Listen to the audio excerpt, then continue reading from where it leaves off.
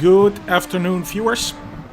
We have the first race of 2024 for DC-SimRacing, but the third race of the GT3 World Endurance Series this afternoon on Watkins, Glen. And I'm very happy that Jean-Paul Samarin, DC-SimRacing legend, is with me in the commentary box as always. Good afternoon, Jean-Paul. Good afternoon, viewers and listeners. And the legend, you may leave it off because I'm not that a legend in DC-SimRacing, but I'm still loving to give the comment to the races. And of course, I race too, but not often on DC-Sim anymore because in time difference and the days that they race, it's not suitable for me. Let's say that. Well, I'm always going to call you a legend anyway, Jean-Paul, but don't mind me. I'm going to switch my microphone down a bit because I might be a bit too loud.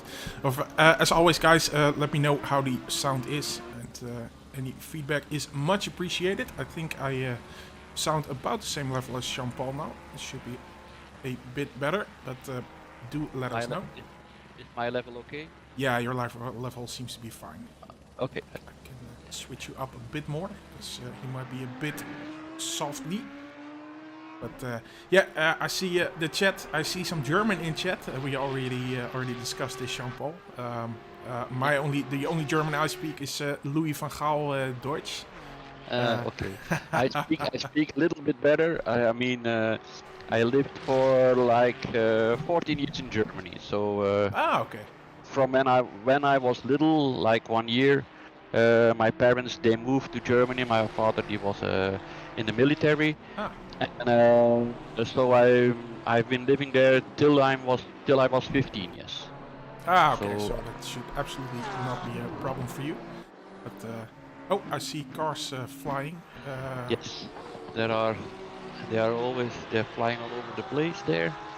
Well, let's keep an eye on that because maybe Menno might have to restart, or well, not restart, but maybe we should switch to the other server just as we did the last time around.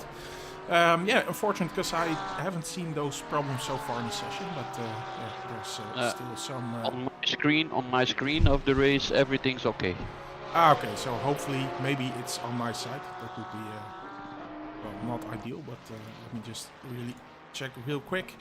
Yeah, so the question in German was if returning to the pit was allowed, and yes, I believe it is.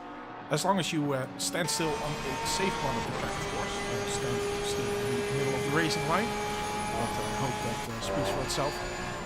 And Elgaard72 is also with us in the chat again. Good afternoon to you, Elgaard. Good to see you. Menno, of course, the big cheese of DC-SimRacing, the big boss, is in the chat as well. Not racing today, but Elgaard says CPU stutter, it seems. You can't have it all, huh? Menno is actually, he has been active in the 24 hours of Daytona today. Probably won't be doing a lot of racing during this race, but yeah, he is very much active in that race with the DC-SimRacing team. Well, let me see. Usually I don't have a problem with CPU lag, but let's just keep an eye on it. Oh, it's okay, server CPU stuttering. That's what that says. Okay. That's interesting. This is something we have to look into. The CPU should be fine on the servers. But, yeah, it's something we're just gonna have to keep an eye out. And, it's especially important for Menno to know, since he usually does the server resetting. But yeah, just let's look a bit at the championship as well, Jean-Paul. Yes. We have a nice full grid today. 32 cars. I just saw. So looks like a lot of people turned up, and well, I think we have some new teams as well, which is always great. Yeah, but like I mentioned, it's the first race. I'm thinking that it's the first race for some drivers this year, so they all want to be present and yeah, give their best today. Eh? Oh yeah, absolutely. We've had lovely holidays, but yeah, now it's time to get back to our hobby. So, yeah, definitely. Well, I feel the same way. Again, everybody is eager to race again, to be competitive again, and all the good food is are left behind now, and now we're back to on our diet, and the diet is race. Yes. Yeah, I haven't lost a lot of weight yet, so hopefully this afternoon, yeah, I'll be racing myself for the third and fourth stint, just like last time round. So hopefully I'll lose a bit of weight during that time. Probably I won't, but we'll see what happens. And hopefully I also won't crash the car this time. But yeah, Jean-Paul. The one good thing today on the screen, there is no snow. I don't know in the Netherlands or in Holland, but here in Belgium we have snow enough for the moment. Oh yeah, absolutely. I went for a run this morning.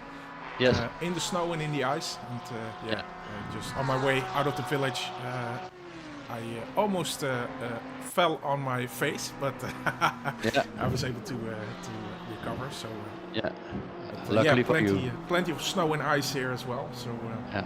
Of course, I don't live too far away from the Belgian border, so.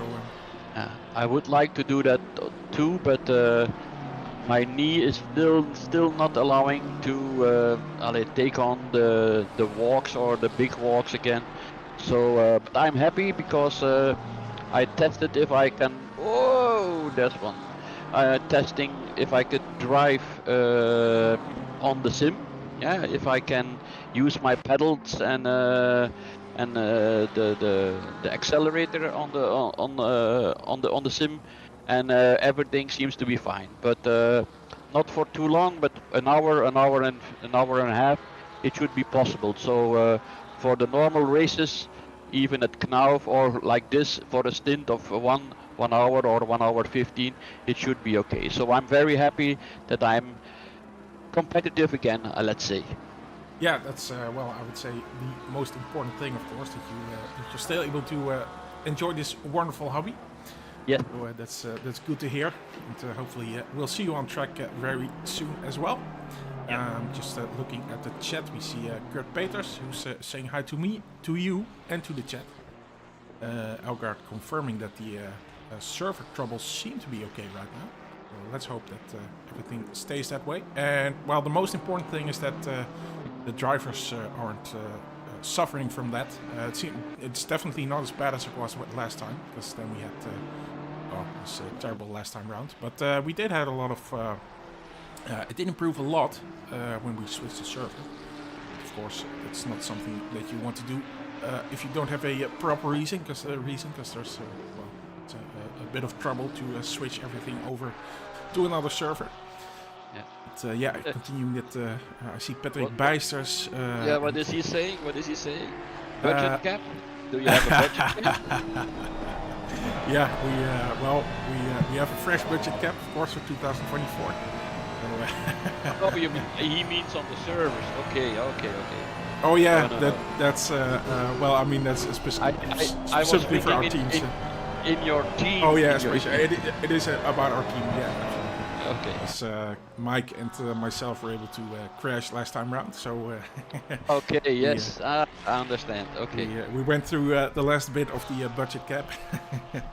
So yeah, we should stay out of the wall. I myself, I was pretty happy with my last performance on Imola. It was a wonderful race, but of course, those last 15 minutes, I think it was, I ended up in the wall. So yeah, Okay. it's the end of the stint. Of course, you get tired and then you make a mistake as it goes. I'm not too fast here, I should say. I was able to go into the 146 highs, I think, this morning. But yeah, well, it's always okay. yeah, it's the best I can do. So I guess I can't complain. No, while it's still qualifying for another 4.5 minutes. Perhaps we can overlook who is leading the qualifying for at the moment, and it's car 888 with Nefediev, I think. Nefediev, yeah. I go. What is their standing in the overall standings? Yeah, well, Do you know? Let me look that up. If they're even in the standings, I don't see them in the top 23. Because, well, I did an old school print of this. But I think this team is actually... Daniel, give me 5 minutes. Yeah, I sure. have okay, thank you. So Daniel is a lot quicker, I hear. Are you telling me, Patrick, that you are quicker than I am? I don't believe that. I don't believe that for a second. If that's really true, then well, we're in trouble this afternoon. But yeah, let's just see what happens. But yeah, I see that the 888 car is not. Let me just mute jump all there for a second. I see the 888 car. I think that's a new entry here.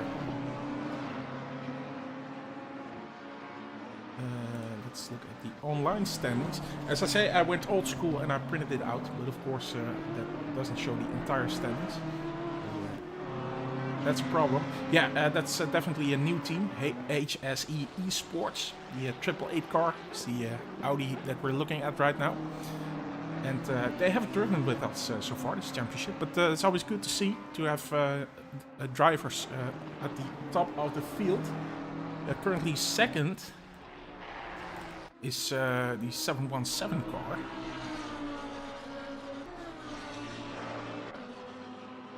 And let's again look at the standings. Because I think that's also a new entry, 717. Oh yeah, actually they've driven in the first race. So they were fourth in the first race and didn't. I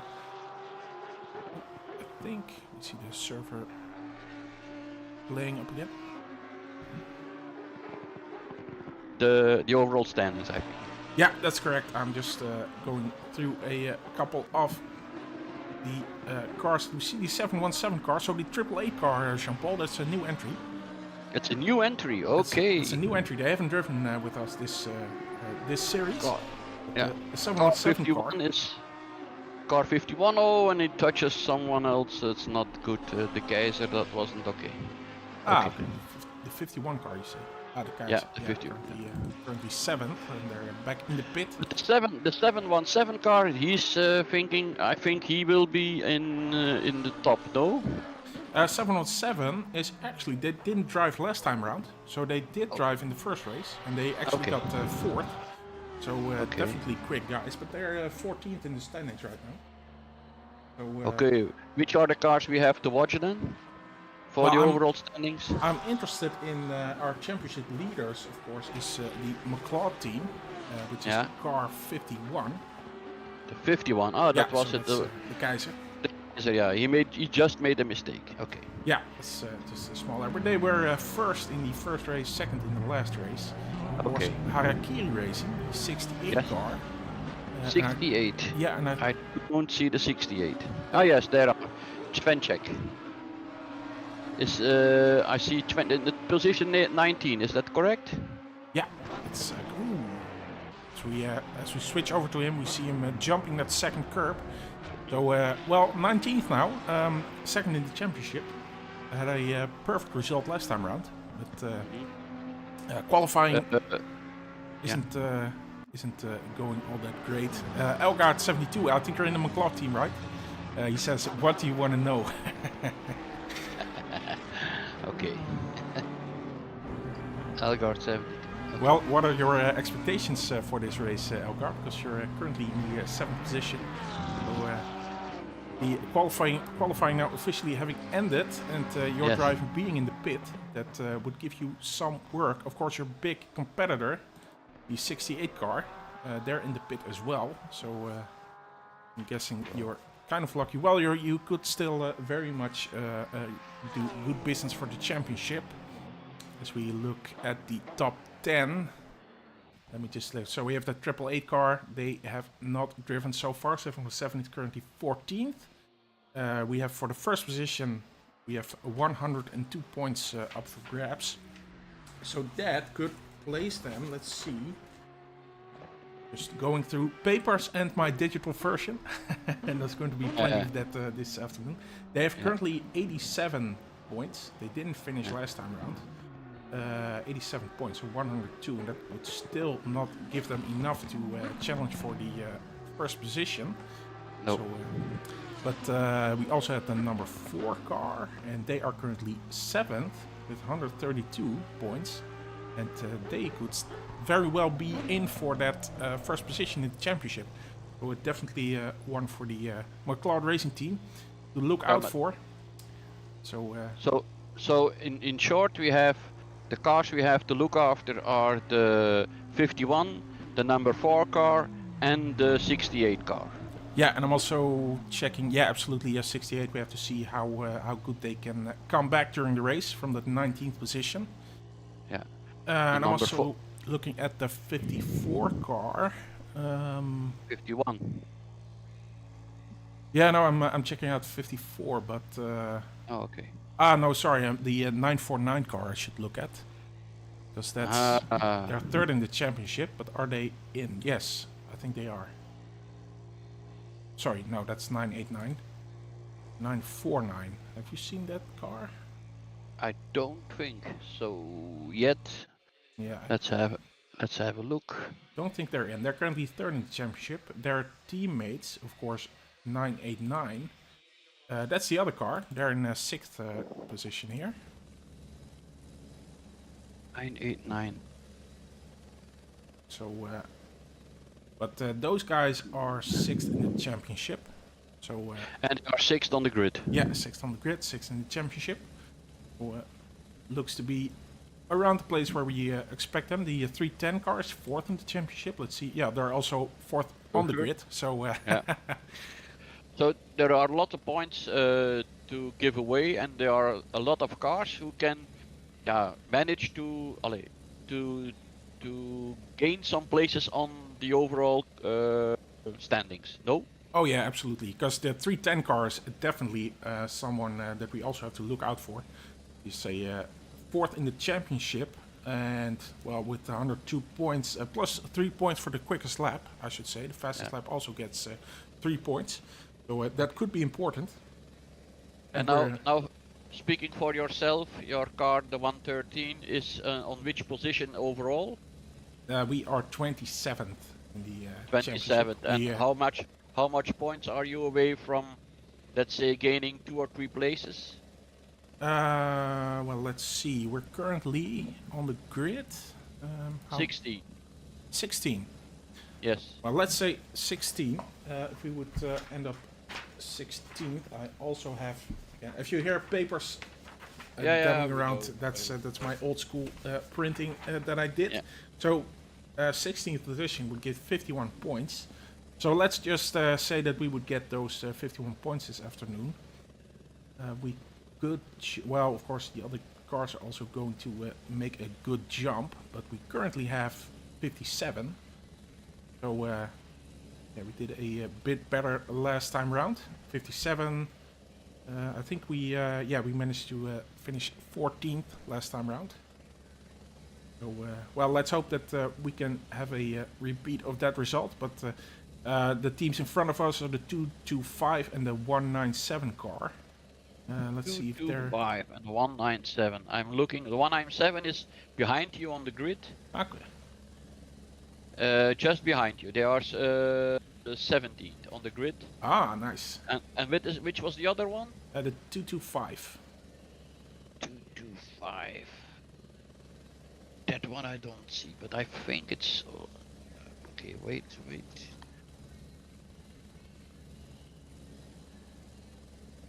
Yeah, I think you're correct. 225 I don't see on the grid. Ah, yeah, I see them. They're in 30th, 30th, so 30. So. Oh yeah, there they are. Schmitzer. Yeah, that would be. Okay. But we behind us we have the 44 and the 99 car. Well, let's see where they are on the grid. 44. The 44 is on 26th position. It's Martinez and the 95, eh? 99. 99. Okay. They're not wait. on grid. Just restart this. The 99 I don't see. Okay. Well, that interesting position for us. Of course, we didn't drive in the first race. This team was formed for our Race for Wishes event. So 12 seconds to go, and then we start rolling for that warm-up lap. And nice to see lots of activity in the chat. Good to have you with us. And yeah, I think that's always a nice. Well, I like to always have a kind of a party atmosphere for these endurance races, and yeah, that begins with activity in the chat, I would say. So good to have you with us. That begins with us. We are very chill. We are very chill in an endurance race. Yeah. Oh yeah, absolutely. We're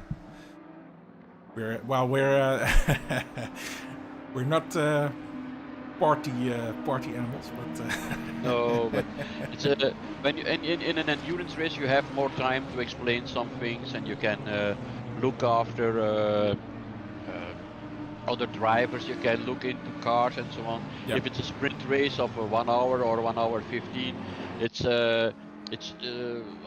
quickly over. Now you have more pit stops. You have strategies.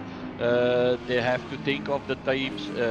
When it's a sprint race, yeah, then it's just one pit stop. When will you do it? Yeah, it depends, but yeah, this is much more fun, I think. Yeah, I would absolutely agree with you. Just reading the explanation of Elgaard 72, we expect to do our best. The BMW is overall slower, about half a second of the leaders. We hope to, of course, win the championship, but it should be possible. Just need to keep 68 and 310 behind, or get at least 5th.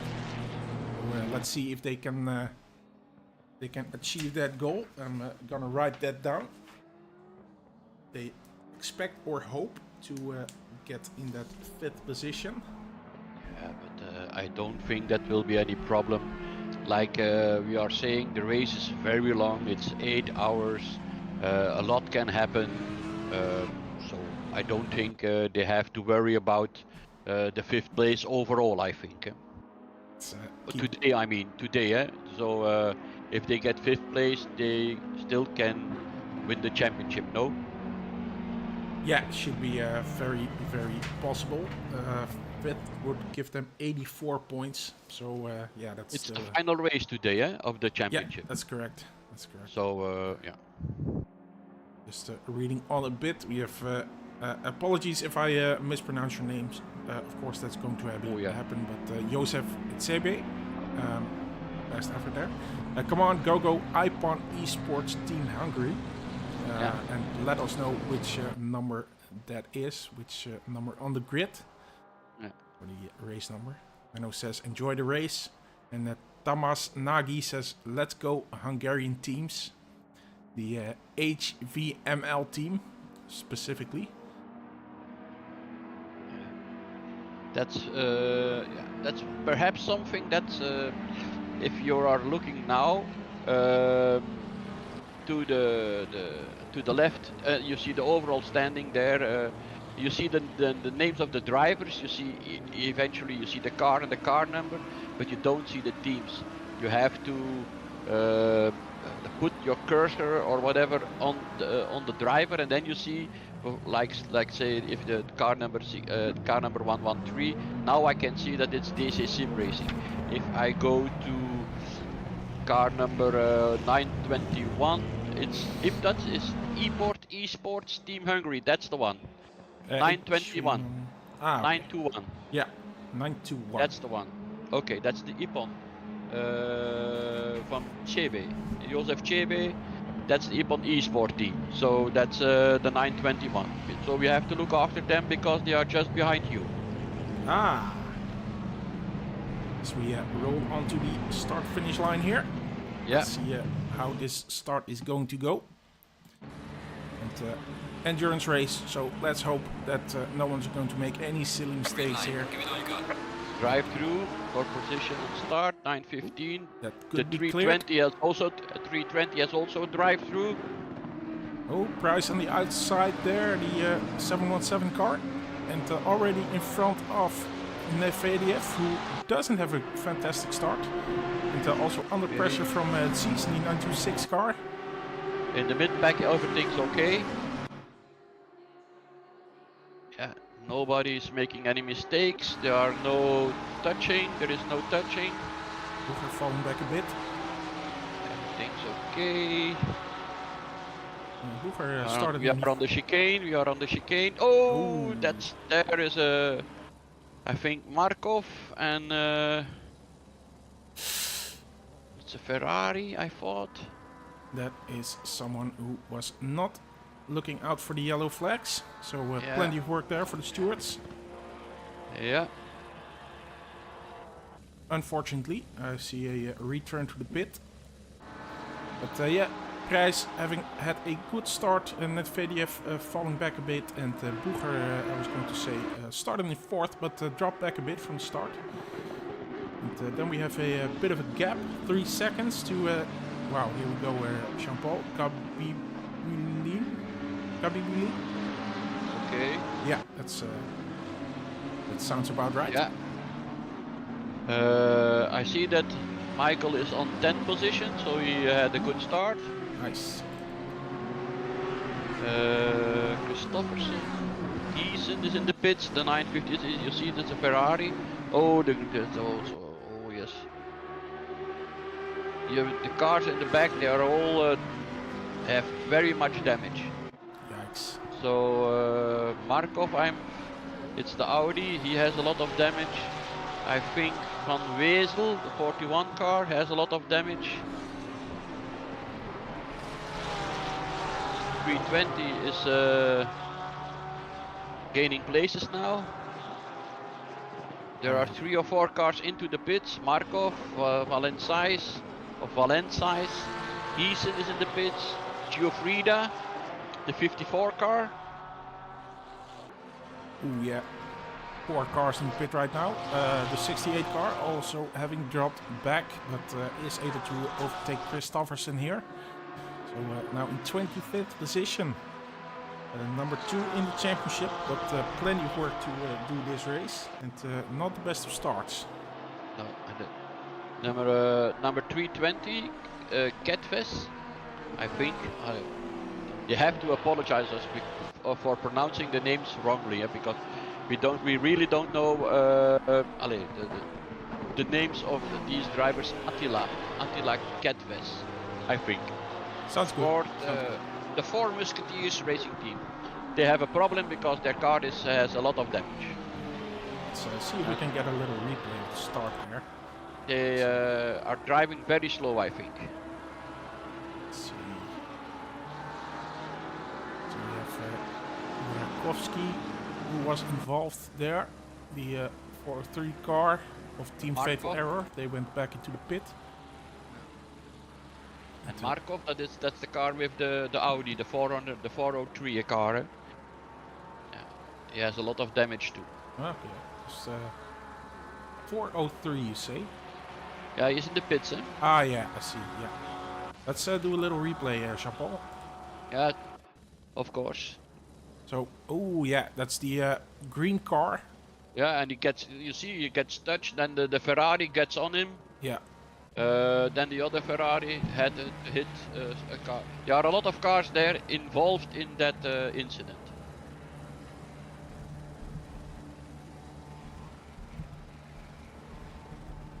Markov is leaving the pits now, I see.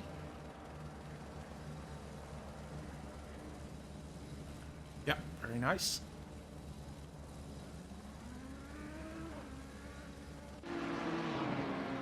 So and in front, the Kaiser, the 51 car, is already on 6th position. Leendvaar, he has gained places too, he's on 10 now. Michael is in 11th position, but everything's very close. Yeah, so Gijs having had that excellent start. Yeah. And so there, the 717 car. Let's see. Oh yeah, that's they didn't drive in that last race, but no, but they were second on the grid. Yeah. Probably 14th, if I remember correctly, in the championship. Yeah. Cryonics Helmvliegt. Helmvliegt? How's my German there? Tamas Nagy says there are 4 Hungarian teams. Unfortunately, minus 1 team because Catfest had to retire with too much damage. So it's one of the teams that we saw going back to the pit, I assume. So, yeah, very unfortunate there. That's we saw that first round chaos. Big battle for first and second. Oh yeah. And Nevedev made a mistake. Oh yeah, so now we see the number 3 car of Zees, or the 926 car I should say. It was taking a look there. Let's go on board with Zees.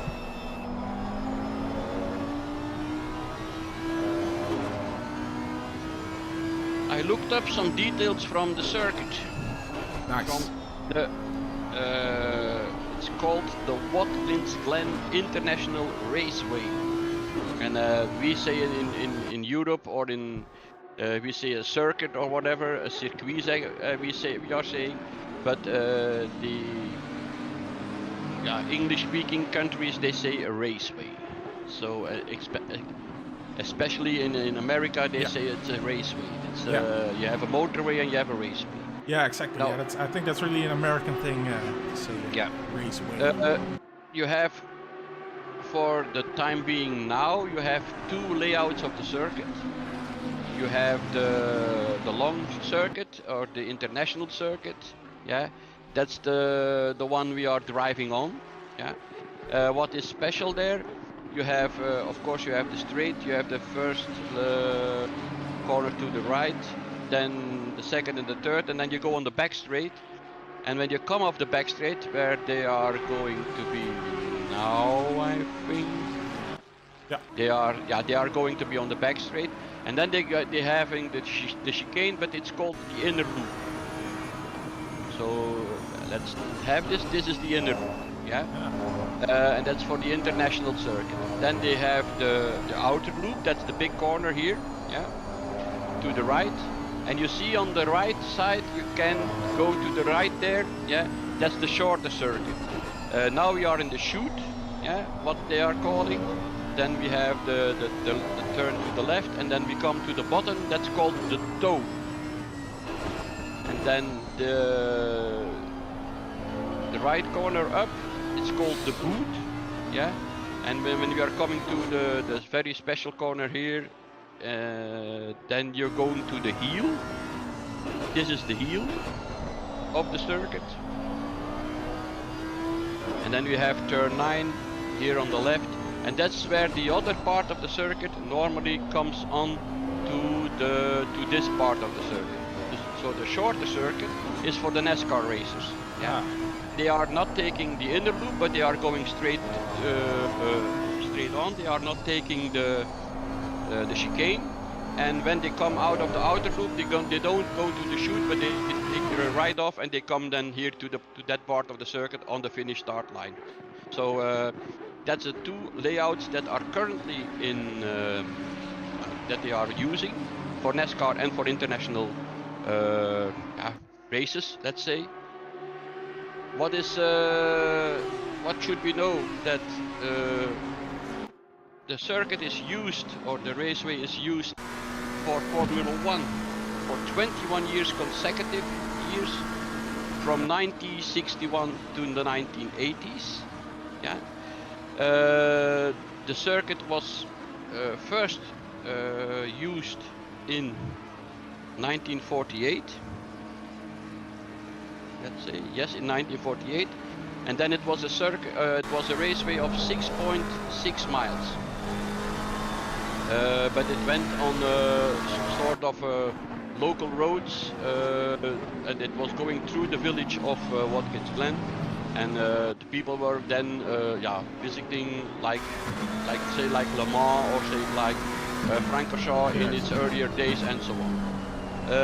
Then the circuit it changed in changed in 1952 because there was an accident. And they didn't go on the public roads again, so they made a Grand Prix course in 1952, and the layout was measured like 2.350 miles for the layout, and it was used till 1970, and then it changed to the Big Bend circuit that we are knowing now. So the long course, the boot, the most significant change to the track, the new segment known as the boot, because that's the international circuit now, and the NASCAR they are using the old trace of the old part actually of the raceway. So yeah, bit of history for Watkins Glen. Very nice. Looking on the track, we saw Michael Koch being overtaken by Brakowski for 12th position. Dropping back. The 717 car made a big mistake. Let's check that out. Yeah. 717. Yeah. They were leading. 717. Didn't have contact. No, they just went off the road. Yeah, that's very, very, very unfortunate. Also, that I missed it. But, now they have to defend from Bilanski. Yeah. Who I think has, Tamas Nagy is a fan, or he's one of the Hungarian teams, of course. Yeah. Presented one of the Hungarian teams.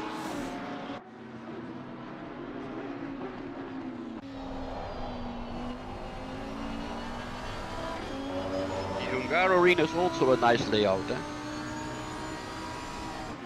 Oh yeah, nice flowing, especially in a part.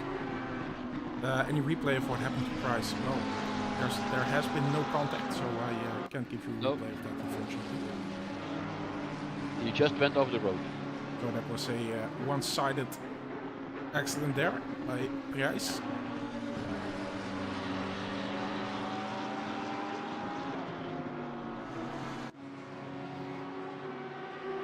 That gives the Kaiser the possibility to gain one place, and now is in 5th position. And like they said before, that should be enough to win the championship.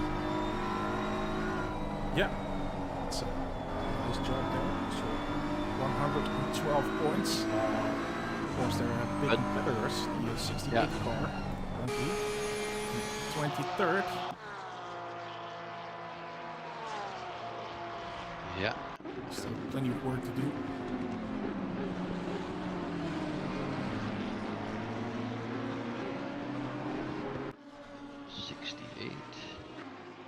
And you have Hooger in the 310 car, 310 car, the 310 car.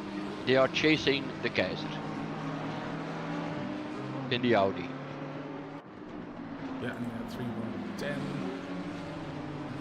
4th in the championship.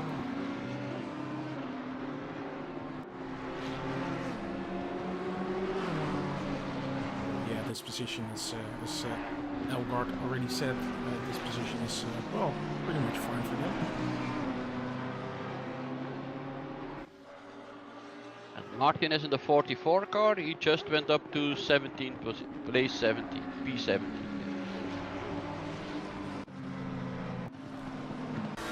You remember Schmitzer in the 225 car? He was in 27th or in 28th position and on the grid. He's already moved up to 20 to P20. Yeah, that's a very nice job. Just let's take a look at. Of course, it comes with all the Chaos. the mistakes and the chaos of the first lap. Yeah. The 44 car is driving is. Yeah, because they dropped an amazing 23 places. They started 7th on the grid. And were very much a victim of the first lap. But yeah, let's see. The steward, of course, is going to. They're going to. Have to watch into it, yeah, or look absolutely, into it, yeah. Absolutely. Actually, I already see incident decisions coming forward. 54 and 2 on lap 1. Drive through to car 54 for avoidable contact. 54 hits the number 2 on the rear wheel, causing both cars to spin. And let's see if we can have a replay of that. That should be in the first. That's the first lap, no? Yeah, Yes. I think it is.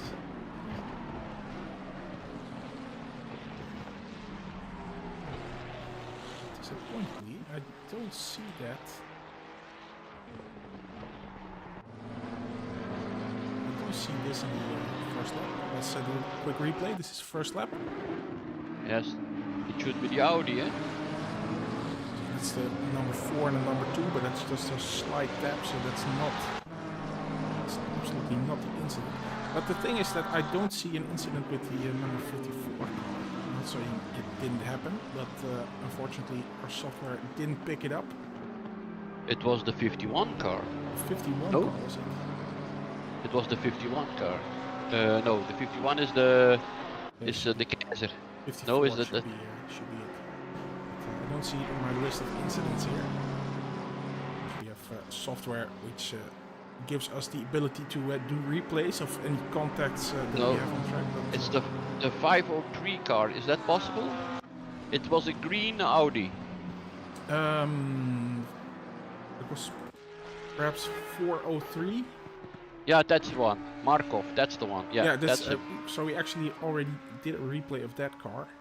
yeah, that's Accident.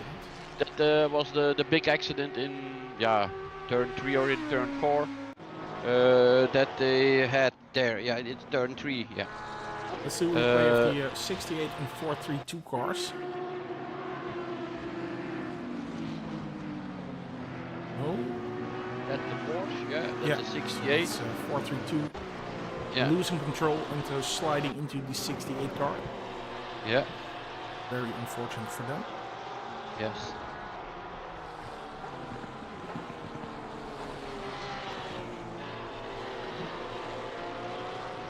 And they're still, they had contact, they even had contact in the last lap. It's the 778 and the 68 car, who's currently really close to one another. He has a lot of damage. 68 car. The car behind him also, the 225, the Schmitzer car, he has also a lot of damage. Yeah, all these On the cars car. seem to have been involved And in they the are first lap. Yeah, when they are coming to the pits, they have a lot of repair to do. Oh yeah. I think he will go in. Yes, 68 and 225, they are they are going into the pits. Well, that's just 19 minutes into the race. They're deciding to go for an early pit stop, and Elgard has some information for us. Bryce hit the last part of the chicane hard, the rear lifted, and sent them into the wall pretty hard. My guess is it is at least 20 seconds damage. So thank you very much for that update, Elgard, because unfortunately I was enthralled by Jean-Paul's explanation of the Watkins Glen history, and I completely forgot to keep track of the action on track. So completely my mistake there. But, Sorry for that.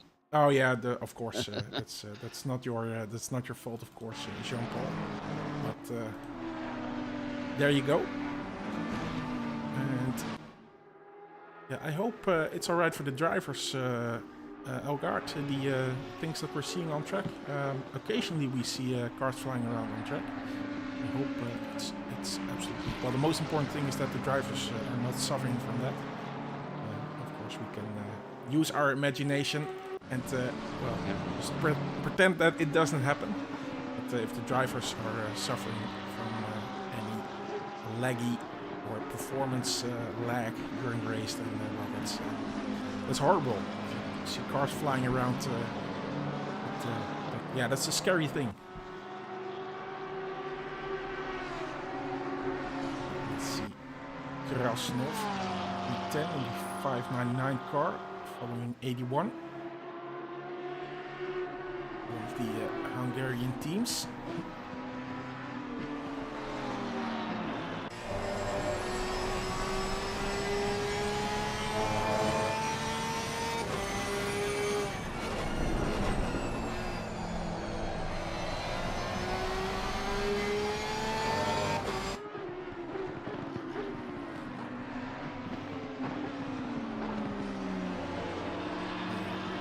I have to say that's another nice livery there.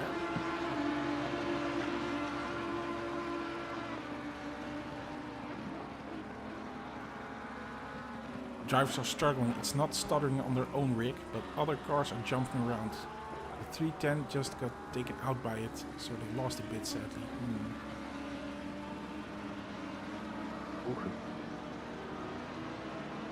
The 921. He was flying around.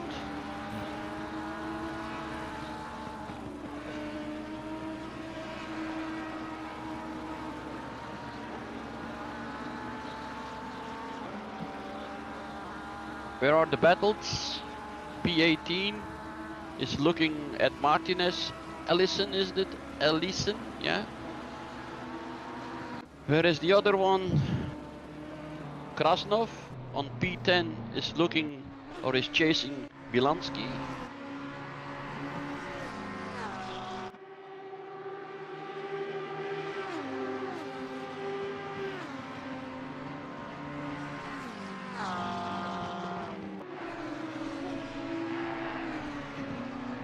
And the curbs there are very,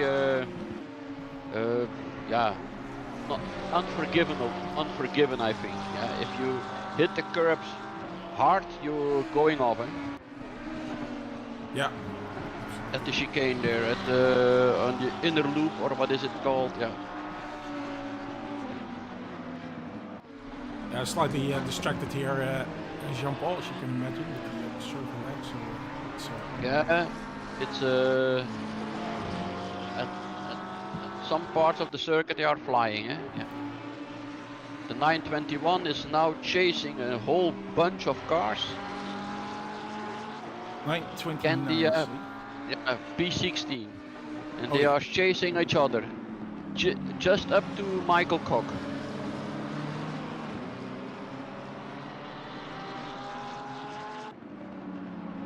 And I think Michael is holding them up, although he gained already a place now. And you have the two Lambos, then you have Candia, then you have the BMW of Vauxhall.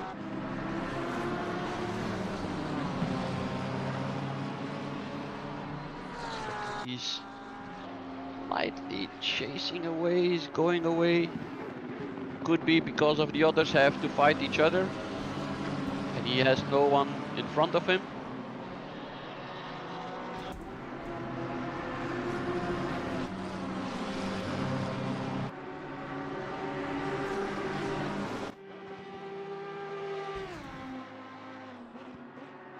There you have the nice view. He's going to the chicane. Up. Nicely done.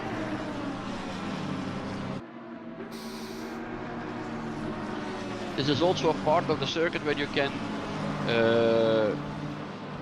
gain a lot of time. Eh? If you come out of the chicane and you can go on the power immediately, then you can really gain some time to your competitors or to make a good lap time. Eh?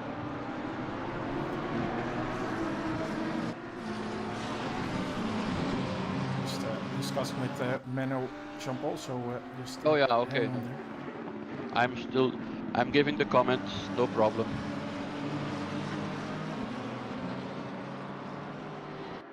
But he's holding on, Michael. Of Michael. Yeah, Michael it's Kok. Michael, I think. We usually Michael, call him okay. Mike. So.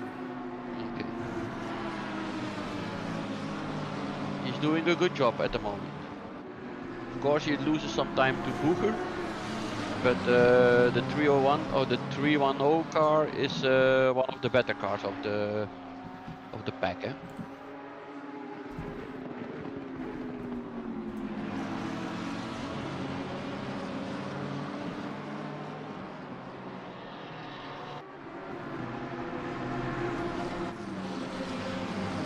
Now he gets under the attention of Almeida.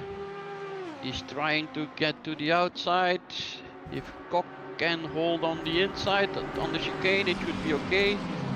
No, he doesn't. He goes on the brakes Okay. a little bit earlier. Jean-Paul, bit of news. Because we're going to do a server restart because this is really undrivable.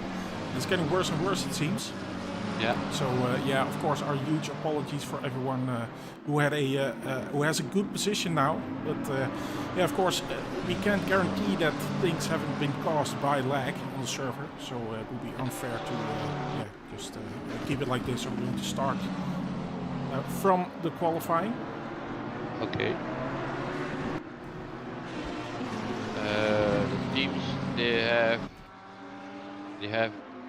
they get informed, or they have the information already, yes or no? Yeah, we're going to, I'm sure Menno is going to do a message really soon.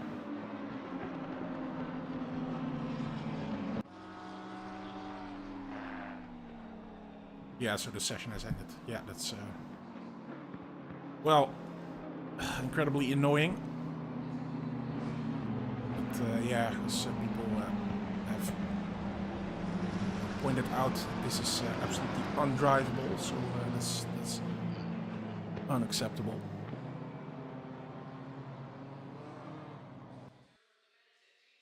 Lost connection. Okay. All right, we'll be right back. We'll just go off the air for a second.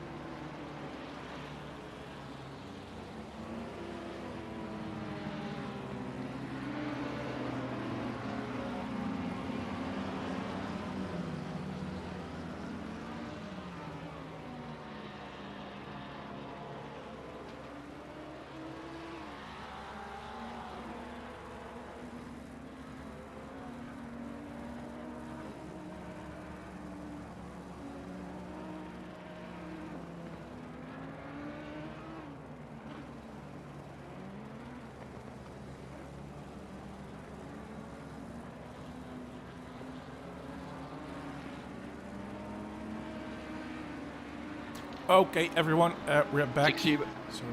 Ik zie wel niks op jou op de commentary. Je bent nog niet live daar, hè? Klein momentje.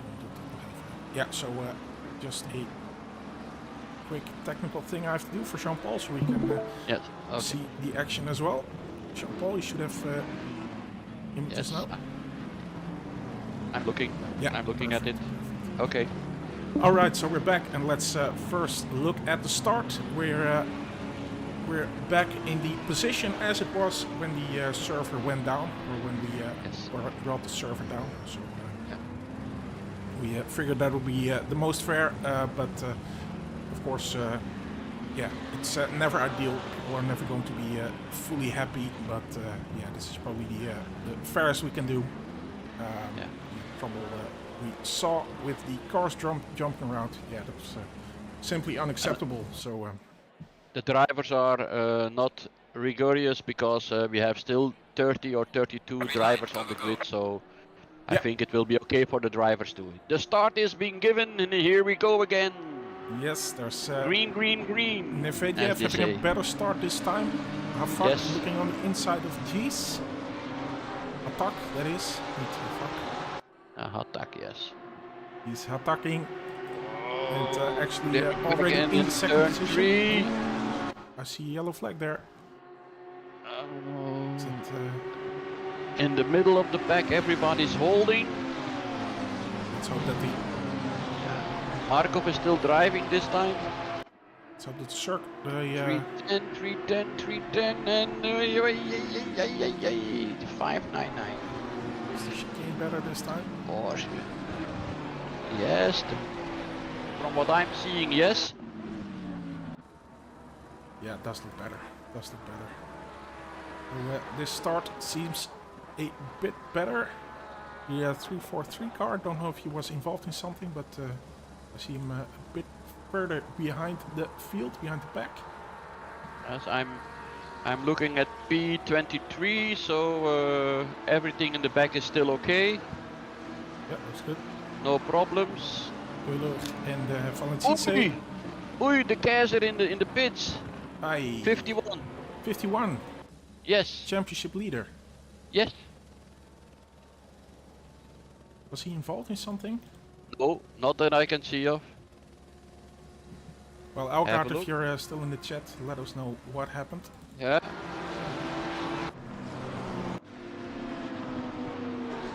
So that little train that we saw before the server ended, Jean-Paul, Moxo was involved in that. He was in P16 at the time, I think. Michael Cook, of course, in P13. Yeah, Michael Cook, and so where are they? Well, we do have an hour less, by the way. Yeah, but there has been some driver changes, so I don't know the cars anymore. Well, Moxo is still there. Yeah. On P15, yeah. Moxo, Levante, Lewin, yeah, that were the cars, yeah, approximately. But there have been some driver changes, huh? Yeah.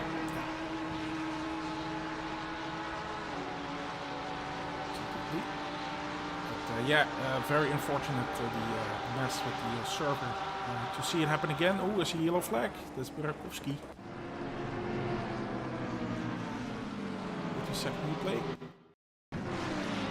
Elgaard is still on the chat. Let us know what happened to 51 by the Kaiser. Yeah, really interested to know that. Michael is still going well. He's in P13 still. Archie says game crash. Oh. Is that for the 51 car you mean? I'm interested. Yeah, that would be the PC of the gamer that has crashed. Yeah, yeah. Exactly. Oh. That would be very unfortunate, huh? Yeah, absolutely. That's, well, to have all the mess with the server, which of course as well, on our end, obviously we rent a server, so we take responsibility, but the best we can do is go to another host. There's Algaard confirming that game crash for us, sadly. Can you restart again? That's a joke. he says they'll do their best. We'll do our best. Yeah, well, Hopefully, that's, if great. they can come back to the game, eh? Yeah. Okay, they will be 2-3 laps down, so perhaps they can still manage. They have 6 hours and so on to. Well, each and every point counts for them, and let's just keep track of all this. And let's see how their competitors. Because Harakiri, of course, in the 68 car, they are probably their biggest competitors. But yeah, they are in P18. Svenchek is in P18. So that would be 46 points, and I'm looking at 31 would be 20 points. I think it would be. So yeah, that's going to be. We're definitely going to have to get our maths degrees out, Jean-Paul, by the end of this race. But yeah, let's see what happens. I'm just so frustrated with the server nonsense that we. I was opening driving. Oh, he's still he's 2 laps down. He's 2 laps down. Well, this the best of luck for you guys, but we know now you're all very quick. So let's see. Let's see if you guys can get. Let's hope for the best. Let's hope for the best. Absolutely. But, the skill is definitely there in that team. So let's just wait and see what happens, and hopefully they can make up a couple of positions. But, yeah, speaking of skill, the 989 car, of course, having started 6th, they're in the 3rd position. 6th was their original position. They were already 4th at the time the server was restarted, but yeah, they made the best of it. Prijs also made the best of it. Of course, they dropped down before the server restart. They were in 7th. They're currently 4th, but they are under pressure from Zees, who well, they dropped down a bit as well and make another mistake in chicane. So have to restart their effort. Michael has gained 2 places yet. He's now in 11th, in P11. Nice. Well, I say nice, but the pressure is going to be big on you, of course. But yeah, my lap times are not amazing. I was able to do a 146 high with. Well, it's a game. Oh yeah, you have to enjoy. And thankfully, the other guys in the team they have the same spirit that yeah, fun is most important. And respect, of course, for other drivers. It's, oh yeah, it's important for us. So that's the most important thing. But yeah, again, I can only apologize. There's only so much we can do when it comes to the server. But yeah, it is very annoying for us as well. Because it's just frustrating to see all we can do is start up the server, and then we can only hope that things will work out. But yeah, again, as I say, all we can do is maybe switch to another host, but or maybe we can contact them, see what's up. We have done that in the past, but yeah, it's out of our hands. When once we start the server, we can only hope that the server doesn't have weird glitches, just like we had last time. But yeah, for some reason, we don't have this with other events, but yeah, for some reason, all these messes is going on during this championship. There he is, Michael, P11. Yeah, doing a very nice job. Almost 2 seconds. Very nice car, with a very nice car. Eh? Oh yeah. The delivery is not it's looking good, eh? Oh yeah, and, yeah, I really like this. Yes, he's having the same battle as before with car 22 and what is it, the 921 with Moxo, so he's having the same battle again, eh? Yep. But, yeah, there's a bit of a gap now towards Stewart in P12. 1.5 seconds. But he's looking at Bilanski, eh? Yep. And I see Alexander Dip saying 77 the best livery. Now let's check that out. Ooh, I see yellow flags. Oh, that's Hatak. Let's do a but replay here. I think it's the same. Ooh, Schmitzer was touched by... didn't hold on the brakes, and someone tried to get around him, but yeah. touch there, but thankfully Schmitzer is back on his way. Yeah, the 77, yes, Hatak. Yeah. We just saw Hataking. And I think that it's the same livery as the 717, no? Let's see. I think yes. Firefly. Yeah, that's. I think that's one of the guys that one of the huge contributors of the Race for Wishes. Yeah. 717 and Hatak, the 77, are that not? It's not the same car, but the one is a Lambo and the other one is a Ferrari. Yeah. But I think that this is the same livery, no? No, that's. I think that this is another team. Cryonics. But, let's get Firefly E-Racing and Price 2 and 77 are the same team. So that would be car number 2 as well. car number 2. Ah, yeah. Yeah, and these guys were definitely a huge part of the Race for Wishes, so great to see them on the grid. Yeah, but they have not the same livery, yeah? Let's see. At least on my screen, that's a different livery.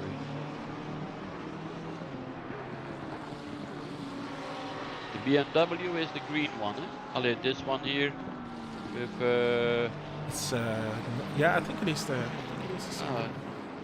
Okay. And I have different liveries on my screen, but that. I see someone. That was a really weird move into the pit. Oh. 50-second replay.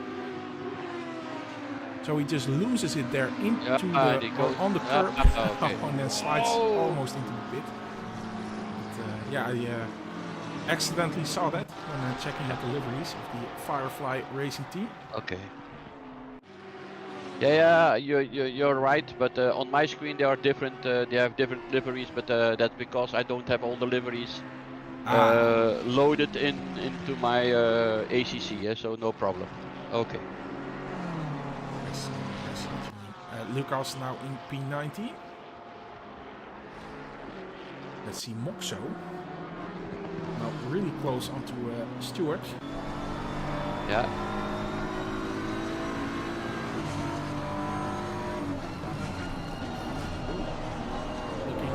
On the inside here. Actually side by side now.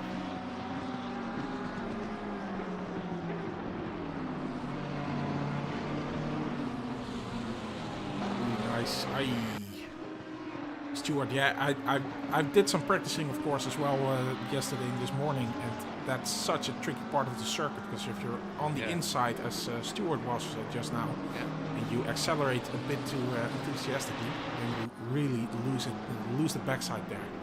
So it's, just the angle of the track makes you lose the backside. This is also tricky, yeah? You have to take this corner wide in full throttle, but it's not always possible, and here you have to go back to 1 or 2 versnelling gears, yeah, 1 or 2 gears, yeah. This one is also very tricky.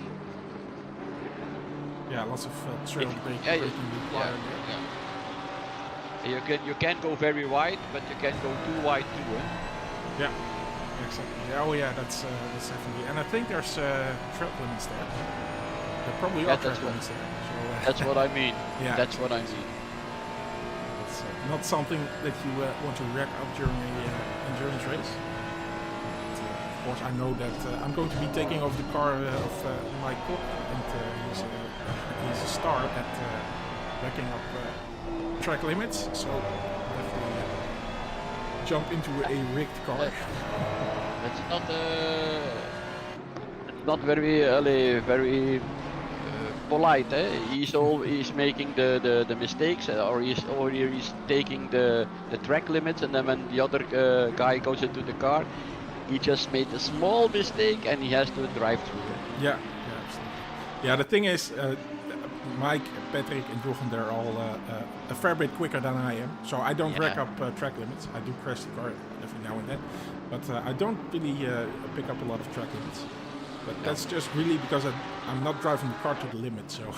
And yeah, I was just going to say that it's the track limit is something that you get when you are pushing very hard, and if you are pushing, you are pushing to the limits, and sometimes you go over it, and it's the same when you are going to when you are doing a sprint race.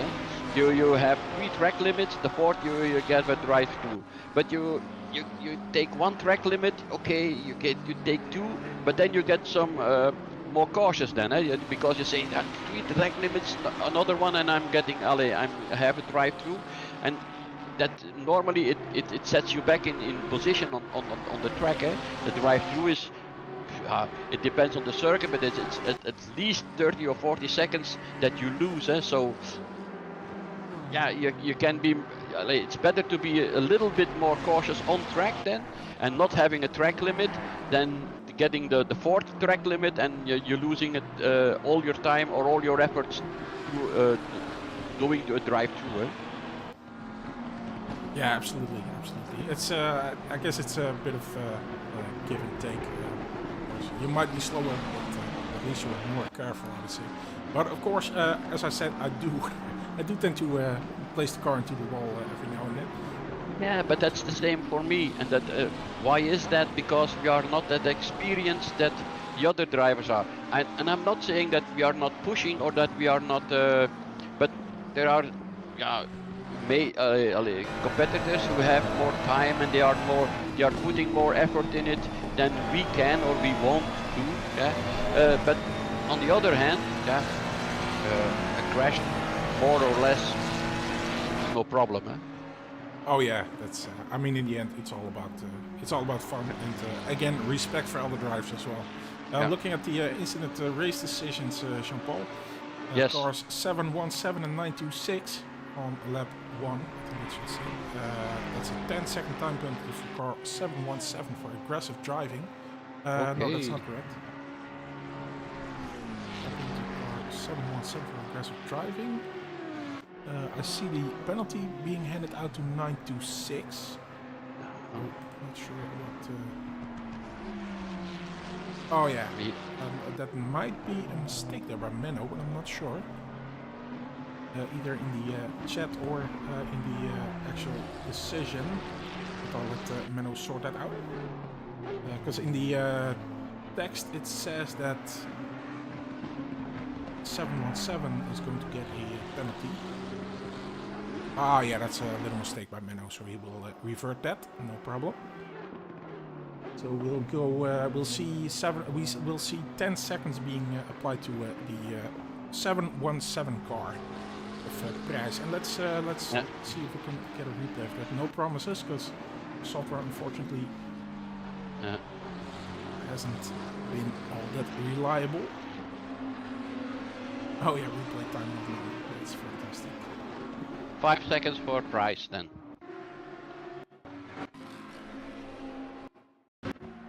Oh, searching for replay time. I'm not sure if this might have been a huge mistake. Let's see what happens. They are. Yeah, bear with us. Ah, there you go. So 926 and 717. Quick replay. Not sure if this is the moment, but yeah, I think it might be a bit earlier because it's lap 1, I think. Oh, there is a I think it's this contact here. This is probably first lap. So let's take a look at 926 and 717. Here we see 926. He's on the outside now. Yeah, there's not a lot of contact there. So no, but further on, I saw that 926 made a little slip, and that the 717 drove into the back of the 926 car. Ah, okay. It doesn't say which lap it was. No. 717 forced 926 off track. 926. Yeah, right. that's it. He gave him a little nudge. Yeah. So 10 seconds, unfortunately, for the 717 car.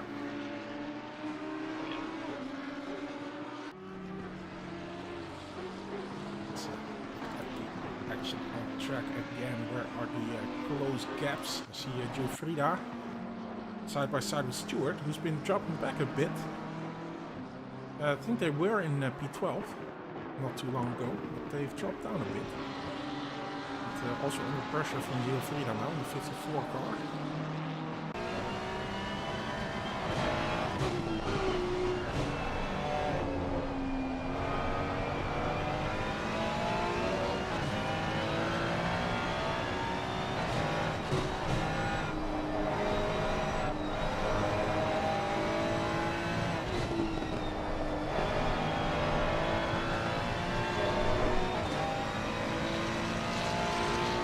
One car has just been left by the leader of the race, Evedian.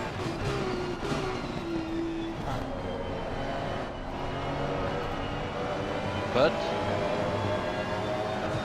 Ulrich is about 22 seconds behind Markov for P30.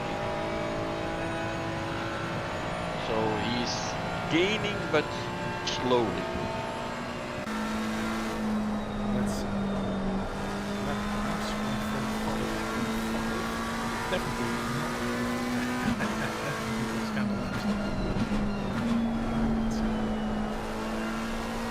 Yeah, as I said, I did some practice this morning and I was still finding a few tenths left on it. It's really a bit quicker after my 2 stints. But of course, the most important thing is to not have those crashes, but and to have fun. You will not have that crashes. Ah, no, of course. Everything will be fine. Yes. Well, last time we had a lot of rain as well. That was an added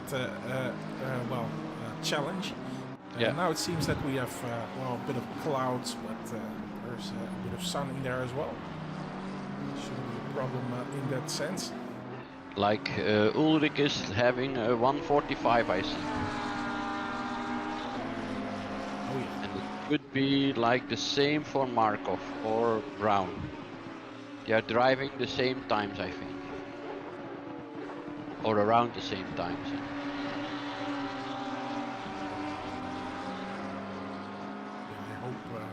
Be able to find something. Brakowski. Just get this.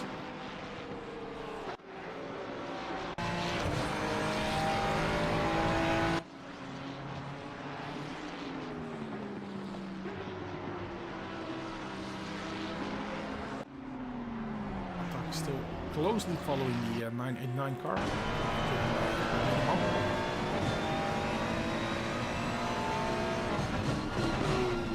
And I think this is really difficult.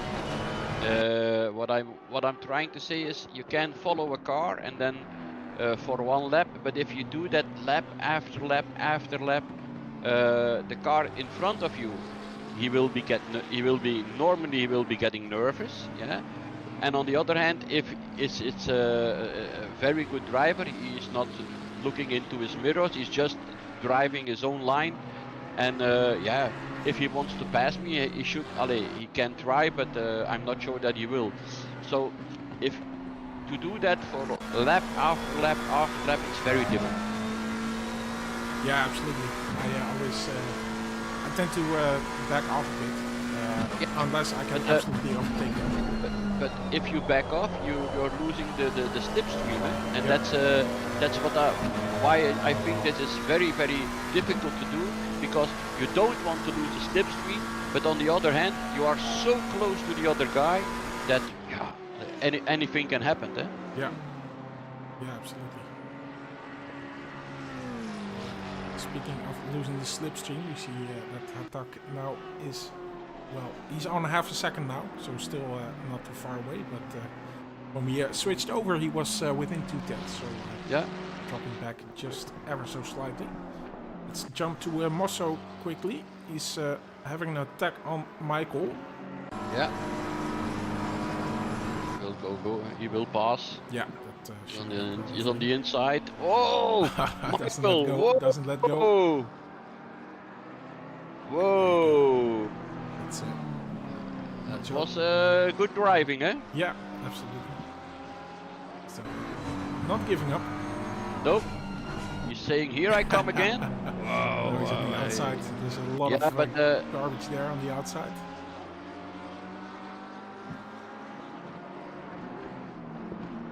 the point is, he's not giving in, eh? Yeah, this is no gimme for Car, sorry, car 194. 463, which is car 463. 463. Brakowski. 15 seconds penalty. Let's see what we can find out. Has Price been in? Hits the 225 car on the rear, Ah, yeah. causing 225 to spin. Ah, yeah.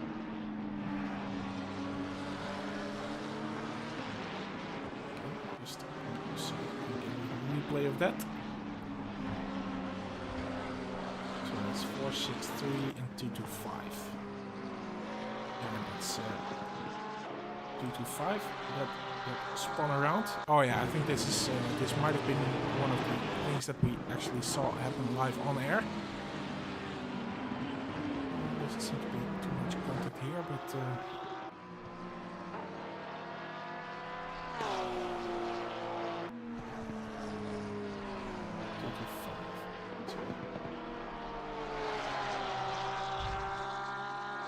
not seeing a replay of that, unfortunately.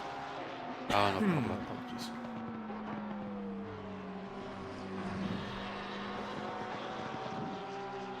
There you go. Brakowski is having an attack on the red now. Or at least taking a look there.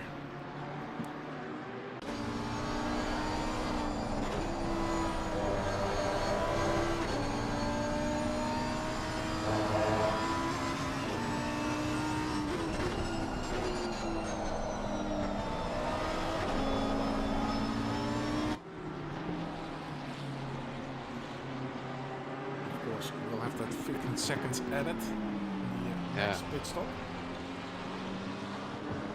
For Price, it's the same, eh? Yeah. Yeah, absolutely.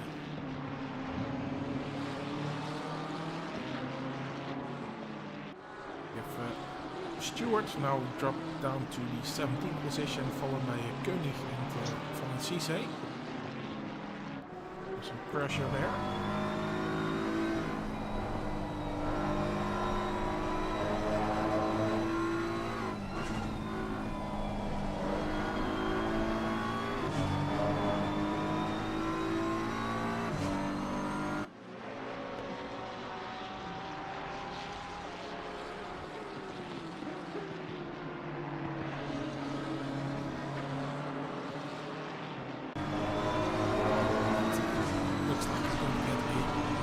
Exit here.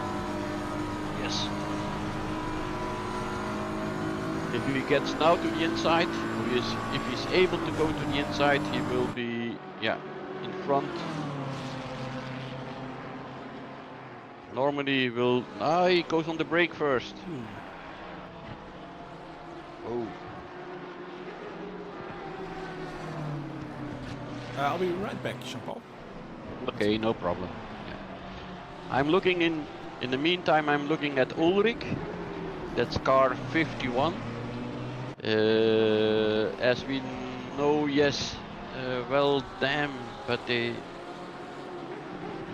pace is 49 to 52, yeah. So we are moving forward, even with one of the weaker drivers. Yeah, but Ulrich, that's what I was saying. He's P31, of course, because they had a game crash.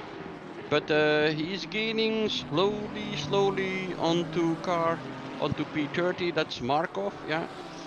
Now it's 19 seconds. They are down, so yeah, they are coming up slowly but steady.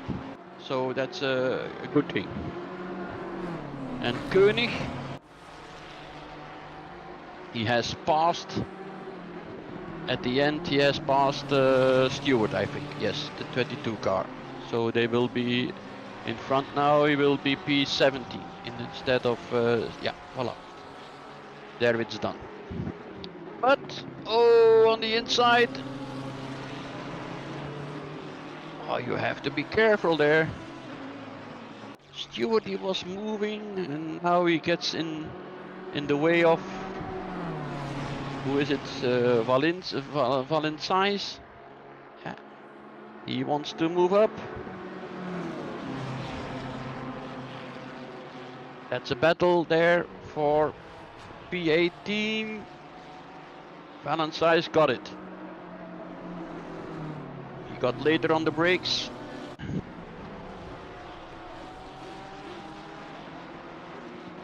So what is it? Stewart, he lost in one lap, he lost 2 positions.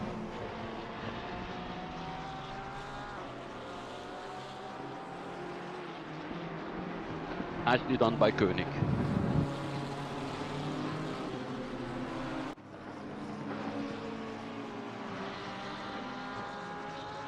Wiedemann and Hatak, P2 and P3, they are having also a nice fight, and they are still only separated by 4/10 of a second.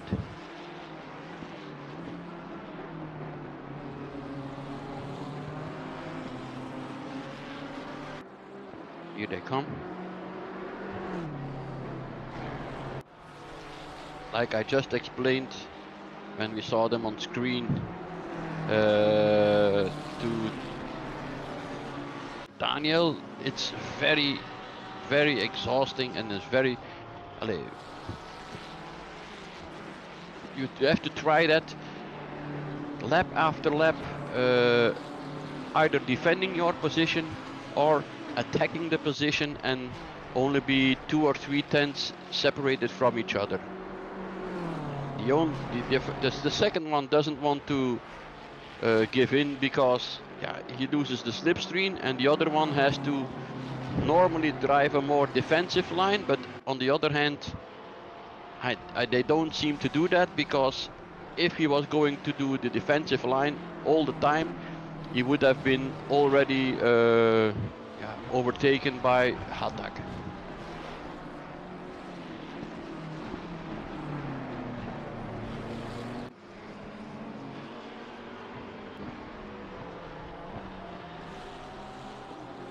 Sorry for the viewers, but I have no, I cannot change the images you see on YouTube. So it's still Koenig for you.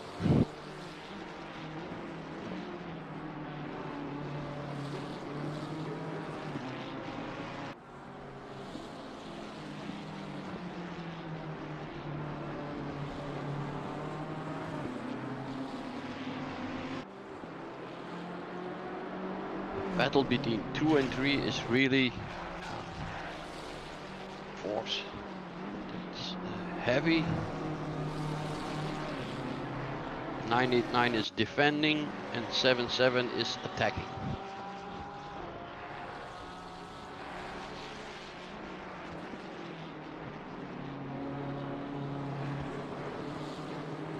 And the one who could be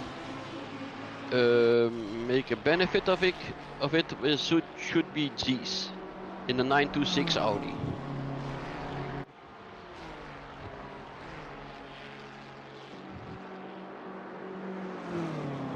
Koenig is getting away from Valenciennes.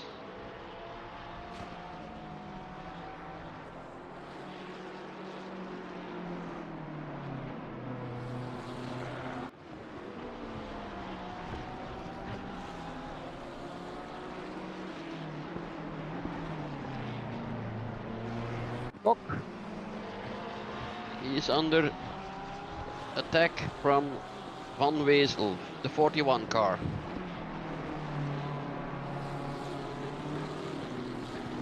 Did this for position 12. So I think that Michael made a mistake, because he was right behind Bilansky, and that is now Moxo who has passed him. So he had probably made a small mistake here or there.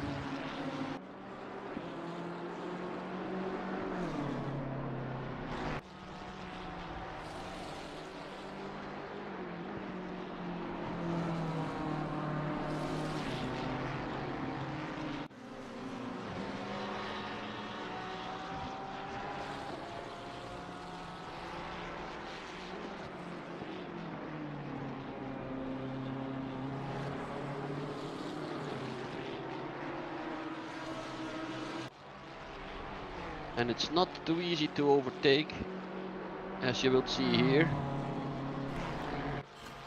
Yes, I'm back. Oh, their Kok lost another position to Van Wezel. He's now on P13 again. Ah, okay. Did you see what Elgaard says in the chat, Jean-Paul? What did? Yeah, I see it. Yeah. But I already told that I'm looking at the 51 car, and the 51 is closing in, but yeah, slowly but steadily. Yeah. Yeah, it's. But the battle between Wiedemann and Hatek is still going on. They are still separated by 2 tenths, 3 tenths, 4 tenths. But I think the one who is making a benefit of it should be this. In car 926, I think, the Audi one. Yeah. Because the battle, when they are battling, they are normally looking, they are more looking to each other than is good for the lap times. Yeah. So. Although I do have to say that lap times last time round, although both Wiedemann and Hatak invalidated their laps, but Wiedemann did a 1:44.7, Hatak did 1:44, 0. And Zees was slightly quicker than Hatak, 1:45.0 as well, just a few hundreds. So in terms of lap time, the last time around it was pretty much the same. But of course, absolutely. It does always take a lot of time when we're battling together.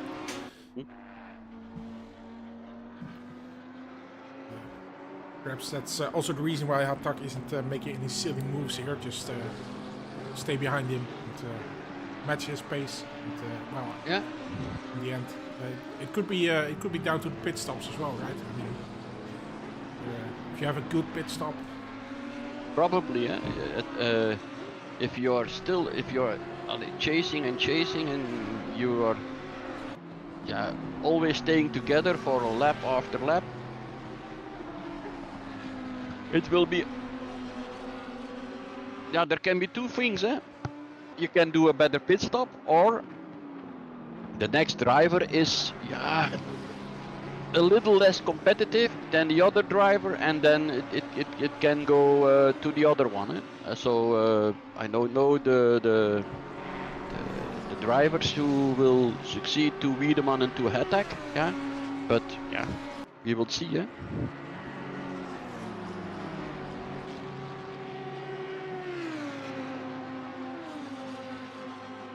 Like Leenvaar is still 8, P8 in the 555. I'll have a look.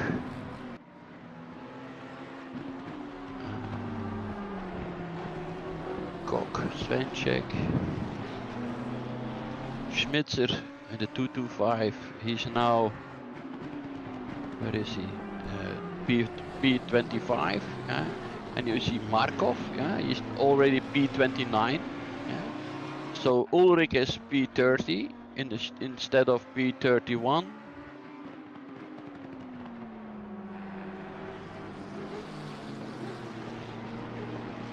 Do we have a P31?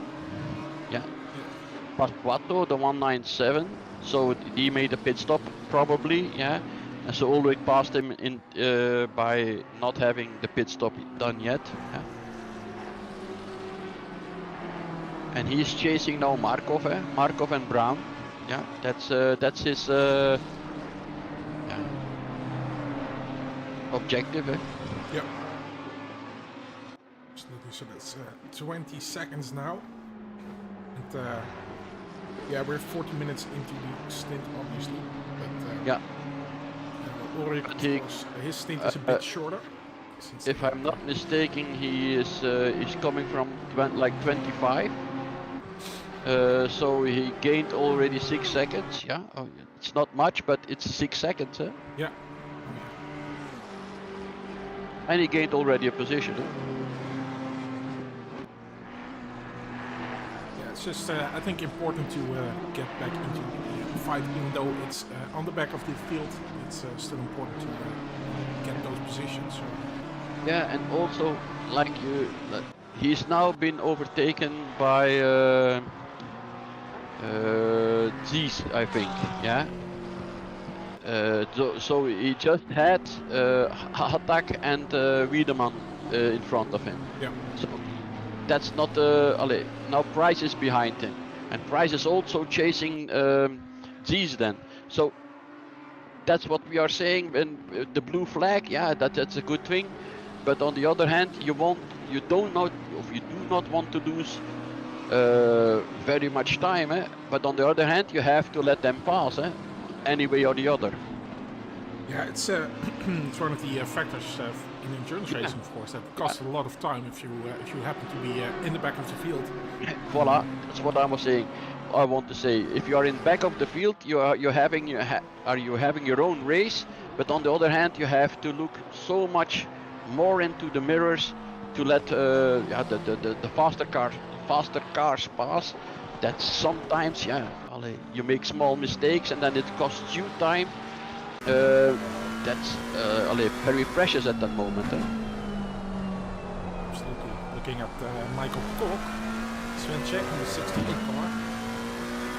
Yeah, he's coming close, The 51 car, but yeah, they're doing an absolutely amazing job to recover. It's so important, especially if McLaughlin is in the position where they're currently at. He, of course, can do good business. Yeah. And for 9 not being in today, I think. The 44 car is still, the 44 car is also racing. Wasn't that the 44 car? That was Let's see, 44. Yeah, 23rd. Yeah, but the overall position was 4th or 5th, no? Of the 44 car. Yeah. Let's see, 41 is number 5 in the championship. Okay. 44, I think, is a bit further down the back. Okay. Then I'm mistaken. But I think that 949, they're also not in today, I think. No, they are not in today. Just, of course, the nice thing with the printout is that we can wipe them. Give them a nice little pen mark that they're not in the championship. The 310, I think, is. Is it? Yeah, it is. It's Boeger in P6 currently. 147 points. Now they have P6. Of course, that somehow fell off my print. I think that would be 81 points. Yeah, 81. We get 81 points as it is now. Let's just keep track of it and do the math in those last hours. Elgaard says poor front engine cars pushing hard, but we can't do 44.5 like they do. Yeah, that's it's a tough task for you this afternoon. And yeah, as Jean-Paul just said, of course, when you get those blue flags, it's also going to get. On the other hand, what he's trying to do, he's trying to follow Price at the moment. Yeah, the car in P4. So if he's able to do that, yeah, he's obviously gaining time, because if you can follow the front riders, yeah, then it would be then you are doing a good job. Yeah. I noted down that they were looking at the 310 and 68 cars. So the 68, as we just saw, doing pretty well. At least, but they're recovering. They're having a nice recovery. 310's currently in 6th position. Let's do the math in those last hours or last hours of race. Let's line up. Lane 5, 2 tenths behind, wow. Oh yeah, there we go with that name again. Kabibulin, yeah, stand behind that. sometimes. Yeah, he's a bit quicker it seems than the 495 car.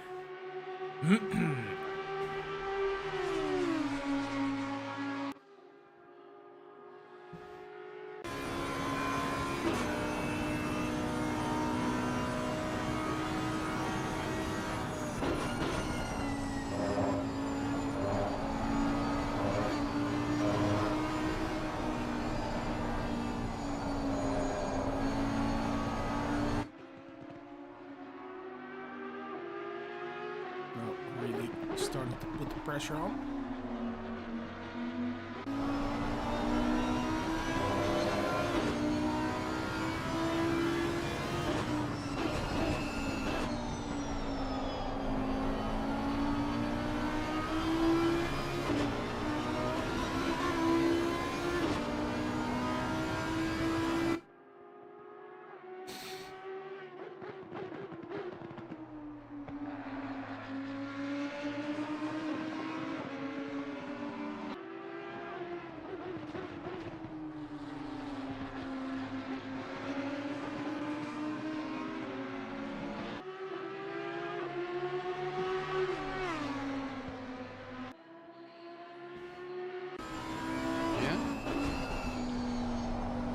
They are Giuffrida and Svenček, they are chasing Michael Koch. Yeah, they still are. And the gap was a bit closer just now. But Michael definitely doing a good job. Yeah, he's holding them off, but yeah. It's going to be Svenček who's going to pass these guys. Yeah. Let's be honest, they sort of should be at the front of the field, right? Yeah. If they want to go for the championship. They still can, eh? Oh yeah, absolutely. 6 hours and 13 minutes left, so all to play for still.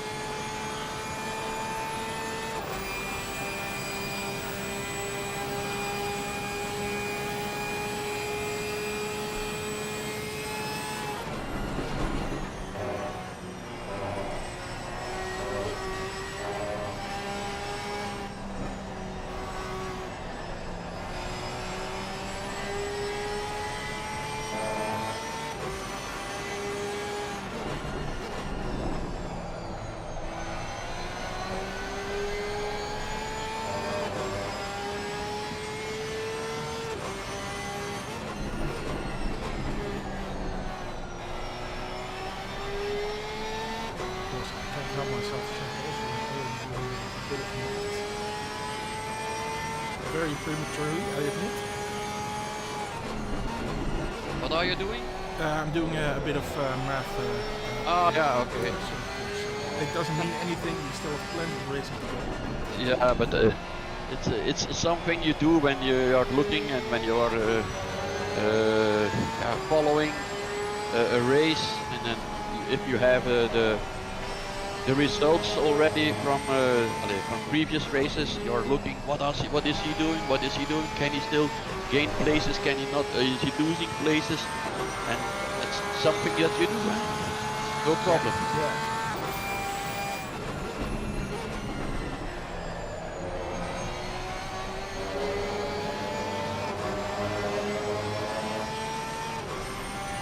Check. Discussing with my team what our plans are. Who is Michael chasing now? There's one in front of him. It's 3 seconds. Oh, he's just behind one.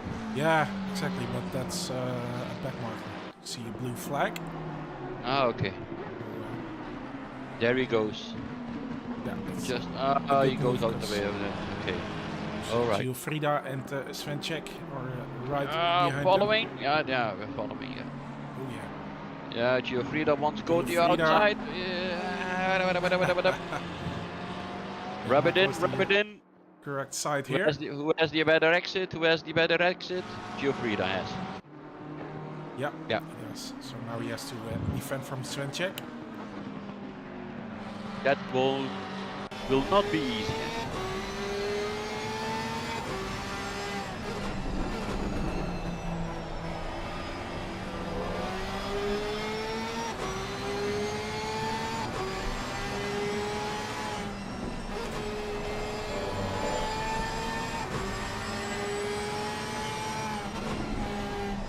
So as it is right now, as we see Michael Koch defending.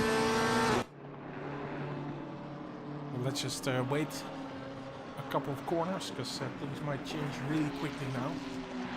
Yeah.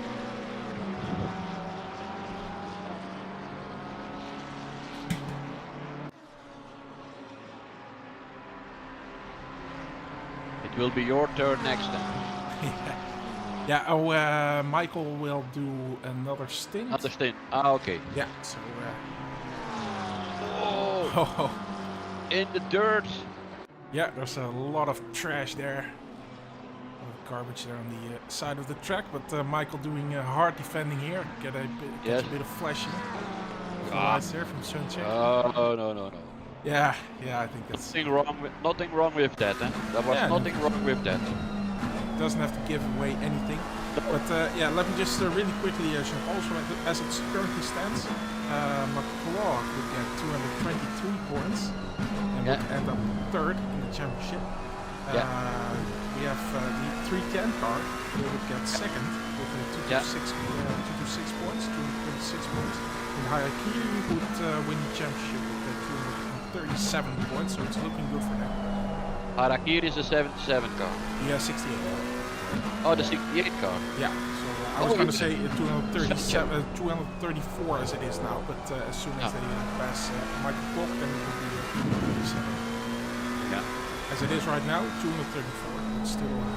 And it's amazing, eh? The cars, the 68 car, the 310. The 310 is in front. Yeah, is 6th position. But the 68 is 15th, and then of course 51 is will be 30th right now. So yeah, it's difficult. Oh yeah, they have still 6 hours. Huh? Oh yeah. They still have 6 hours to. I admit it's absolutely premature for me to do any calculation, but can't help myself.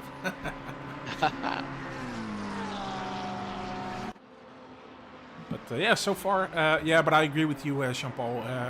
Didn't seem like anything wrong. I mean, Michael does a bit of defending, and well, of course, if they don't agree with me, then they should definitely file a report, and the stewards can look at it. There was nothing wrong with that. That's normal racing. That is. You are allowed to defend. Eh? He didn't drive him off the road. Eh? Yeah, he exactly. He didn't take him off. Eh? It's just side by side, and yeah, okay. There is always one who has to go on the brakes first. So in that case, it was the 68 car. Yeah, I agree. There's a bit of a change of plans, Jean-Paul. I'm going to take over the stint, the second stint from Michael, and then you'll be third as well. And then I'll join you after that. So okay. Yeah, I know why it is, because Michael is already he has already done the first stint too. So he's all nearly 2 hours in the car. Yeah, that's exactly that's exactly. I know. Jochen Cambrai is saying that in our Discord, our team Discord. He says exactly what you're saying. He's already 2 hours in the car, so yeah, it's a bit too much, of course. But that means that I will be starting up everything, and I'll be right back. Yeah. What you have to do for me then, is the stream on automatic auto, because I can't change anything. So if you put the stream, then they pick up the battles, or some battles at least, and then I can follow the race myself on the other screen that I have for myself. Okay? Yeah, perfect. Yeah, it's on autopilot now. So, okay, thank you very much. Elgard says my guess and hope is a 10th, but let's see what happens. Yeah, we'll definitely keep track of that. Yeah. Yeah, I'll just start up my rig, have everything connected, and then see how much time I still have. I have news for you. Yeah, Hatek has passed Wiedemann. Ah, I see. Yeah. Unfortunately, autopilot Yeah, did we not have. pick that up, but Yeah, but it's no problem. But Hademan has passed Wiedemann, so he finally got through. yeah, I'll be right back. Okay.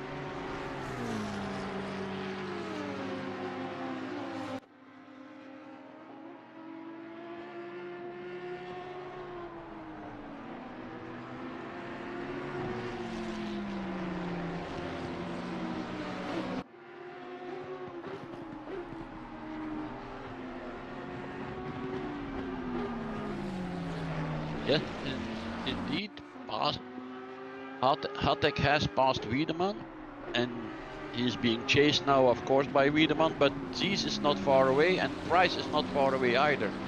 They are still in 1.5 seconds of each other, so the race is on for P2, 3, 4, and 5. With the small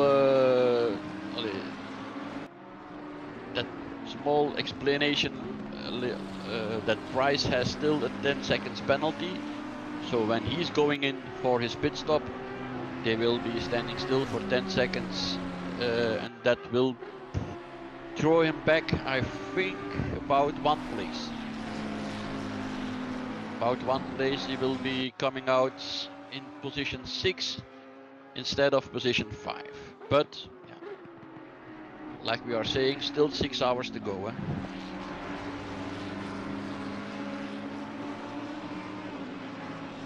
Yes, you have it on screen now.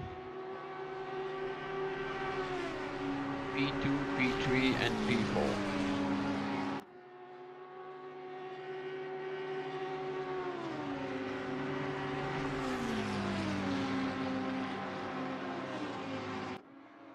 Yes, Wiedemann has been defending a lot of laps to Hatek, but yeah, as you can see now, Hatek is trying to get away, but that will be not that easy.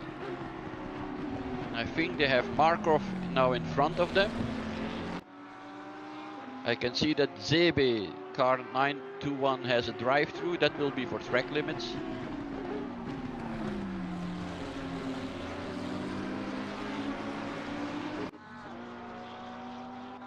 And now Markov, he has to go out of the way, but yeah, it always gives opportunities to the chasers.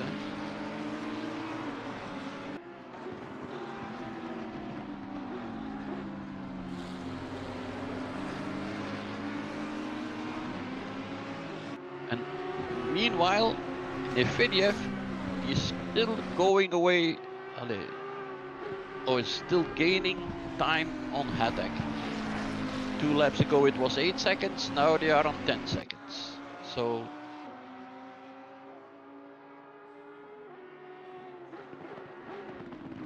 now Zies is looking at Wiedemann.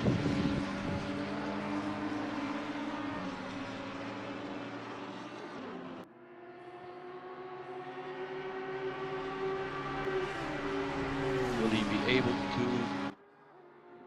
pass here at the chicane? Can he come out? Take the inside line?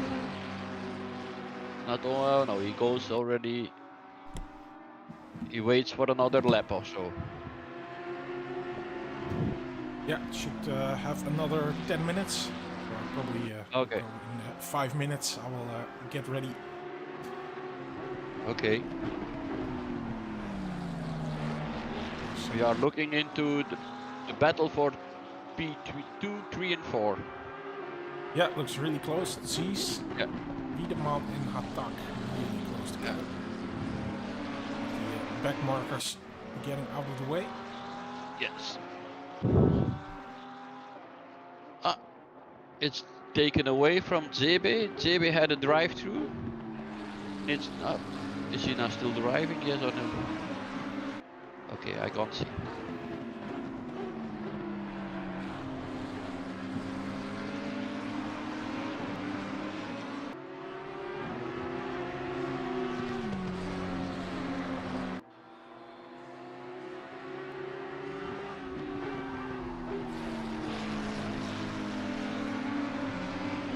Okay, that's Ziz who comes into the pits.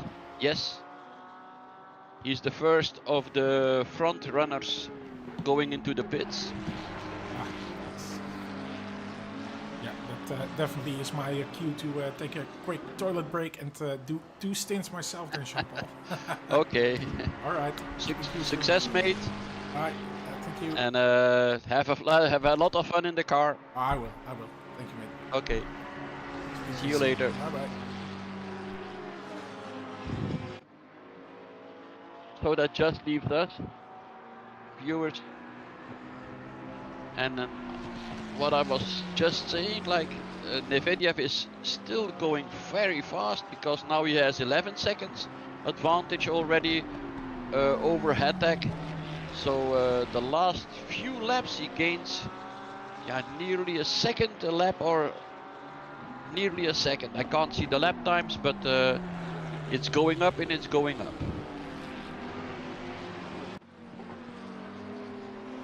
Are there any other battles? Yes, there are. The battle is the same as before with Kok, Chevencek, Koenig and Valensais. That's P13, 14, 15 and 16. They are still battling it out.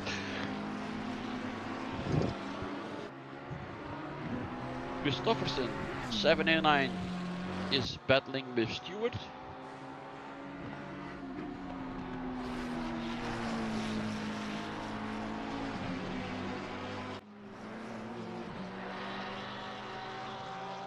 Or 3-2 car.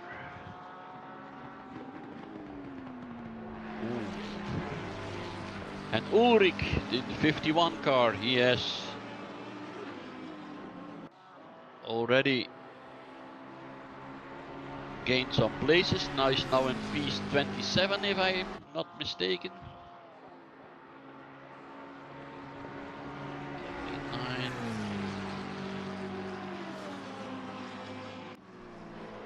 That's Markov. And Markov is being chased by Ulrich. On your screen, it's still Nevediev is in the pits, Bucher is in the pits, Leentvaar, Tibulian, Krasnov, yes, all pitting.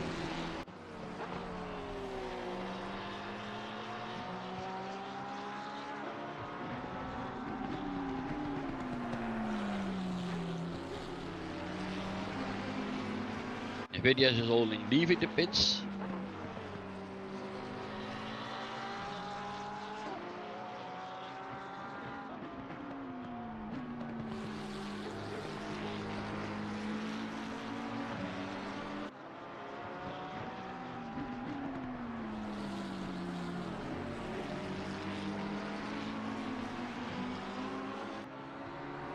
Leentvaar is leaving the pits, Kabulian is leaving.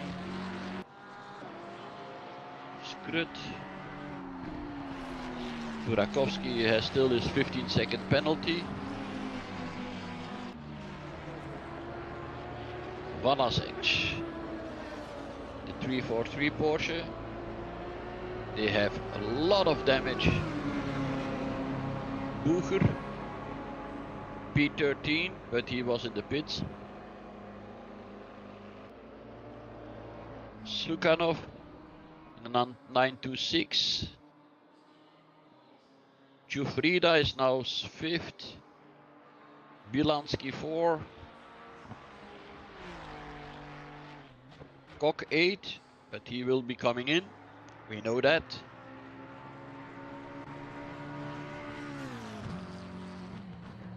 Wiedemann, the pits.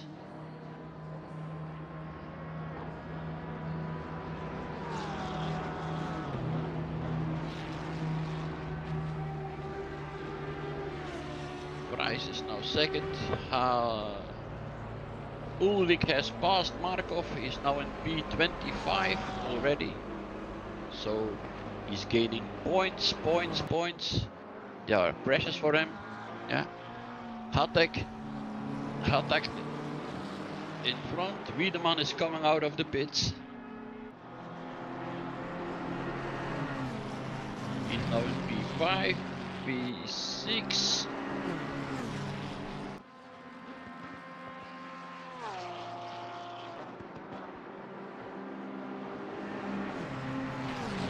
28 even. Yeah, okay.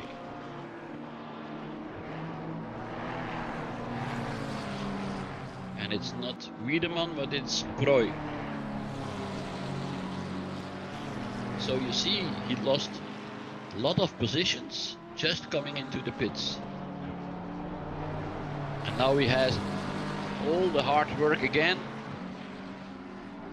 to pass normally back markers, but now they are the same lap as he is.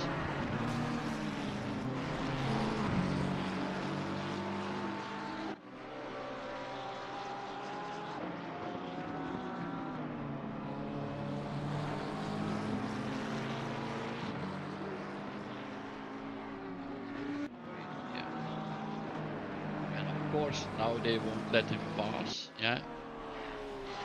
Although I think they should.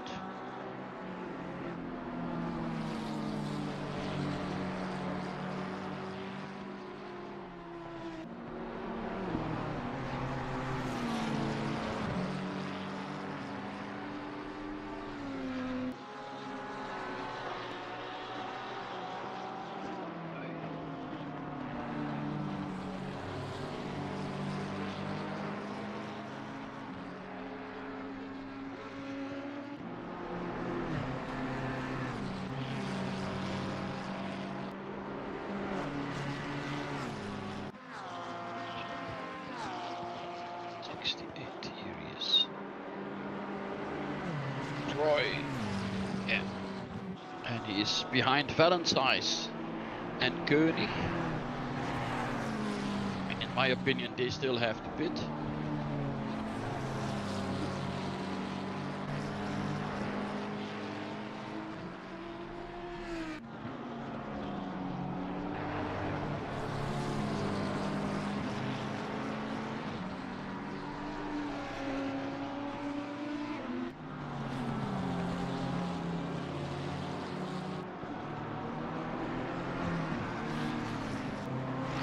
Okay, here we are again.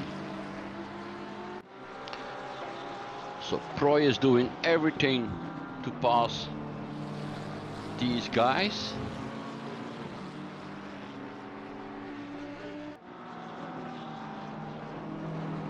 It's not that easy. Mistake there. Now he will be passing, yes. Oh!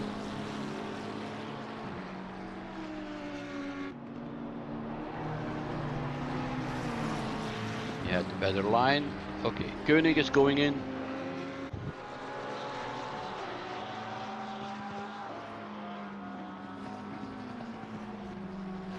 That's the game of the pit stops.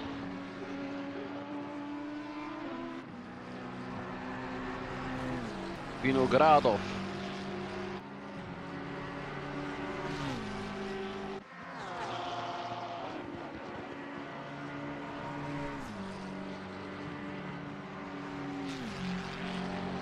Attack is still driving. Don't they have stint times? I don't know. Should be coming round because they an hour and 10. I think that will be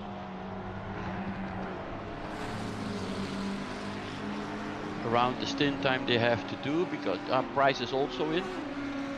He took his 10 seconds penalty already, so now we will have a look where he's coming out.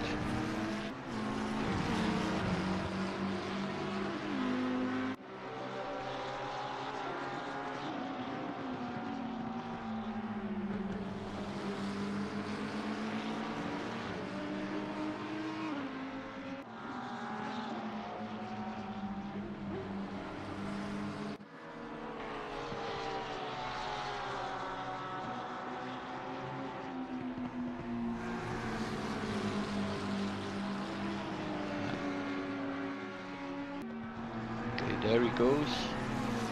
Seitz has taken over the wheel.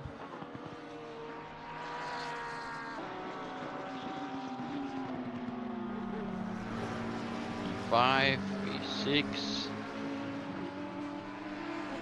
Wezel is also in the pits, so that would be no problem. Svenček is in the pits. Valentine is in the pits. So that means that Proy, voila, Proy is moving up again to third place. And Zeiss, he dropped back down.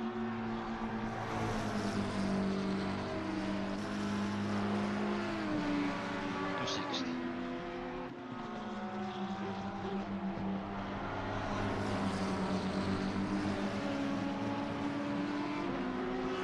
Proy is behind camera. Now he just passed him.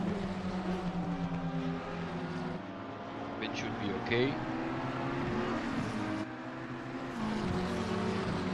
Followed by Bucher.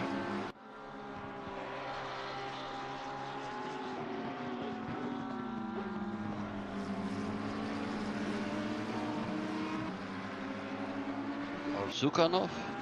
It's one of the two.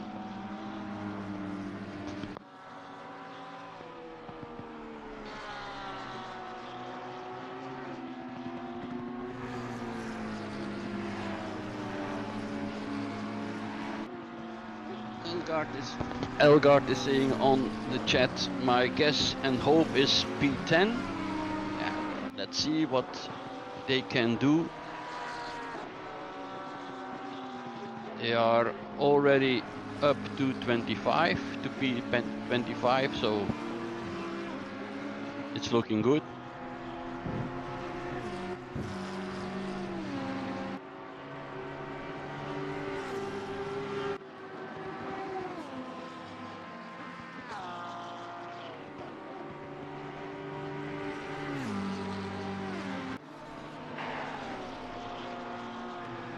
Vinogradov has taken over the lead again, and Dubs is now on second, as it was.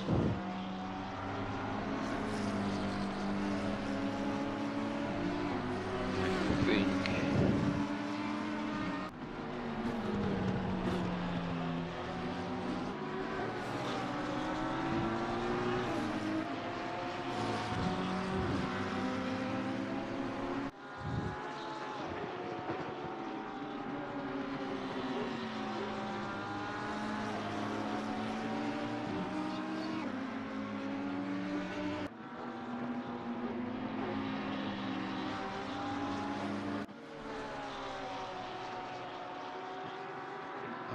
Checking, but Dubs is indeed the second place car. It's Hatak, so it's the Ferrari, yeah, who is still second.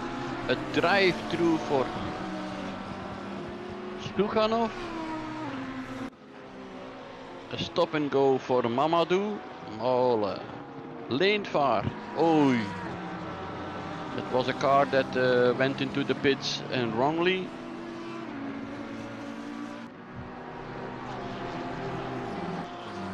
Stukhanov 926.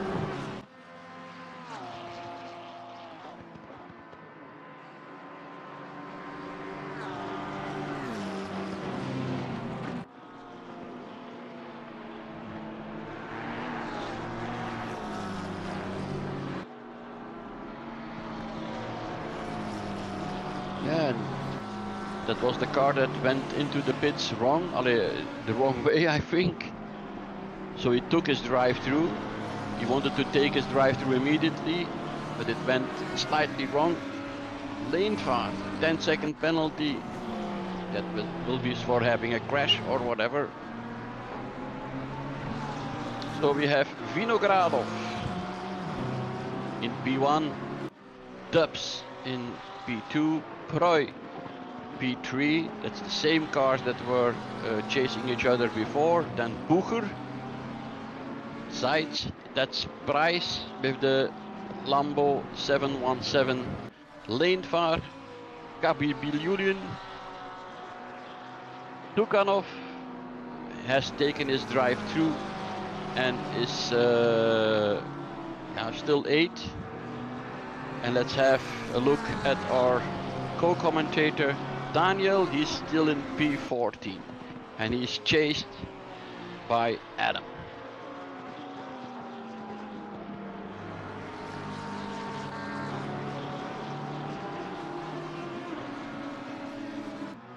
Here he is, Daniel.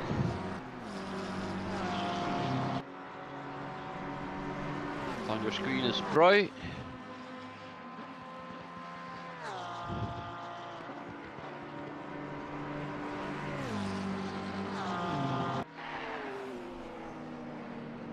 Daniel is chased by car number 2, that it's Ellison.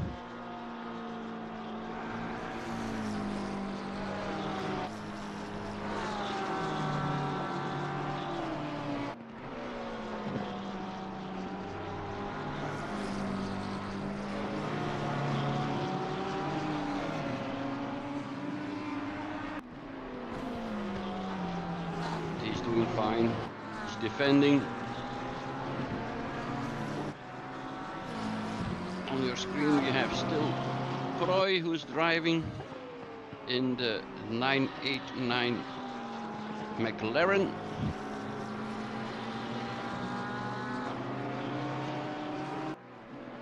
You cannot hold this one, no. Okay.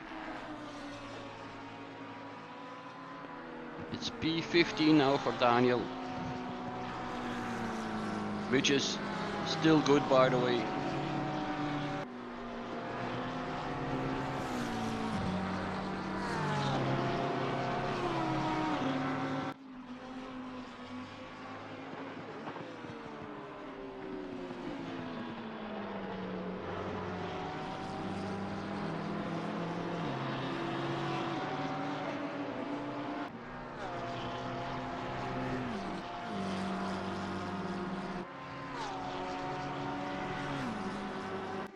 Troy is still number 3.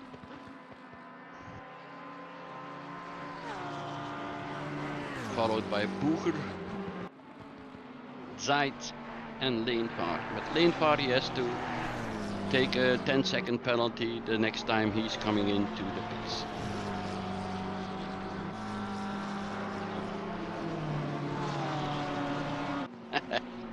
That's true, what Elgaard says. Best thing about being behind is every penalty is giving to the guys you are chasing.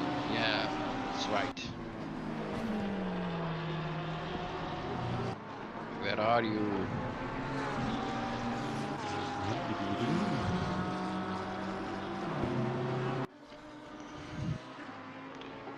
Ulrich on P27. I thought he was on P25 before. No.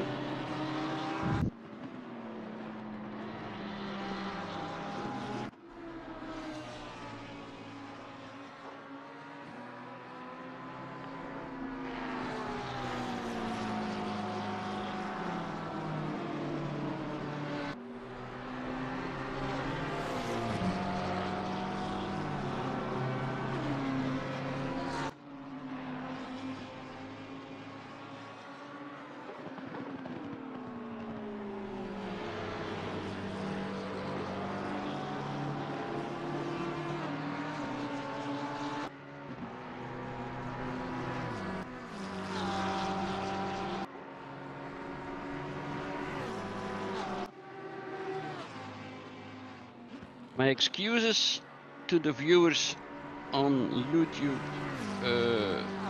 because we're still having car number 3 in the picture. It's not car number 3, it's car number 989. It's in 3rd position. We had to pit. Okay, Ulrich. Yeah, he had the pits. Okay. Then you lose some positions, of course. Sorry, I didn't see that. I couldn't see that on my screen. Thanks anyway for the information. Luckily, some other guys are looking too, but I can't change the picture on the that you are looking at. So I just have to look on my screen to see some changes or some battles that I can comment or can give comment to, but yeah, sorry for that. It's not the other way. Daniel has put it normally on autopilot, and normally that gives you battles to see, but I will have to see the battles for myself then.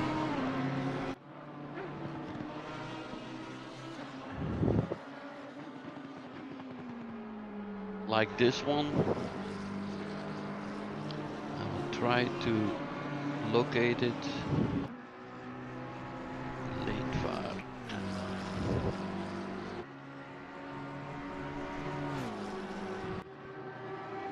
This one here. It's Sipos car 81, Christian Sipos of HVML Esport team. That's Hungarian if I'm not mistaken, and they are chasing Sukhanov, yes, the 926 car. That's the one they had a drive-through. Yes, I think. Yes, they had a drive-through. And by going into the pits, I thought that he made a small mistake and hit a sort of wall because there is damage at the car too.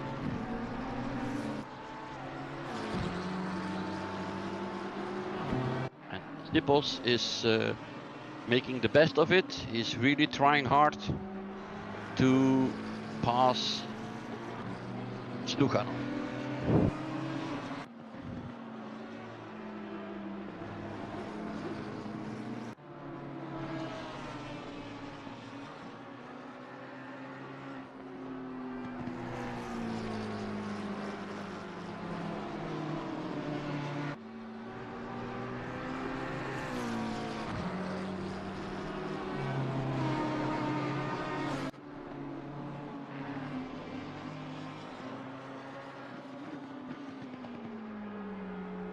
Nick Pry is still driving in third position and he loses time to Dubs.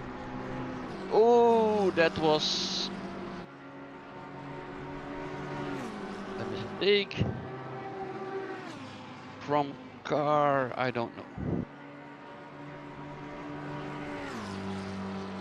On the other hand, I think that Sipos might have passed now Sukhanov.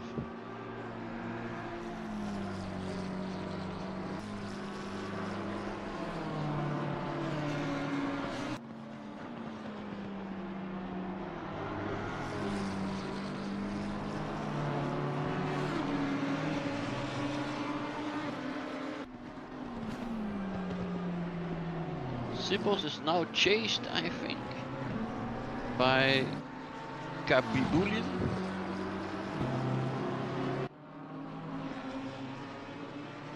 Yes, that's it. Gleb Kabibulin. He's chasing now Sipos.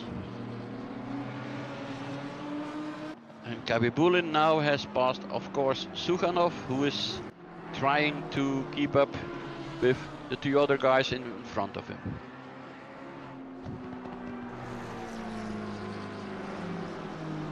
Daniel is doing a good thing because he's holding off Adam, but on the other hand he has lost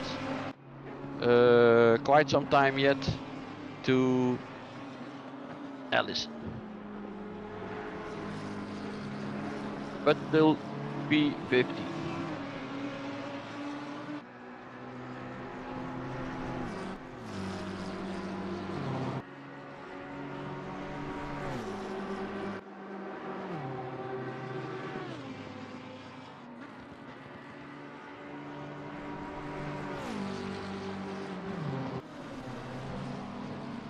Where are the battles? The 68 car, let's have a look.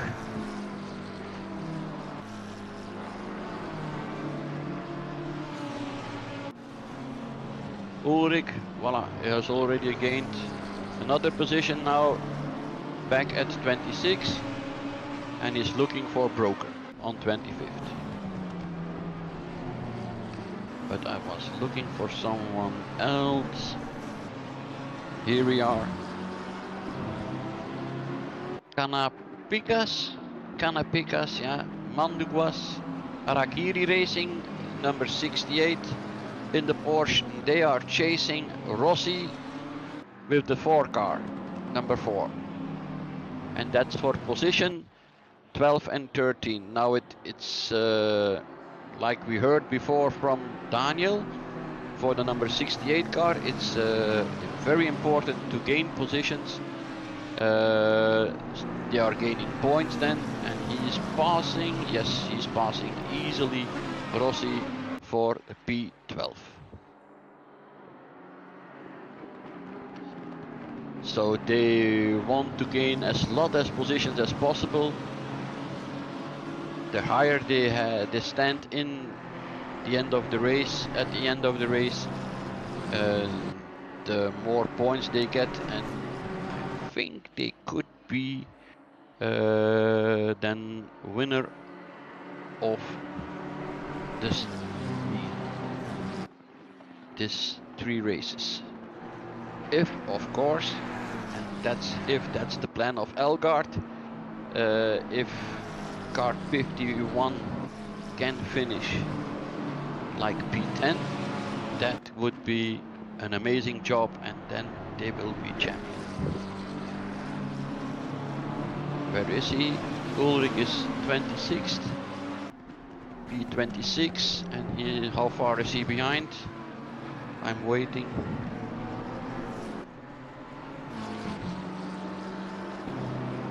To see the timetable, 17 seconds after, behind P25, that's Broker, J Broker from Turn 1 Sim Racing. Yes, that's it.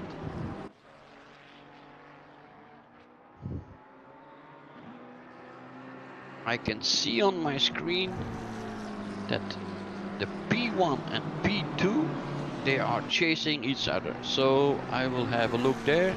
Yes, that's it. Dudes of Dubs has only 0.7 of a second gap to the P1 of Vinogradov. So they are chasing very hard.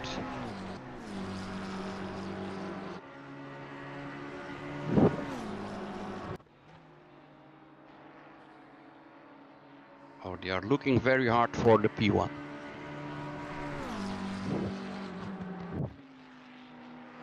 And they are driving away because Fry is already on 15 seconds behind.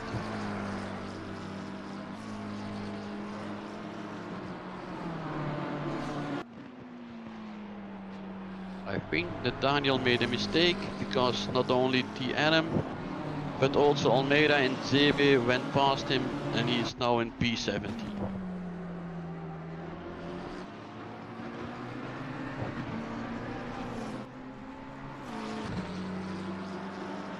Dubs is having a definitely look. He's at 3/10 now of Vinogradov. That's an Audi being chased by a Ferrari 296.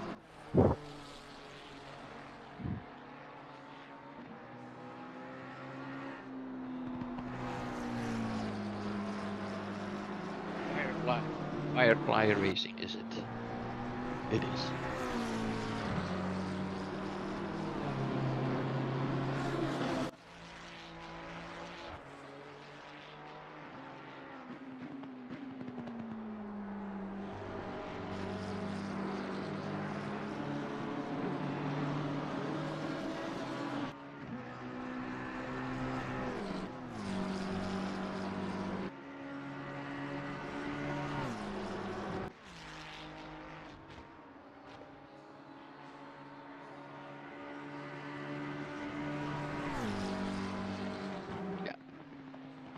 As Troy on your screen is still in P3.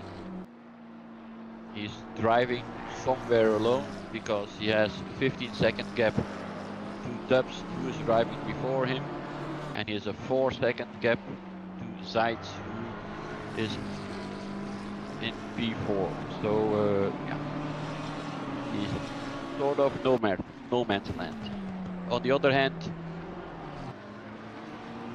for P1 and P2, the battle is on.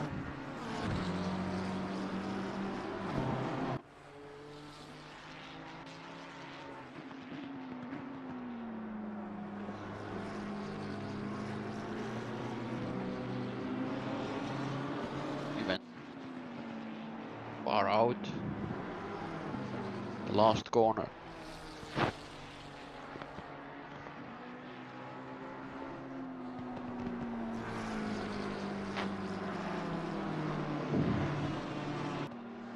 I don't know if Menno is listening, but if it would be possible to change the view for on YouTube, it would be nice for the viewers. They are still looking at the Pro.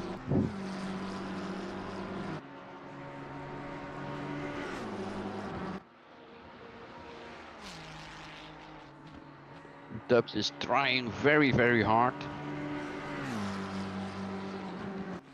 Looking outside, looking inside. Now going to toe.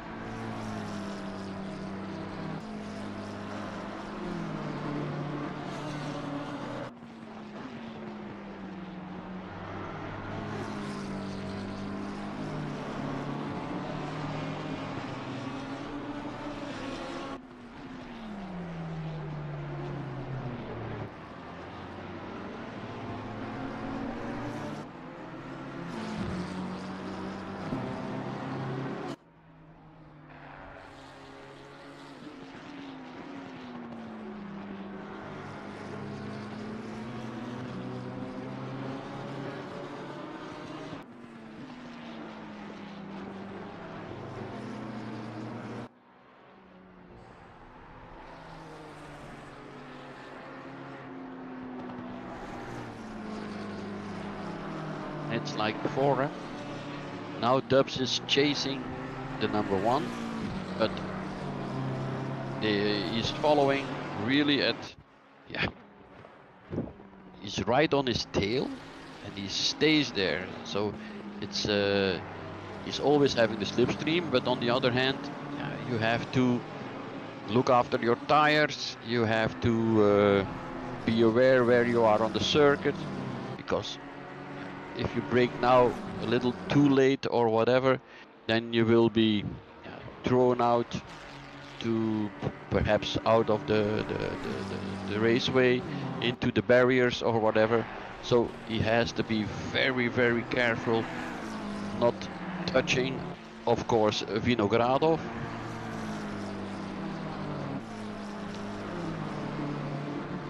And there he did it. Voila. He made a mistake. Dubs, he went too hard on the brakes and he got out into the barrier, and let's see how much damage he has, and that is quite a lot. The front is really damaged very hard. Just looks looks how much damage it is, and if he has to go to pit to make a repair, yes or no. Of course, he lost a lot of time. He's now at 8 seconds, nearly 9 seconds behind Vinogradov.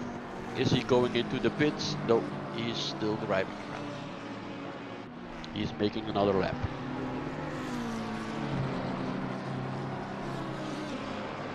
Now let's see what this does to Preux of Preux. Can he come closer and have a look for P2 then?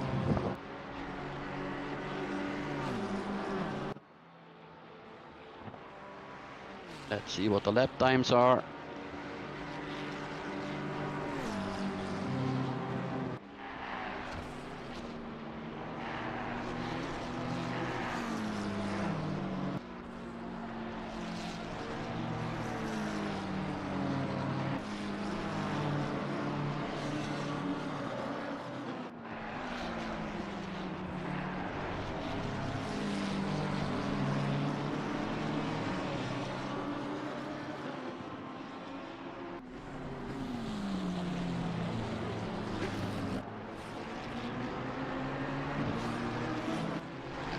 They are coming, eh? Troy is only 3 seconds away from Dubs. So I think the best thing, although it's of course it's not easy to make the decision, but I think the best thing for Dubs would be, and for the team would be, that they go into the pits and make the repair, because otherwise they will still be losing a lot of time, more time than they want. Here he goes for another lap, but in my opinion it's not a good decision. Troy is at less than 2 seconds behind now, so yeah.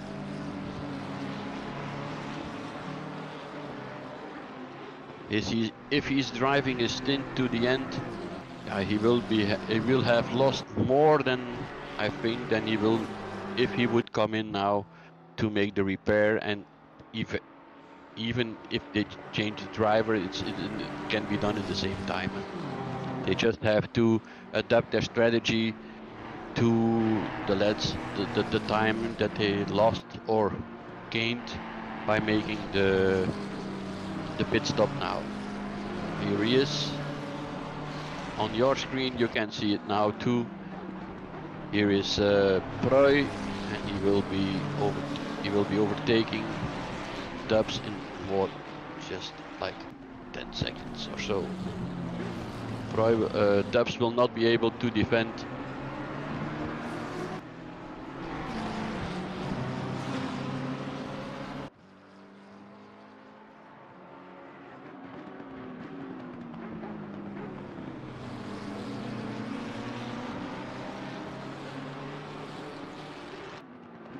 And here it's already done, yeah, like I said. Dubs is now being chased by the 51. That's Ulrich. Yeah, and he will cook. He's just so much faster and has more stability.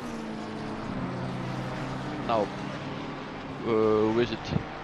Zelts, I think. Yeah, Zeitz is also passing Dubs. So, in my opinion, it's a wrong decision. It's a wrong decision to stay out and take the car in, make the driver change, repair the car, and go out again. Or if you make a double stint, no problem. Then it would be even easier, I think.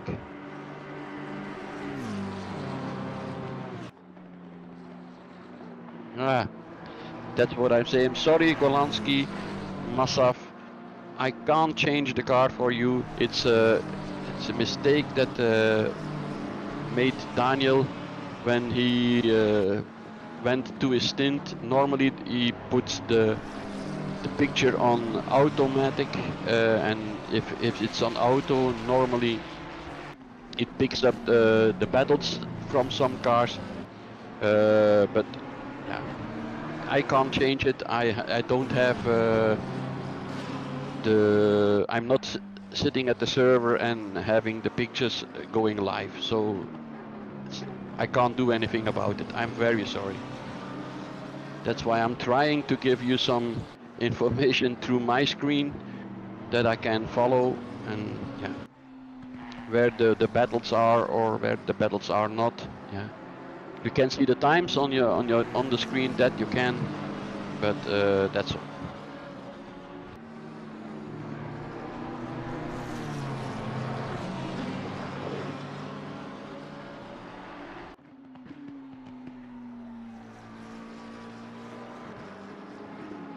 What I was trying to tell he is doing now, Alexander Dubs, Firefly Racing, E-Racing, is going into the pit.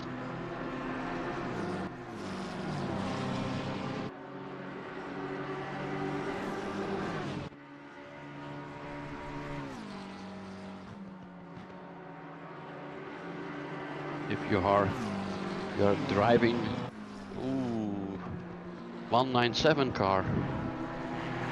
Which one is that?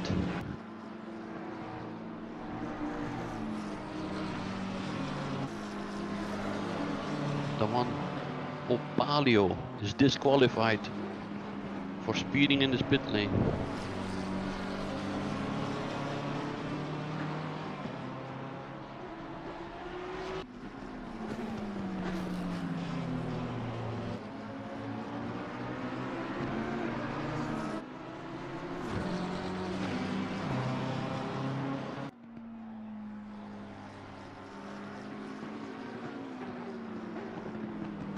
And Friday, the podium hunters in car 225, P20.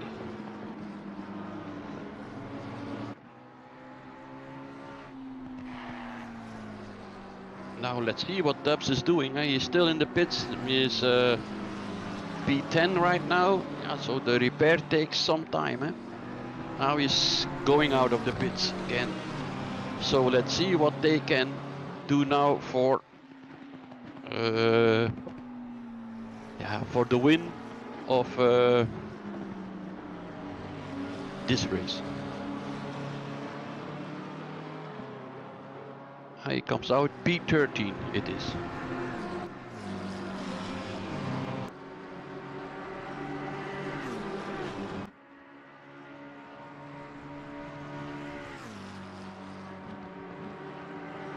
And Ulrich, car 51, is now at P24 and about 16 seconds behind P23, that is J Broker.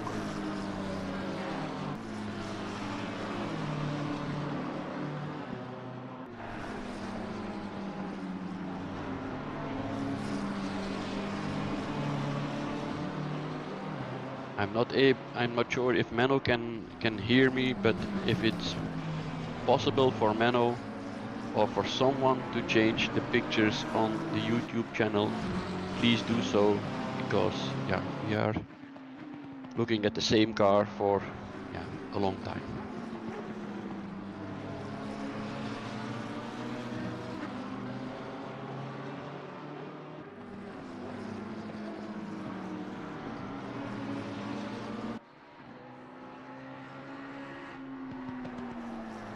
Taco P9.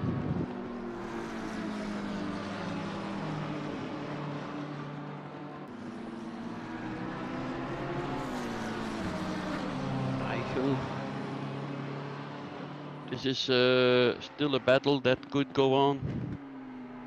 Sukhanov and Sipos and Kabibulin, that's P8, 7 and 6, so the battle is for P6.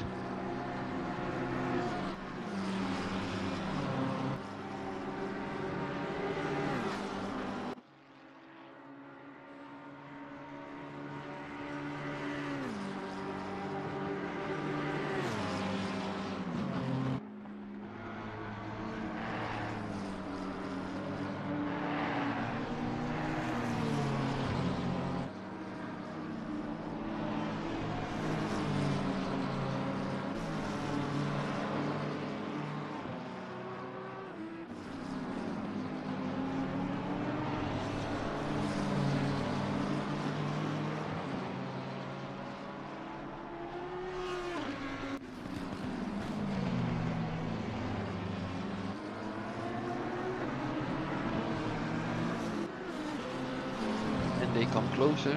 Sukhanov. Like I said, he made a small mistake when he went into the pits for taking his drive-through. So he touched somewhere the wall and he has a bit of damage in front of the car. That's the thing that I can see.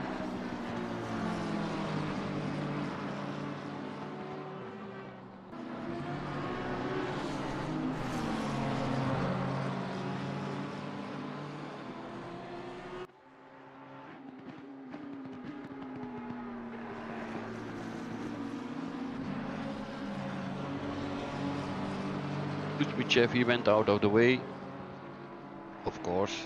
Yeah. That's the car of Markov before, the 403 car.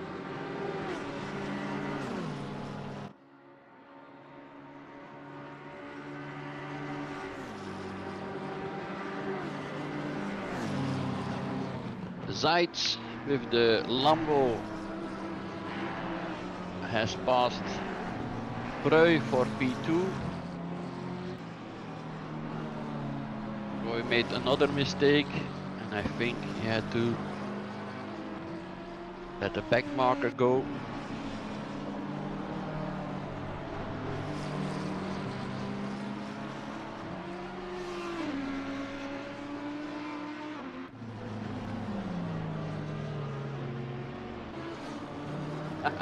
We let them pass so they can fight.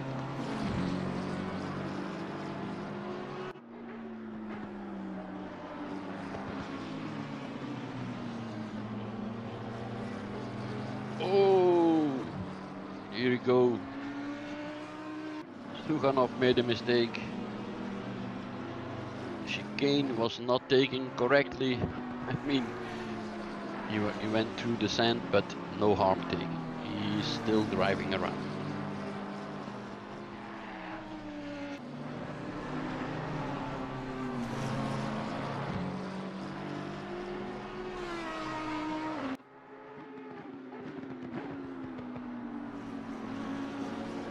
Yeah.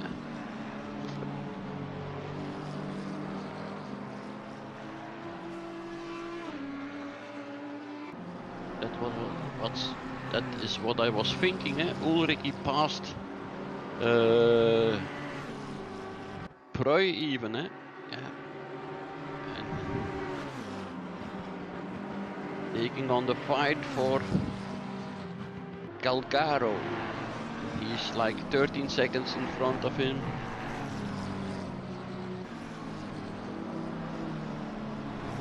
So Ulrich is definitely gaining places and picking up precious points for perhaps at the end of the race being crowned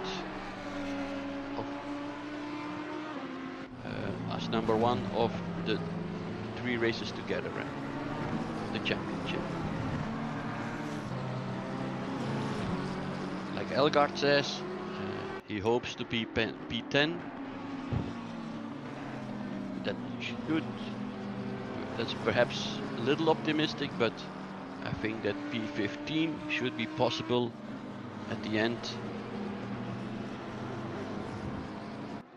But let's see. It's still 5 hours and 12 minutes to go, and that's a lot of racing.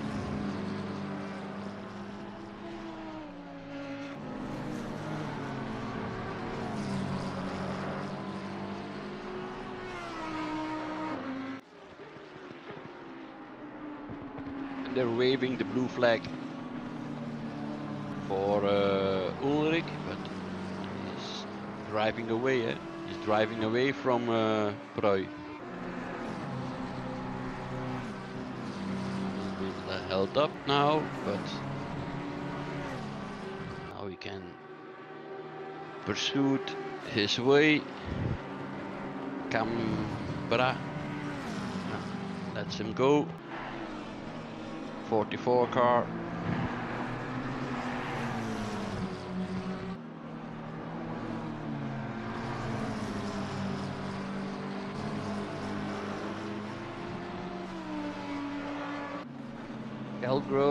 Calgaro at 8 seconds, 8.8. So he's closing the gap very fast. Could be, of course, the fact that Calgaro has seen some blue flags and has had to let pass some faster drivers, but that's only good news for Ulrich Martin.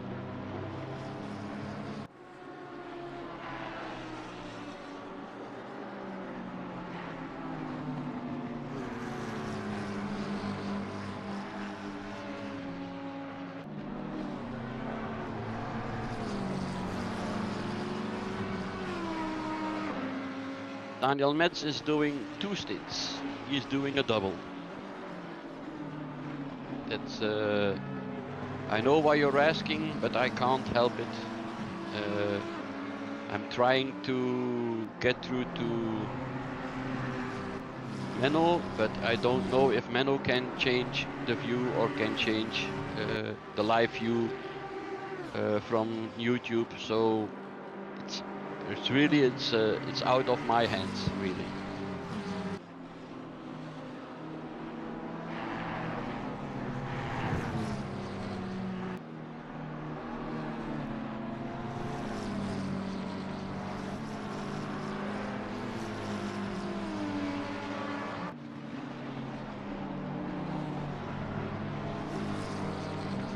Ulrich is closing that fast that Calgary is only 6 seconds, 6.5, 6.3 seconds away to Ulrich.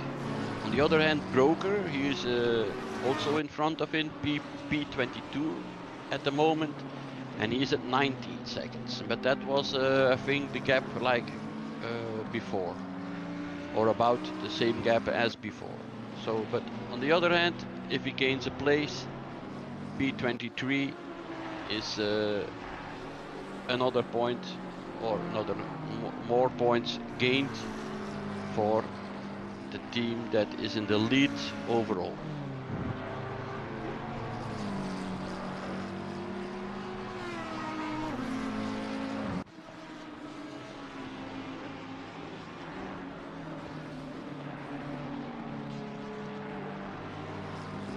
All right. Other battles at the moment.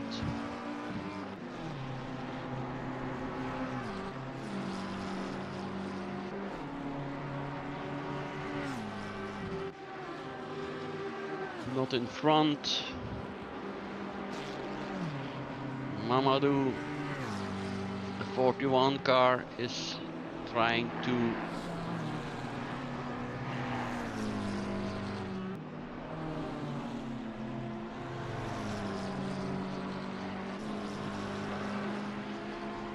think.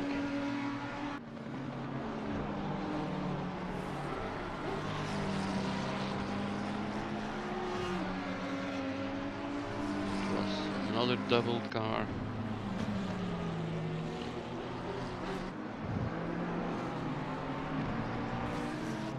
It's closing in there. Let's have a look. Who we can.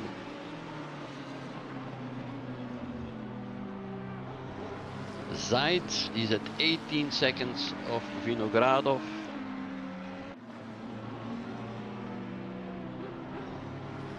Ulrich, he's at 4.1 of Galgaro. Proy, he's at 5 seconds now from Zaid. So he loses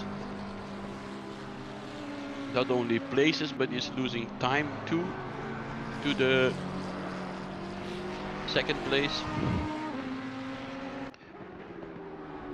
Asli Norbert, the 320 Ferrari. Then we have Bucher. These are two brothers who are racing together, and or father and son. I don't know, but they have the same surname. That's Bucher, so it could be either either brothers or father and son. He's at 2.6 seconds behind Proy, but that could be well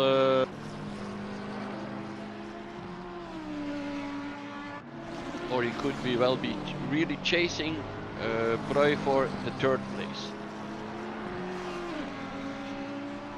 Then we have Leenvaar in P5, but he's 18 seconds behind and has a 10-second penalty.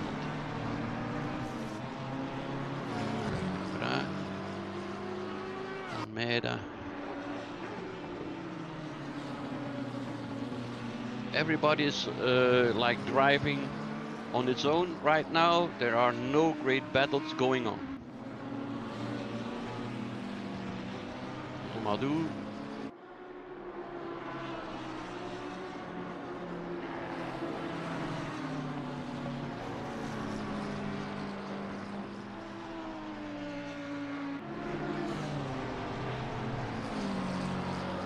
Yeah, them.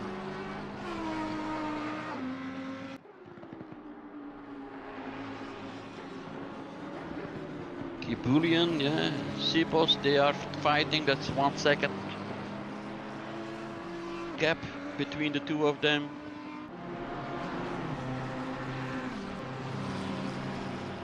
And then of course Sukhanov, who's still trying to catch up to these two guys. That's still the battle for 6, 7 and 8.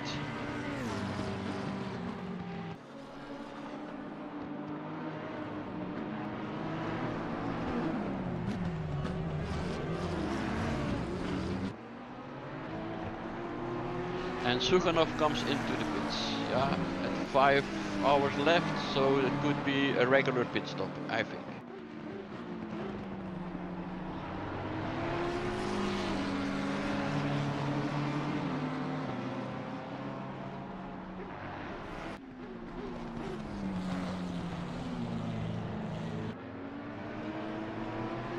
There it is.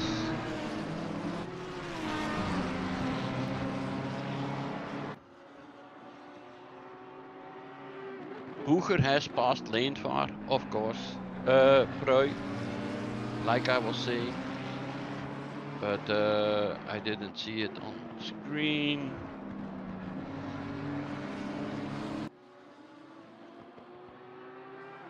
Oi. Car 44 went wrong. Okay, yes. That's camera. Leendvaart, whereas the other one? There's Ulrich, yeah, P23, he passed Calgaro, yeah.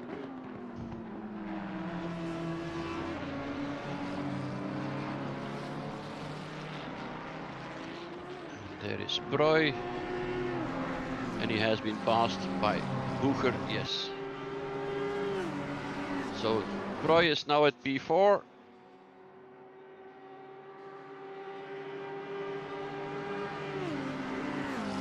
I think he will still lose time to the first two, yeah.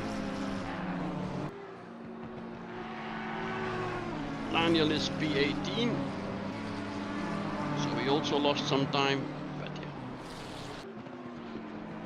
The man on the mission is Ulrich.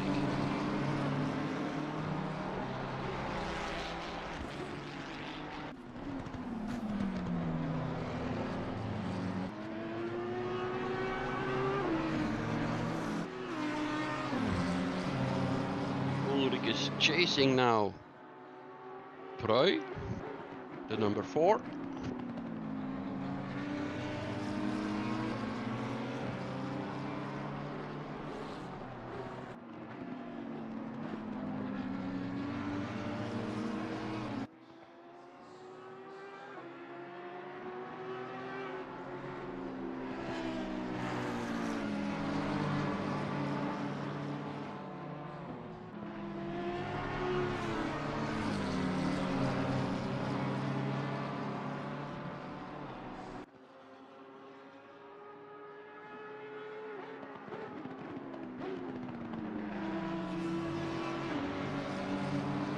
This is back in the car. They are currently P13.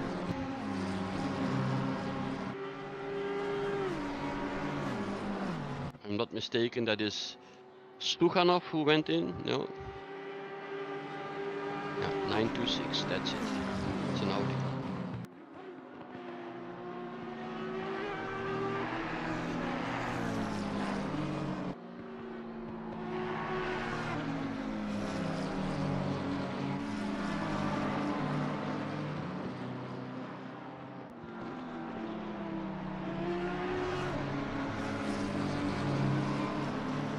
Yeah, it's like the 5-hour mark is coming up, and that's of course time for some teams to make the pit stops and change drivers.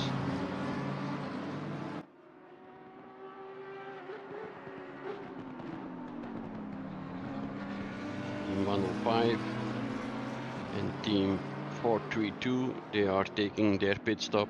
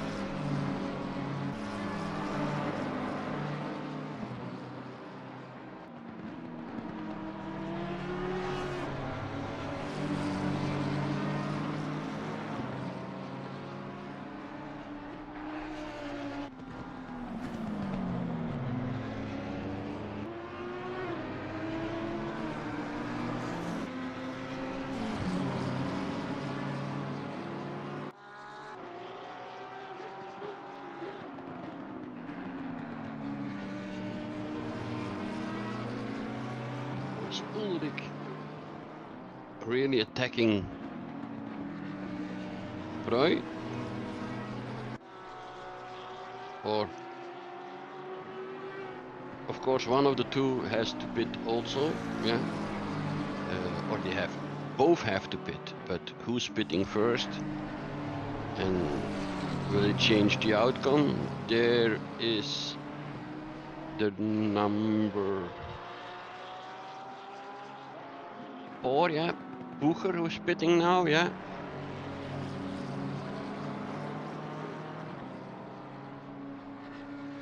That is J. Bucher.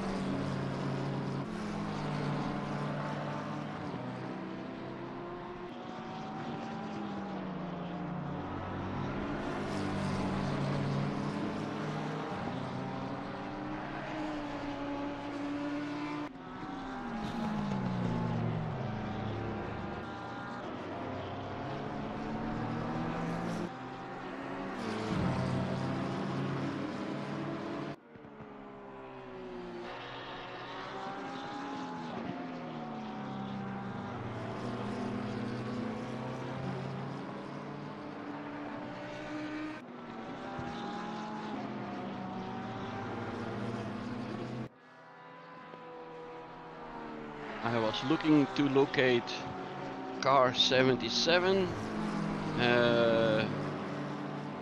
with Dubs who made the mistake and went into the barriers. They are now currently P11. That's with have to look Schubert, but what's his first name?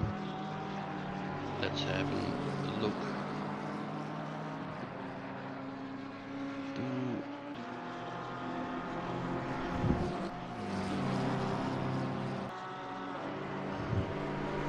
See, now is C. Bucher who is driving, and before it was J. Bucher. Roker, Friday, Rossi, Schubert here is. Still Schubert is the one who's driving for the Firefly, and they are chasing Rossi in the 4 car, and I think they will pass him in more than 10 seconds or so. It will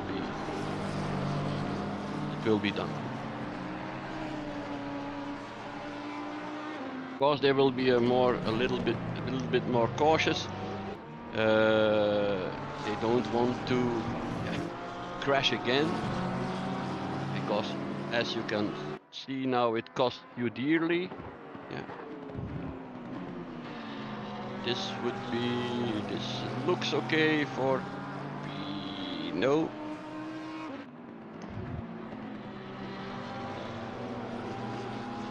Up to the straight. Schubert. And he is fighting for P10 against Rossi. He brakes later. Are they touching? No. Has he a better exit? Also not. But we are chasing now into the corners 2 and 3, or 3 and 4, up to the chicane. He has the inside. Will he brake later? Yes or no? That's the question. He brakes, and he brakes into first. Okay. Schubert has passed Rossi for P10 now. Okay. So they're moving up again in the order.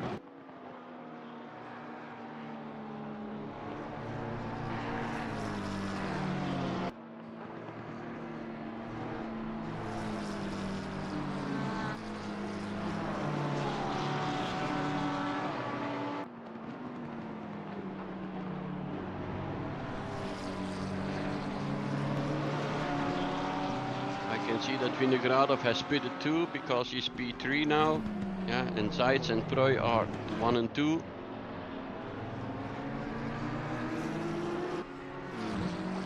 But that will change again. Nefedyev.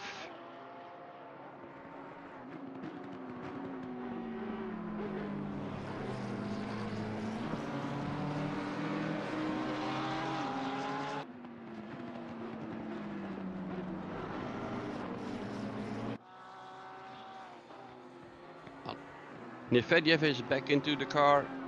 Sorry, that was my headphone. It made some noise.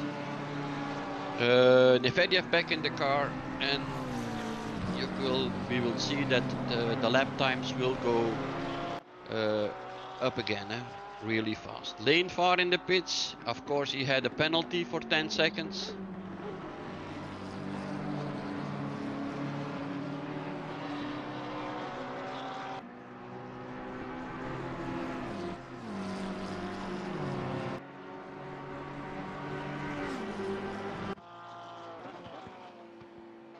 This new time 926 is back on the road again too, and he is 11 now, because lane far, of course, he backed up coming out of the pits. Yeah, Kabibulin into the pits on P5. Yeah, of course he was in battling with Sipos and Ashtakov, I think. Bucher will normally move up ahead, because they were third or even second after Nevedyev.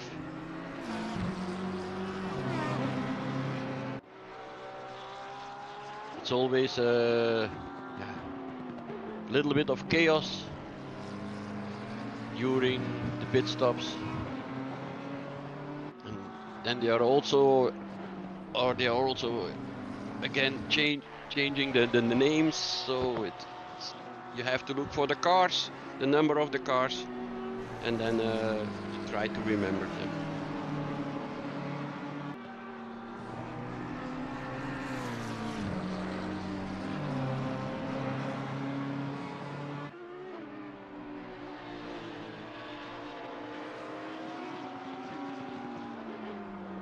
Kanapikas, car 68, is currently in 6th position.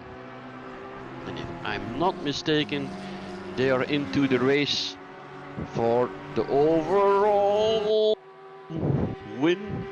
Car 77, he made a slide into the chicane.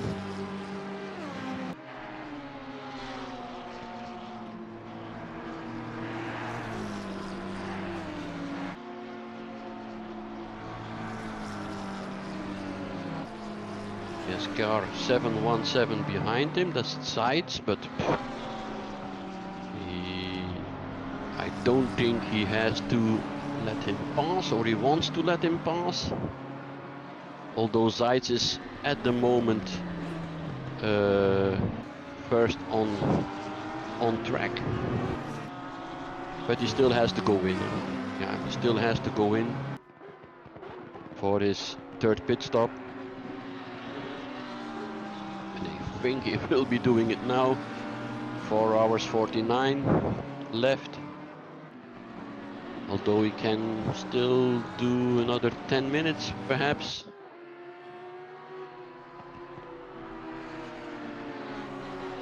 Stint time, if stint time is 110, then he could be doing another 5 or 6 minutes before coming in. But Schubert is not planning to let him pass.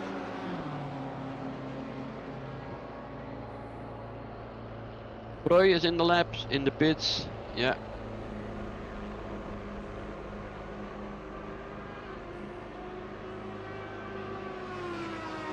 Daniel is still driving.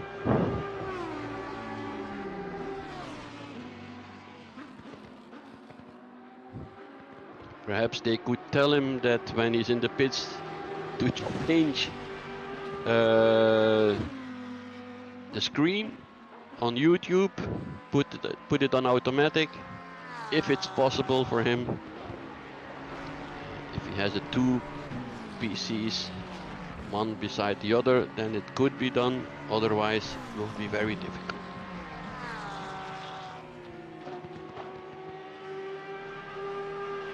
Bucher is still moving up again, he's already 5th. Troy, like we said, is in the pits. Nevediev on 2nd, but of course, when Seitz go in, Schubert lets Seitz pass, but it's of no implication for the race, because Seitz has to come in, and he's also, of course, he's already in front of Schubert. But on the other hand, Schubert is gaining places again, because they went out for Wiedemann is back into the car also. He's at P5 at the moment.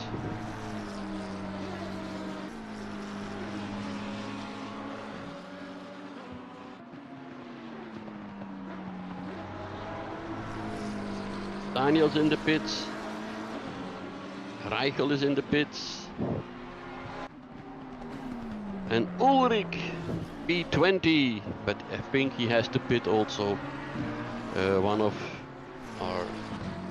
these laps.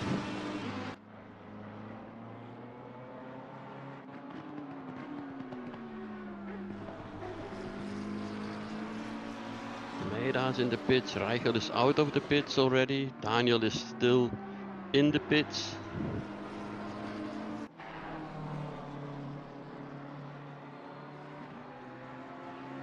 Ooh. Daniel gets a drive-through. Why would that be?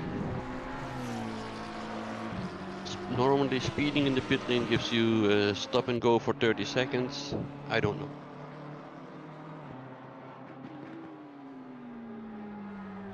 That throws him back a lot, of course. In front we have still Seitz. Yeah.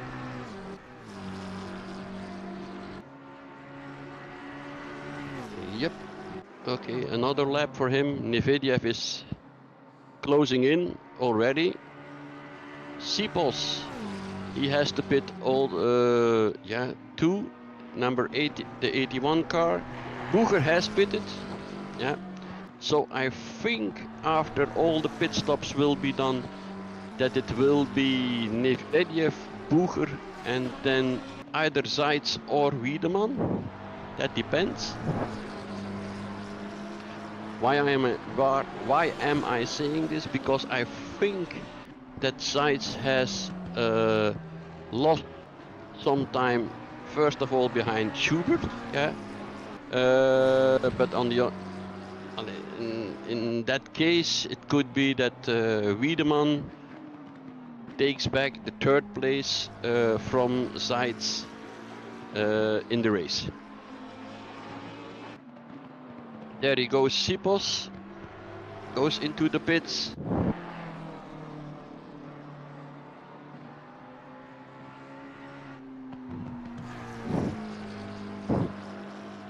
Daniel is in the pits, taking his drive through.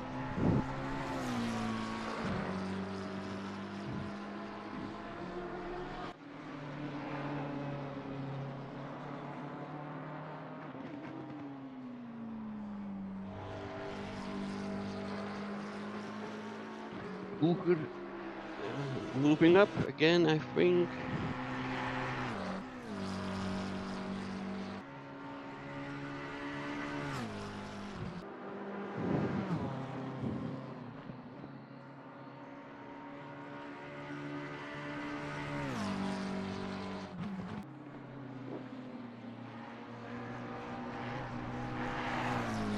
Where is Ulrich? Ulrich is P18, but I think he has to pit.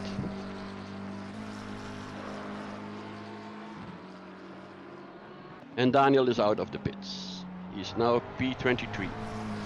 So he has a lot of work to do.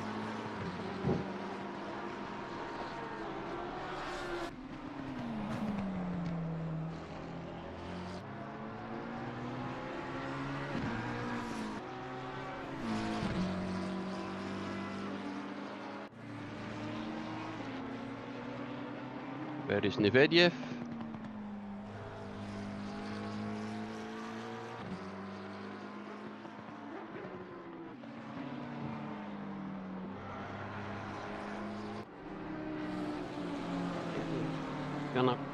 Canapikas or Canapikas, I don't know, but car 68. I'm not sure if he has to pit again. It could be.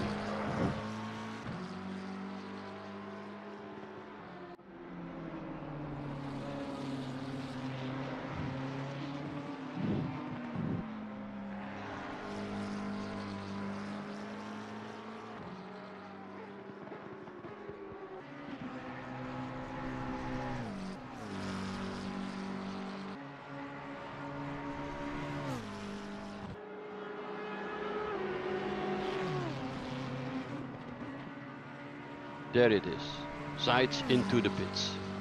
Yeah, of course.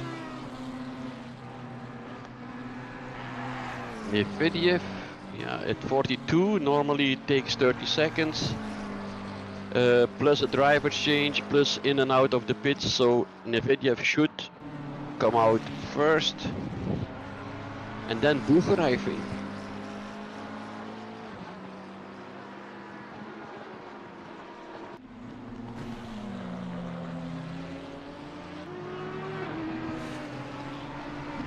Ulrich in the pits, Friday in the pits.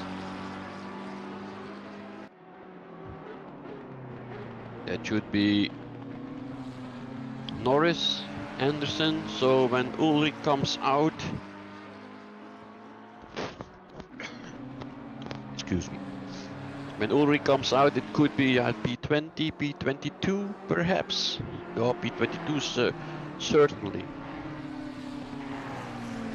Or P20, like now, because Kuzmechev is at 64 seconds, so that's about a lap.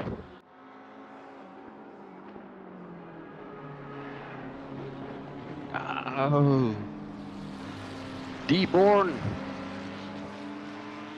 Now let's have a look. Because that's, yeah, that's okay. Okay, Nevediev, Deborn, that's the sides, and the other one is it's car 717, our second, but they are closely followed by Bucher now at 2.3 seconds. So the sides made a good effort because I think they were. Oh no, it's okay. That was Wiedemann, yeah. They were second before and then drop back to the 4th place. They still are 4th. But Bucher now, yeah, he's on the chase, huh? Okay. Where is 51 Elgaard? Ah, our commentator on the live chat is now into the car. And he's in P20. Okay.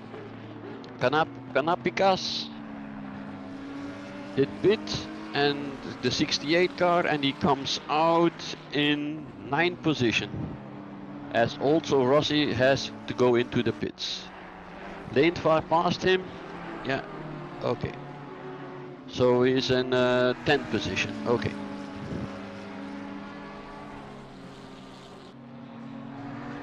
Daniel moved up to 21.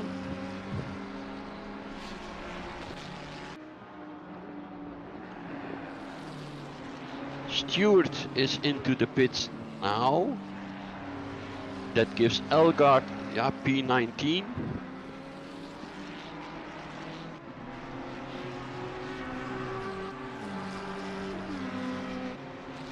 So in front of the race, it's yeah, it's battling. Yeah, it's Lebedev. No, they are very much in front, like 24 or 25 seconds. But then it's Deborn and Bucher who are fighting now for P2 and P3.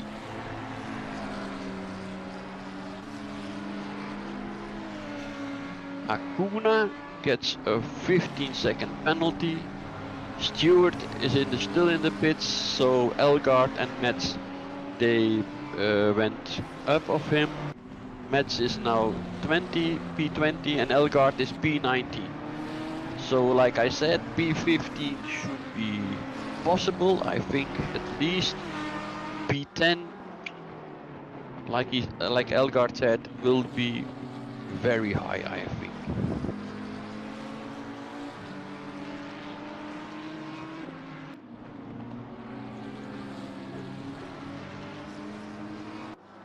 Benchek is back in the car in 68.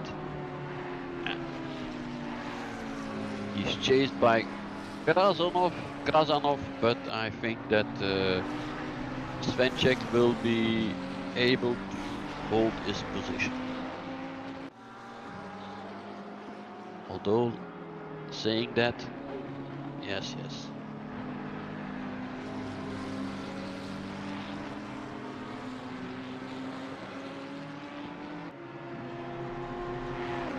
Here he is, Born, chased by Bucher.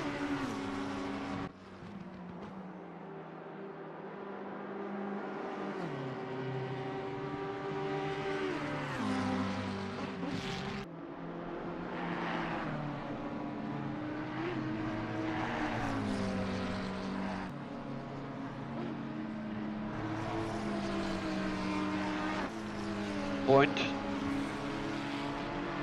350 seconds behind Born. That's the Lamborghini chased by the Audi.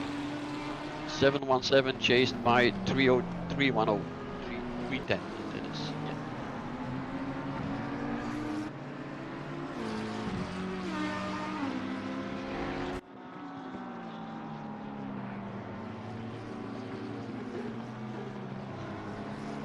And of course Elgaard is now trying to make up time for position.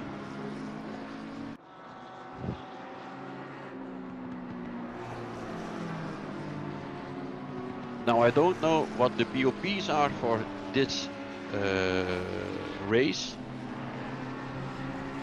but I have the impression that the BOPs are very good and very matchable. The cars are really matching each other. I didn't see that, or I didn't see a long time ago that the Audi could chase down a Lambo. For what I'm seeing now, Bucher is trying, yes. Whoa, nicely done on the chicane. He just turned in and Born had to pass. Yes, and he's driving away immediately. Oei, oei, oei. Booger is on a mission.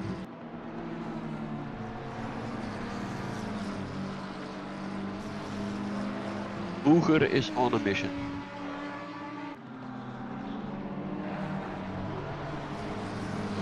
Still 4 hours and 34 minutes to go, of course. And a mistake is easily made, and we know that already.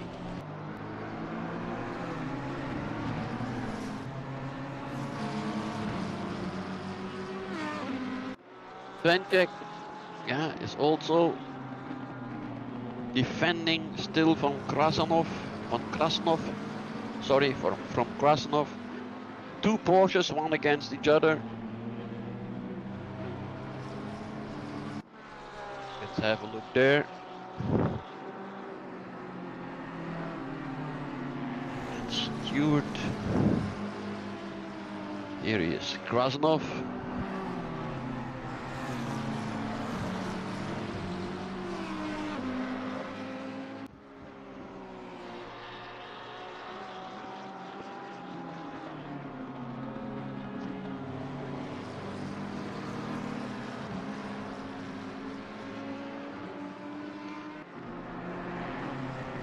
To 5 Porsches also into the battle there, but he is on P27, so he's not really battling with the other 2.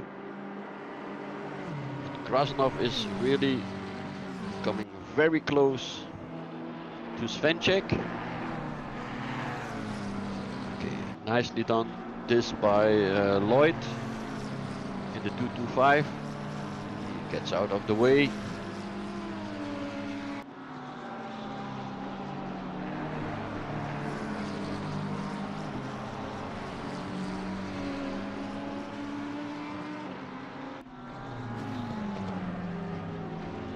Difference 0.4 of a second.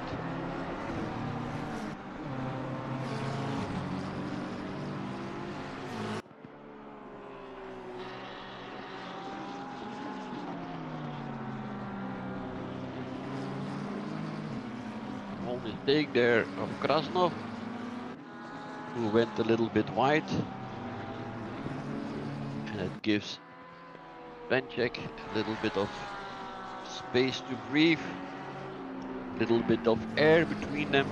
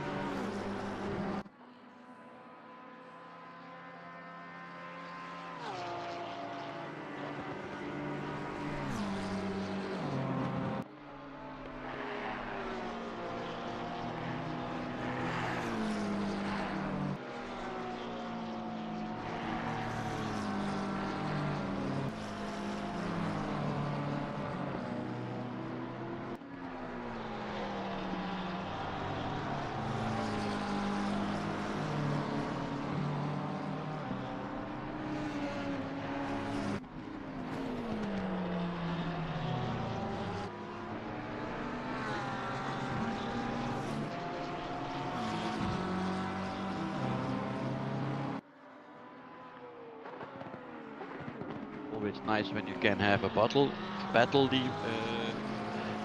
more likely. And Svenček is really trying to leave Krasnov behind, but Krasnov is, yeah, doing his very, very best to chase down Svenček.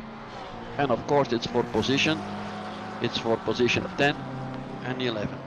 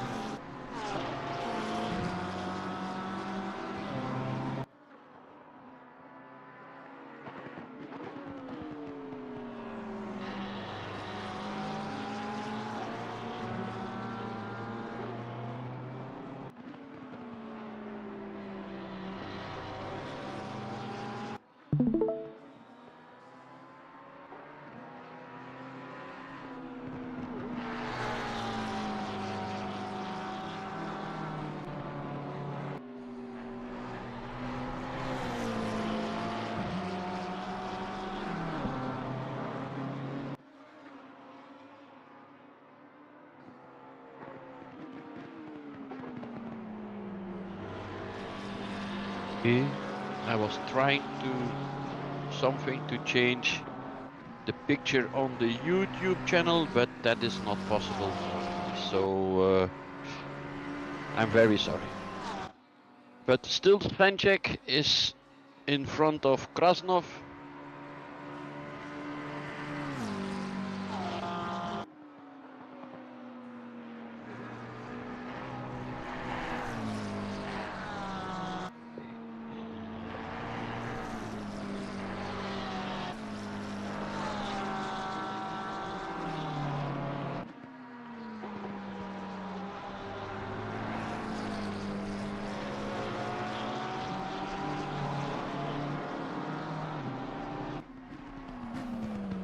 All right.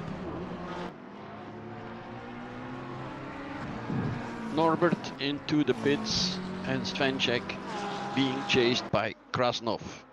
Okay, let's try to see some other things.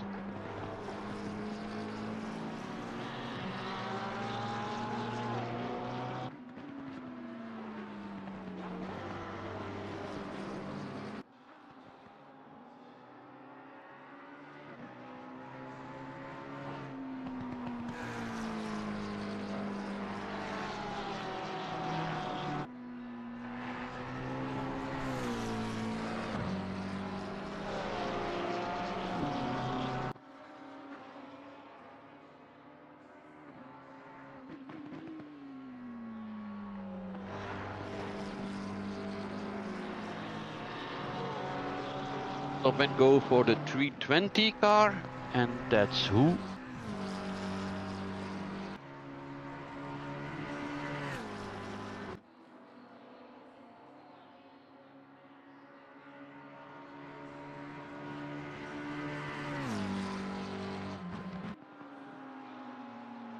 Where is the battle going on? 7, 8 and 9.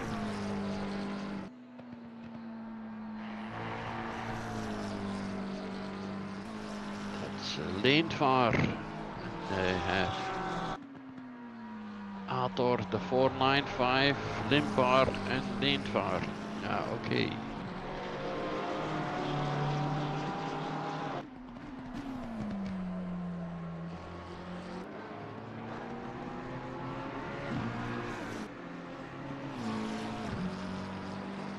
Is that a battle that is going on? Erdos, no.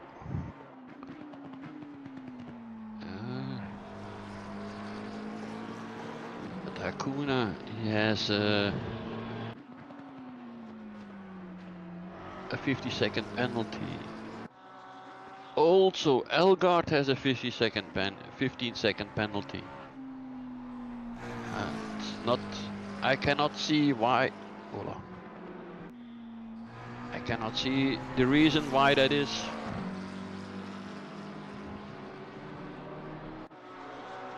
But that's throwing them back. No. Although.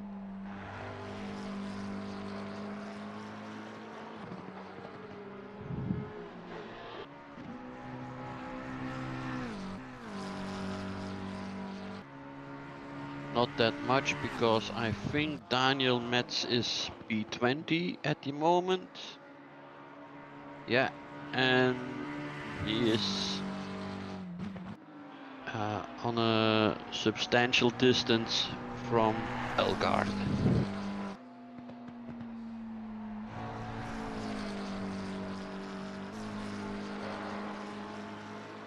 Then car 77 is P5 at the moment. So they are moving up the order again. This is 6.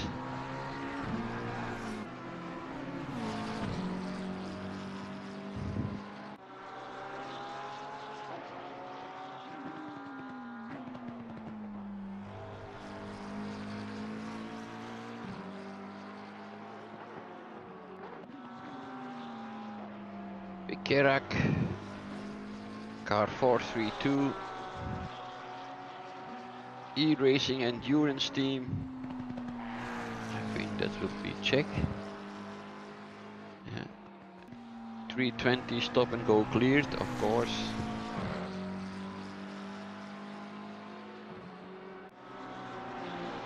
Norris, yeah. Lloyd, P26.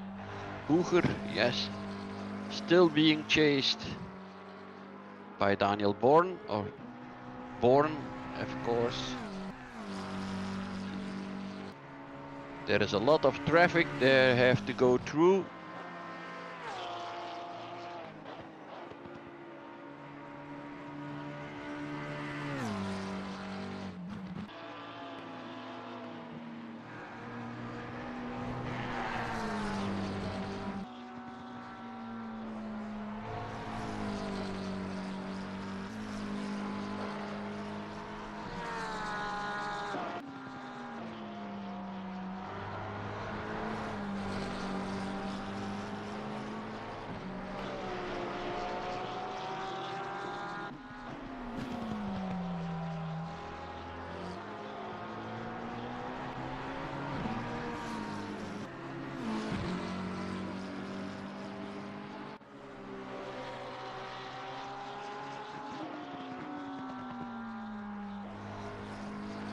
Right, Koenig, stop and go for 30 seconds, P16.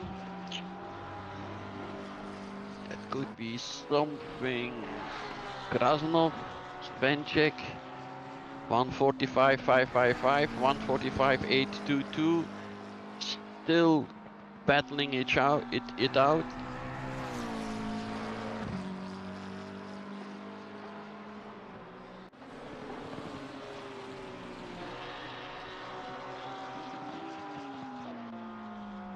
Boeger now, yeah, 1.4 seconds in front of Born, of course, because Daniel Born, because of the back markers, the traffic they have to drive through. It was a lot. It was like 4 or 5 cars they had in front of them. And if you, yeah, have the bad luck to arrive there just in front or just in, yeah, before a corner, then yeah, of course the cars in front of you, they can't not go away that easy. They have also to take the corner and so on and so on. So that game made Daniel lose about 1.4 seconds.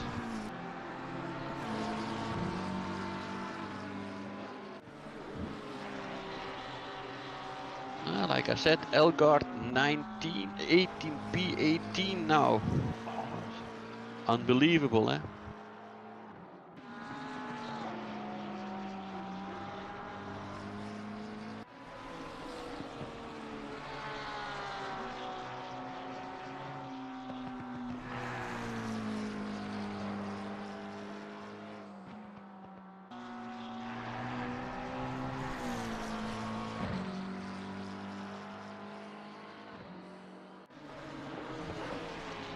There's some battles going on. Let's have a look. Born, yes, we know. Krasnov and Svenček still battling it out. Car 68 and car 599. 0.4 of a second difference.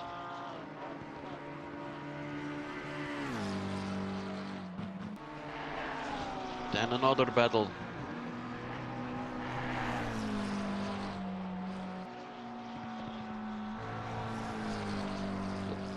And at the back.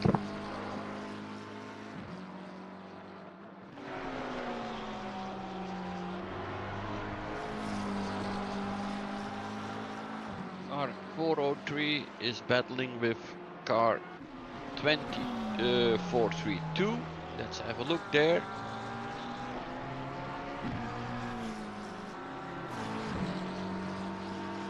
Here it is, 403 for position 22 and 23. Pekarek and Konovalov. Of course, car 403 was involved in the crash at the beginning of the race, so they also had to make big repairs and so on to come into the race again.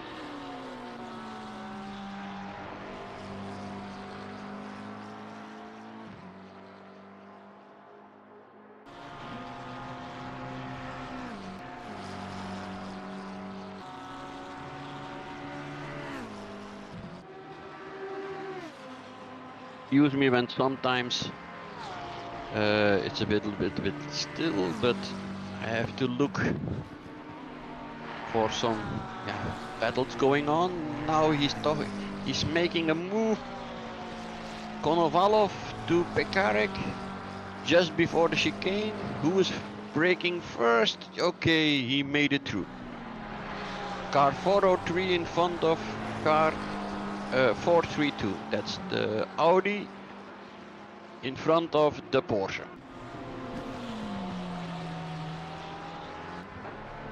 So just saying that there are battles going on anywhere on the track. It's not just for P1 and P2 always, but it's also for P, like this one, P22 and P23. Everybody has his battle, everybody has his race, everybody wants to go as quick as he can.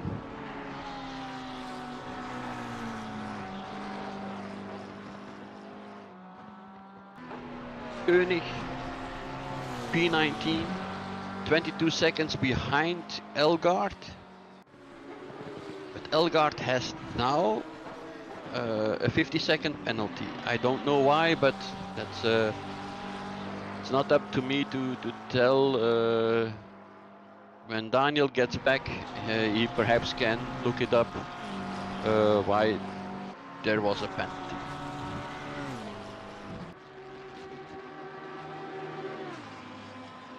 Benchek, still 0.5 of a second in front of Krasnov. That battle is still going on.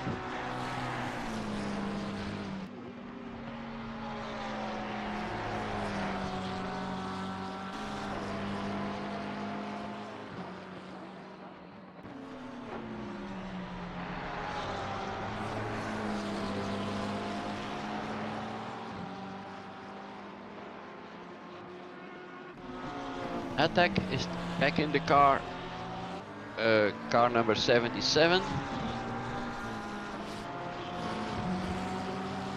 That's the car with the Ferrari with the different strategy right now, because they had to, with Dubs, they had to come in for a repair. They changed, of course, they changed the driver immediately at the same time. So now, before I think they were on P7 or so, or P5. Now they are back into P15. But that can change, of course, because when the other comes back, the other cars come, the other contenders come back to the pits for making their pit stop. They can move up the charts again, and it all comes down to strategy then for in the last hour or in the last 15 minutes, what is possible then.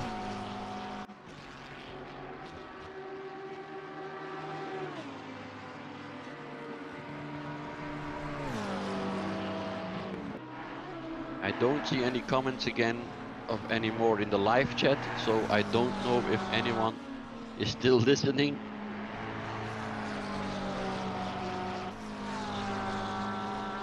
I know that the pictures is still the same, but that's beyond my my possibilities to change the picture that you see on screen.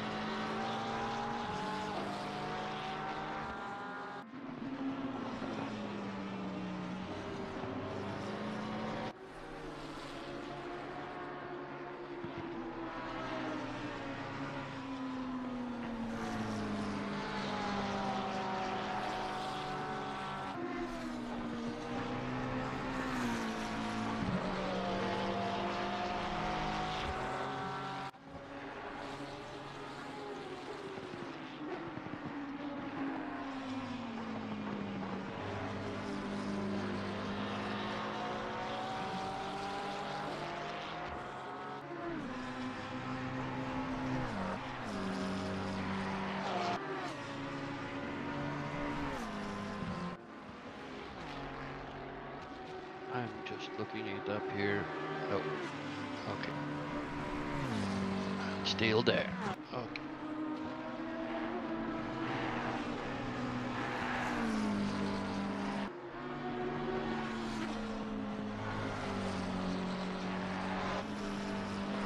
Konovalov and Pekarik make the mistake, so he's now 3.3 seconds behind Konovalov. Where can we have a look?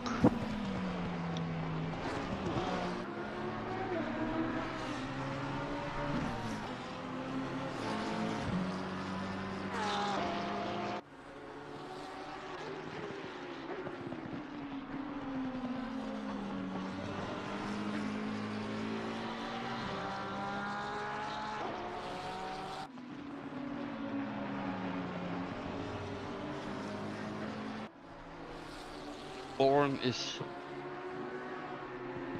2 seconds behind Bucher. And Bucher is really leaving the place.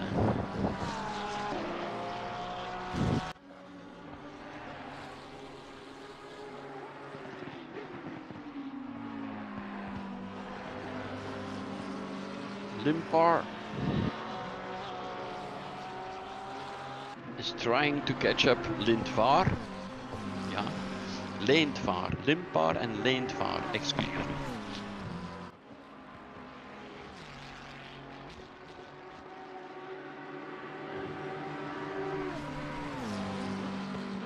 This is not coming any closer.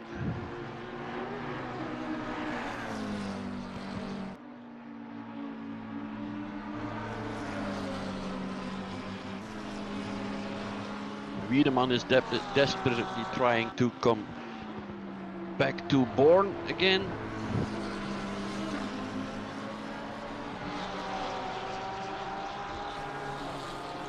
Wiedemann was very fast in the beginning of the race.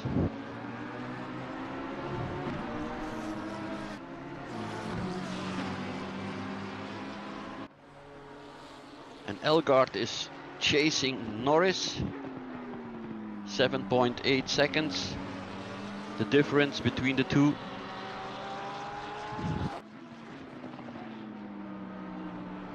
So wow.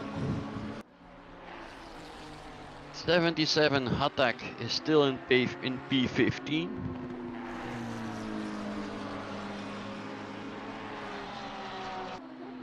This is in P5 with the Audi 926, but more than 30 seconds behind Wiedemann.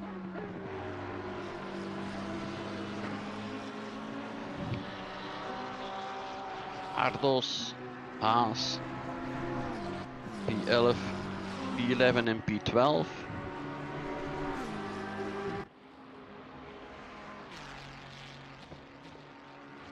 The chase is on for P17 by Elgaard.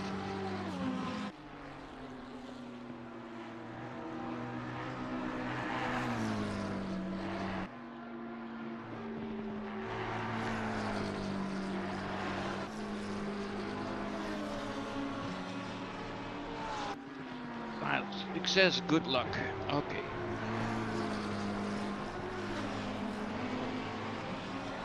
There are still people looking to the stream.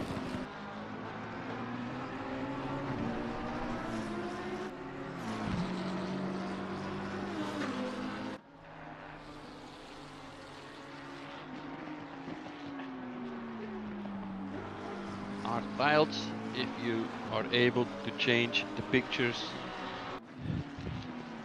from Daniel's PC. Please do so. If not, no problem. I'll still be doing my comments.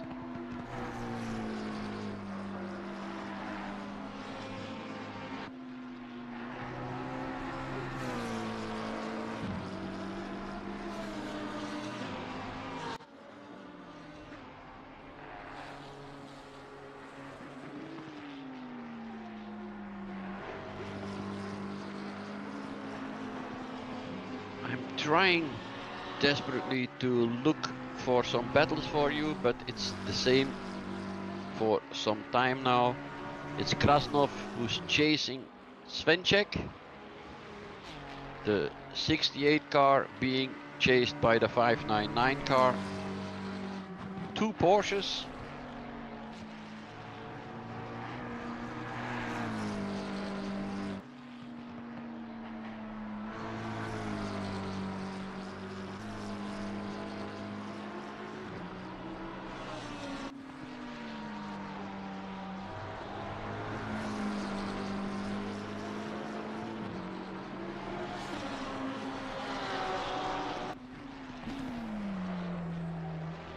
Here they are again.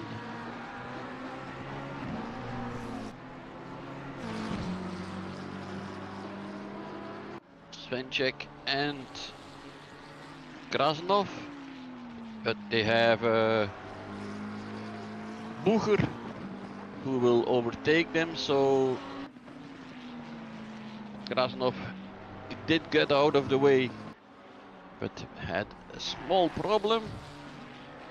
But now Bucher is chasing down, of course, Svenček. And like I said, it depends on where you pass and where you let pass. If you can gain some time to your opponent, yes or no.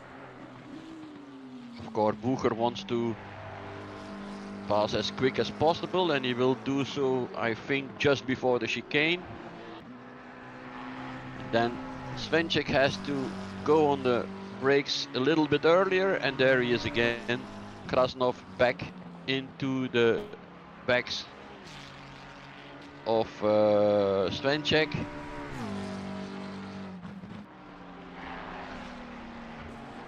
It really is a nice battle by the two Porsche drivers.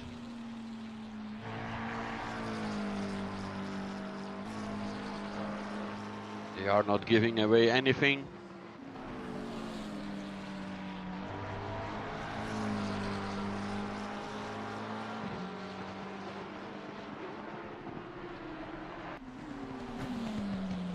In the meantime, Elgaard is closing up to Joris. That's P17. But all depends, of course, on the strategies. Why am I saying this? Because we are approaching the 4-hour mark. That's the halfway mark for the race.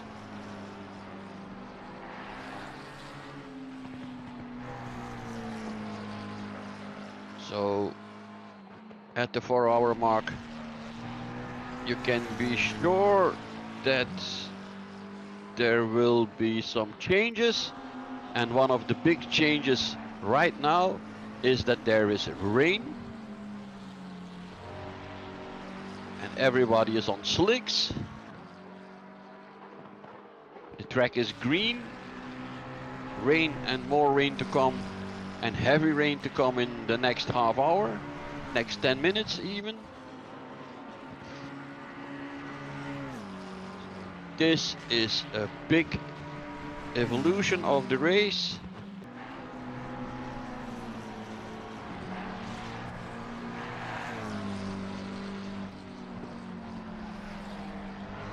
Will the brakes be working? Everybody's on slicks. Who's coming in first? Now, of course, to change the tires and of course to change the driver. What are the strategies? Because for, let's say, for Hatak, it's not good because they went in a little bit earlier, of course, to change the drivers. If they have to come in now again, it will be difficult to maintain the position. Leenvaar is already in, Nevedjev is in. Ator is in.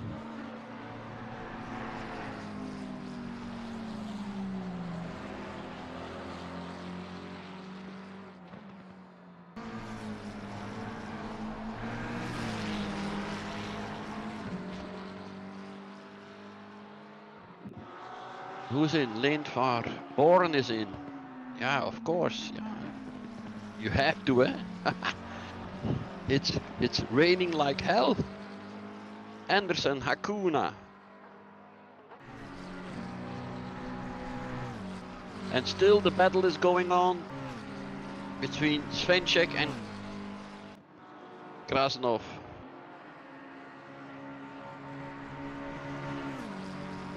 Bucher, yes, number 1 now.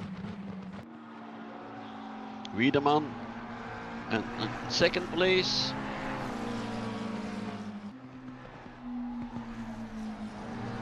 Leenvaar, Ator, Hakuna, Anderson, Elgaard is into the pits. He's serving in the meantime his penalty. Koenig, who was in front of him, was just behind him, is also in the pits. So yeah, he passed him in the pits. Is that possible?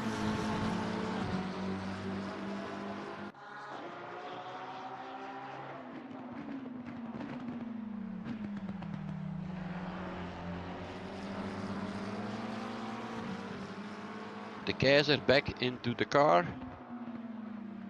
105 drive through for speeding in the pit lane. Okay. And who's 105?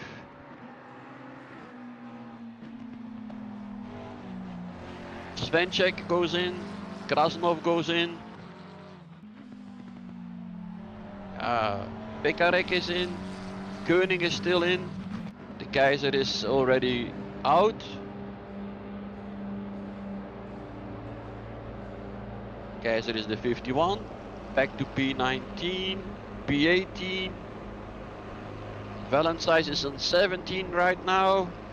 Yeah, now it's like more like we say as a kermis, eh? Everybody's in and out. Daniel is in.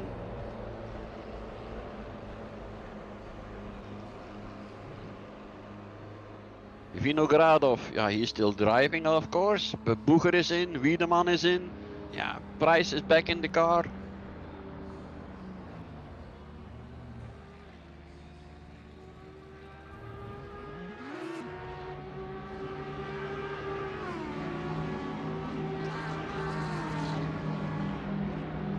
Back on track are Svenček and Krasnov. In the same position. 7 and 8. Vinogradov first again. Bucher still 2. Wiedemann, excuse me, Wiedemann is still 3rd. Price 4. Yeah, the same cars. 888, 310, 717, 989, 926. This is again is there again. David Hill back in the car in the 555 car. Attack, yeah, 77 car is 14th position. De Keizer is 18th. And I can assure you they are all on wet tires now. Eh?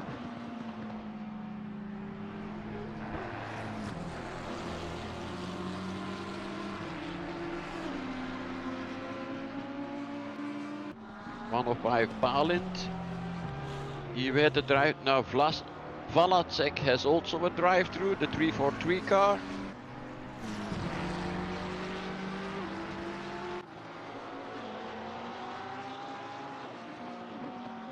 Jochen Cambrai is now in the car for DC-SimRacing. He's P20. Svenček and Krasnov still battling it out, but there's a bigger margin now for Svenček. He has a margin of 1.6 seconds already on Krasnov. Perhaps he's the better driver in the rain, I don't know.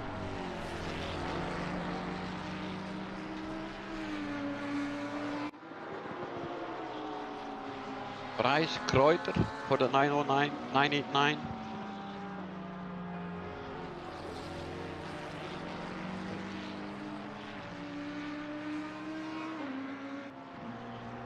Frida is also back in the car. Konovalov is back in the car. Koenig is still in the car. Buchwalter.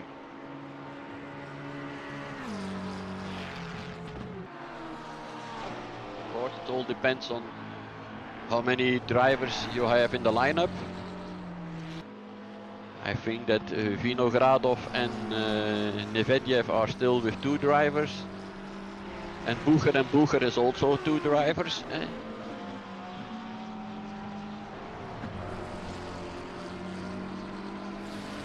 Yeah.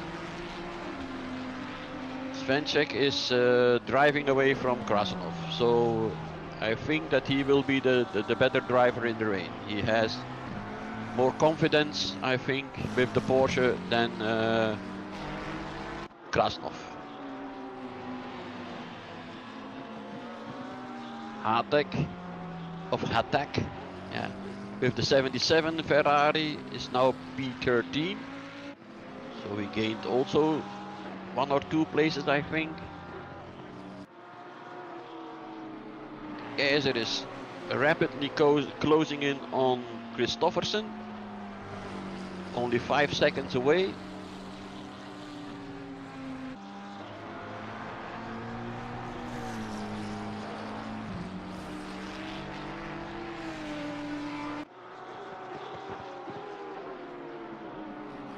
The Ferrari is nicely together. P13, P14, P15 and P16.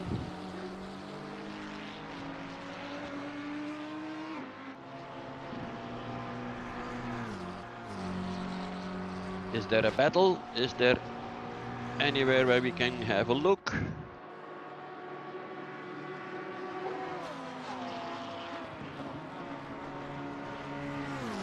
Price is doing well, 2.6 behind Bucher. But on the other hand, Bucher is, if I'm not mistaken, closing in on Vinogradov.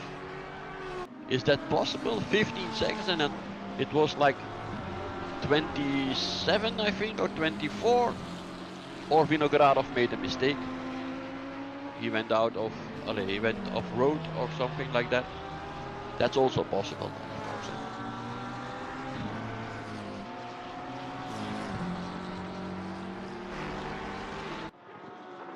There is Bucher and there is Price. Of course, you need to have the confidence to drive in the rain. It's not the same for everybody.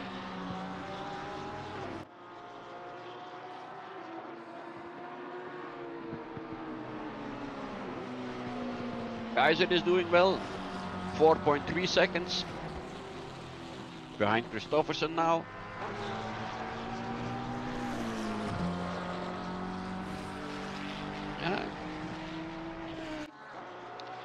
Elgaard could still have it by the right end. I mean, P10. P15 is, in my opinion, certainly possible. Bucher in slide through the chicane.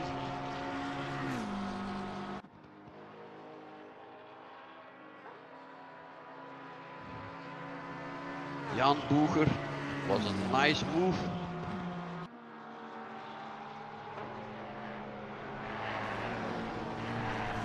For the viewers and for the listeners, I have good news. Daniel is out of the car, so he will be back, let's say, in 5 minutes or so, and then hopefully he can change the picture for you.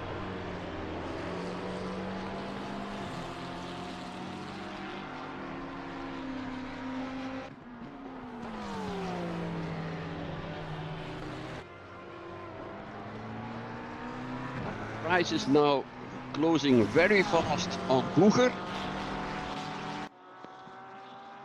7/10 of a gap. Hi, Jean-Paul. Ah, there he is again. Hello, Daniel. Well, I'm glad that's over. For you, yes, of me. Now, Daniel, we had a problem with the picture. It is standing still since you left on. Now it's car 989. So yeah. No way. You've been looking at the same car the entire time. Yes. Wow. You can see it in the in the comments, but of course I gave the comment of all the other cars, so that was no problem. But yeah, for the viewers it wasn't that simple. That's okay. Really annoying. Yeah. Yeah. But now we are back in. I'm commentating right now P2 and P3 because they are separated now by 0.3 of a second. And on the other hand, like Boeger and Price, they are still closing in right now on the number 1 car, the 888 car, Vinogradov.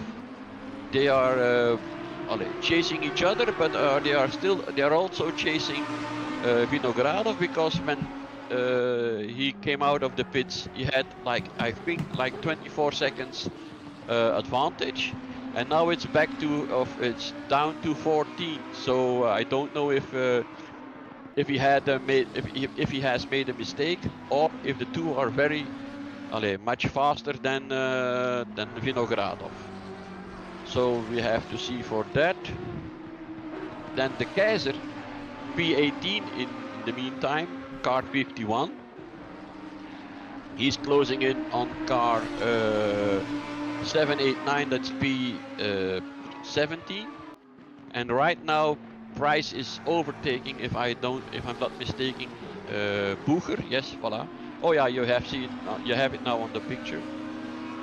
All right, so yeah, there has been a lot of going on since the rain has come in.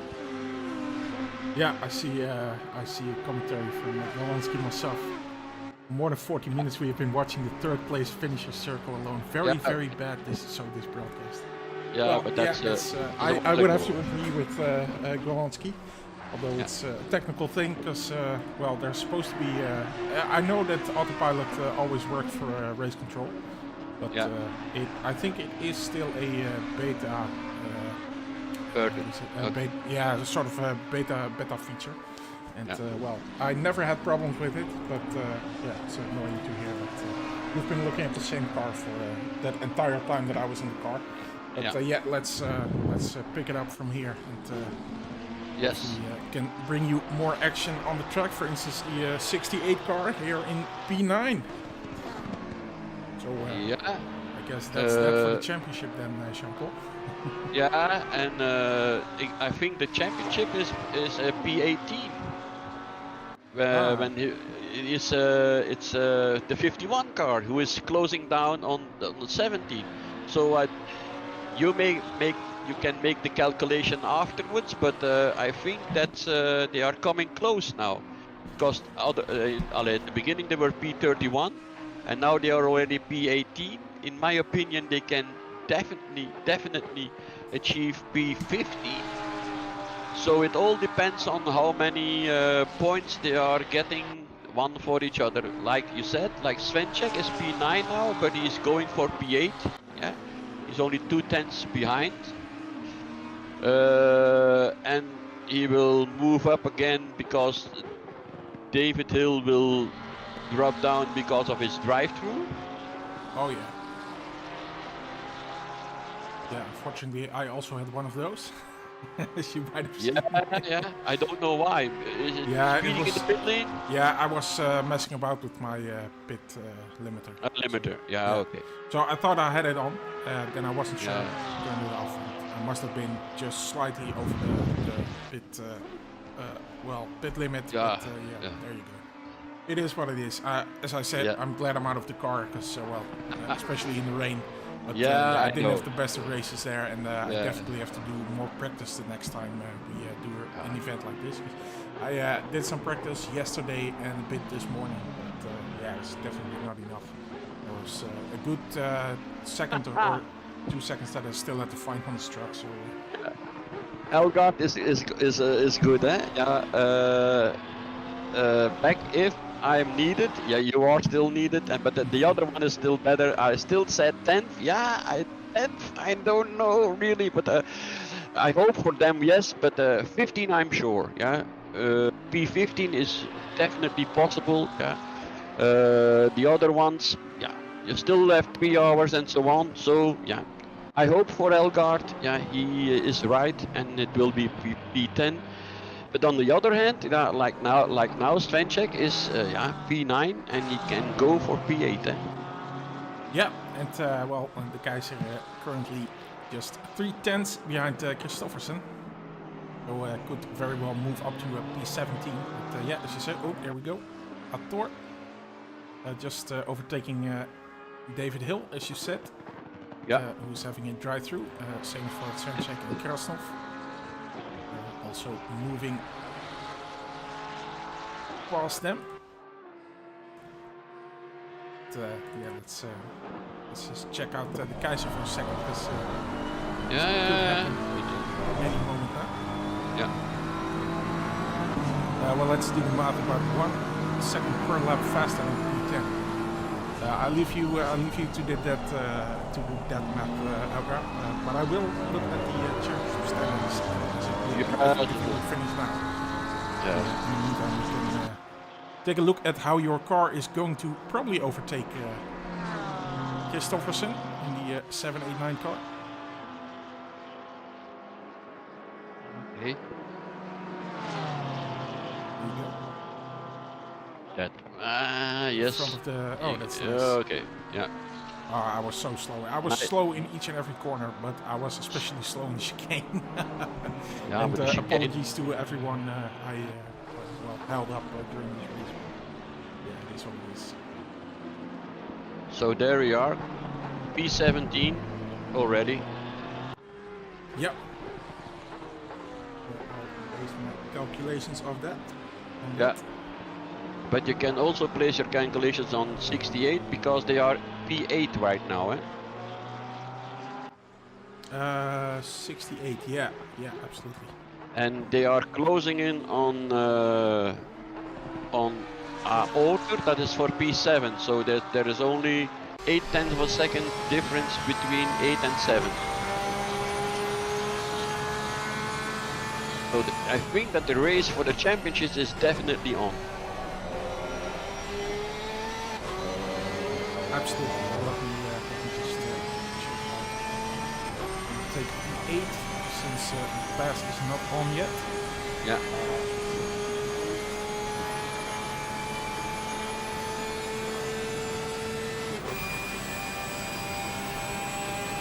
So actually, as it is currently, I haven't looked at the current 10 car yet.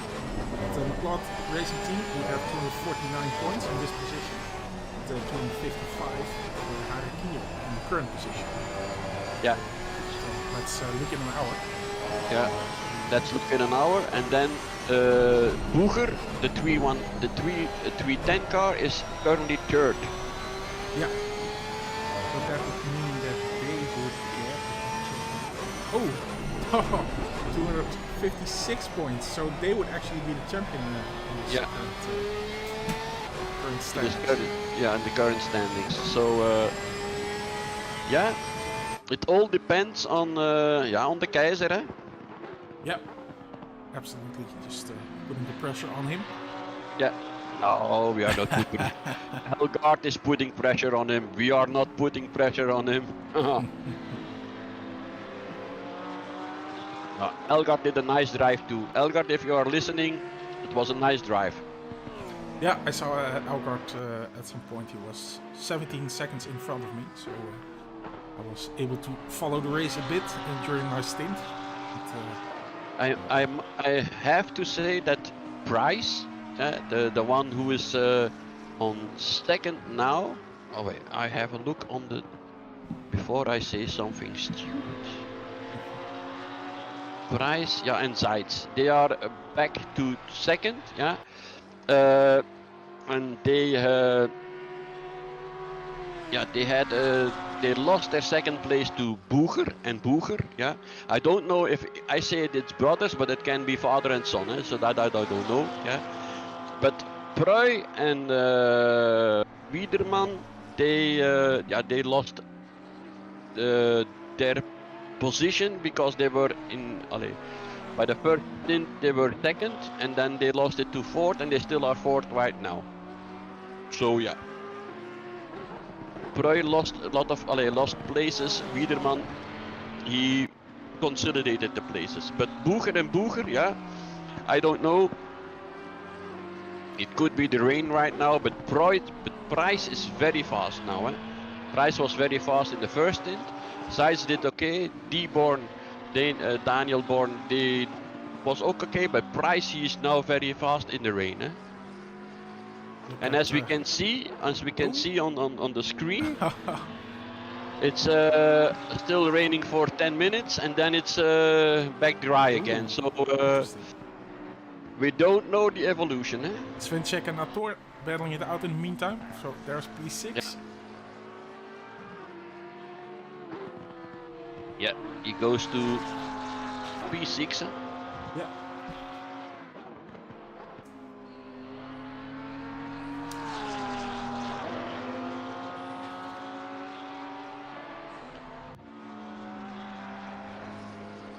Yeah, the battle for the. Ooh, okay.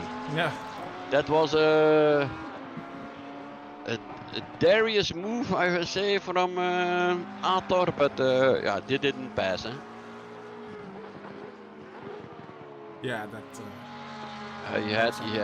He's been lucky that he didn't slip out into the barriers, because he was very late on the brakes. Yeah. Yeah, there is still, of course, some quite a bit of room there to now pick up the mistake. But sorry for the inconvenience, but I think you have to go to Price. sure. He's closing fast and very, very fast on even Boeger. They are closing. They are only 4 seconds away from Vinogradov, and Vinogradov has started the stint with 24 seconds in advance. Wow. Yeah, I see what you mean. They did 1:52.2 in the last lap, which was actually their quickest lap of this stint. But Price is doing 150.3. Yeah, it is almost 2 seconds quicker per lap. Yeah, and I think even Boeger is quicker than Vinogradov. Yeah, absolutely. So Boeger is currently doing 151.3, and again Vinogradov 151.6 was his last lap, so that was a bit quicker. Again, improving on his own lap time, but so it seems that Vinogradov is. Oh no, is that 6-8 car? No, that's Cesar. 432. Yeah, it is a Porsche, but. Yeah. Okay. Kind of curious if that was. That's a 68. That's a 68. Yeah. Okay. So they're still alive. But, a bit of a moment there. Yeah. Boekwalter in the meantime. Yeah, that's. Konovalov. Second behind Boekwalter. And where is Cambrai? We were 20th not too long ago. Yeah, now she's 22. A bit of a moment there for Johan as well. Yeah. But, yeah, this definitely isn't our race, but hopefully next race we'll definitely get some more practice in. Yeah, it is one of those things. I mean, we're coming straight from the holidays. That's what I said. Everyone is eager to race. It's the first race of the new year. Let's say it's not of the season, but it's of the new year. So everyone wants to race, but it's not that. Oh, I saw that Hatak. His car is damaged. Yeah, okay, that's the 77 car. It's the P13. And but they're really quick as well. They're doing 155. Yeah, they're quick. Yeah, but his car is damaged, so I think that he has a moment too. Wasn't Hatak driving in the third position? Yeah, they started in the third position. You see, Hatak is now attacking Vinogradov. Yeah. And who is behind? Price. Look, there they exactly. are. Yeah, so that's, Unbelievable, eh? So definitely don't Vinogradov is crappy. not racing in the rain, eh? It's not Vinogradov a is, good... 152.4 was his last lap time, where Price did 150, well, 150.0, I would say. Yeah. If I'm looking well, I see that Vinogradov has damage on the car, yes? In the front of the car. Yeah, I think you're right. So, It could also be a factor, of course. yeah, of course, eh? Yeah.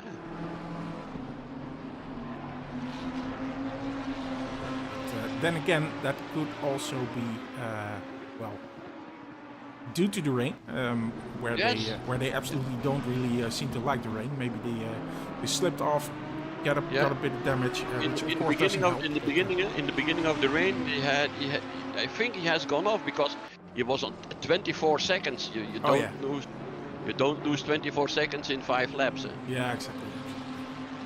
And at one point, making his move here, I think. Yeah. But he is on the outside though. But already, there he is past already. So that's Price, and well, as you said, Bucher is also closing in really quickly. Yeah.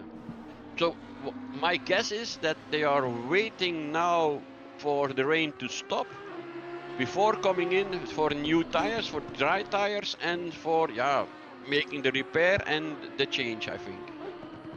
Medvedev, yeah. I had the same comment on Hatak, on the car 77, who is driving now in front of them, also damage. But earlier on in the race, I saw Dubs is another driver for the team, and he went off very hard, and he was losing like also like 2 or 3 seconds a lap, and I was saying van go in, make the repair, change the driver, even though it's not the wide spectrum for the, how shall I say, the strategy, the strategy would be different, but I say go in because you're losing too much time, and after 4 or 5 laps, he definitely make the decision to come in and to change, to make the repairs, but he dropped from 5 to 15. So you see, it's if you have a big problem with the car, you better can come in and make a repair and change the driver. Oh yeah, absolutely. I mean, 2 seconds a lap, that's huge. But as we see, Hatak just made his move on the 91 car, Keshkes. Going through the field. I'm getting a question if I drove damage. Let me just answer that.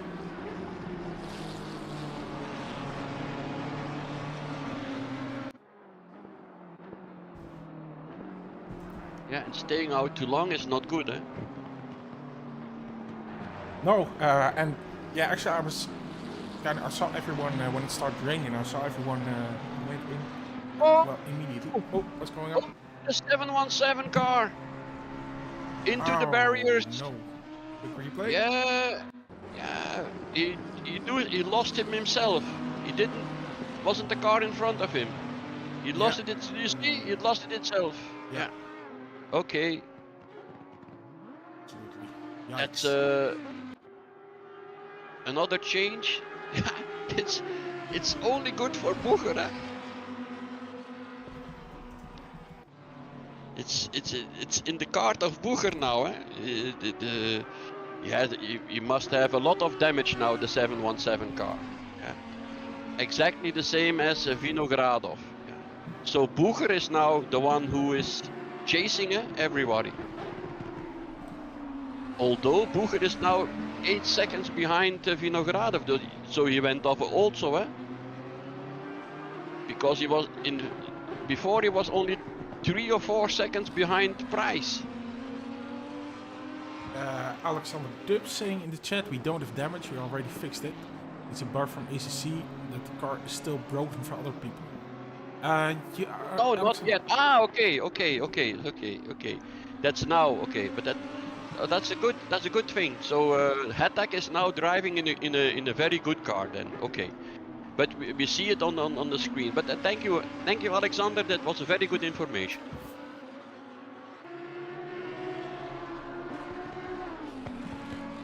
Let's see.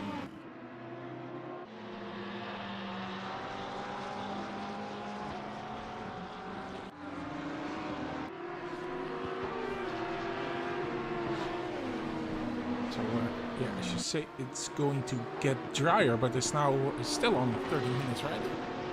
Yeah, it's still on 30 minutes. In 10 minutes it should be less rain. Yeah, so there should be less rain, and in 30 minutes it should be drying out. Yeah. Will not be dry, I think, but.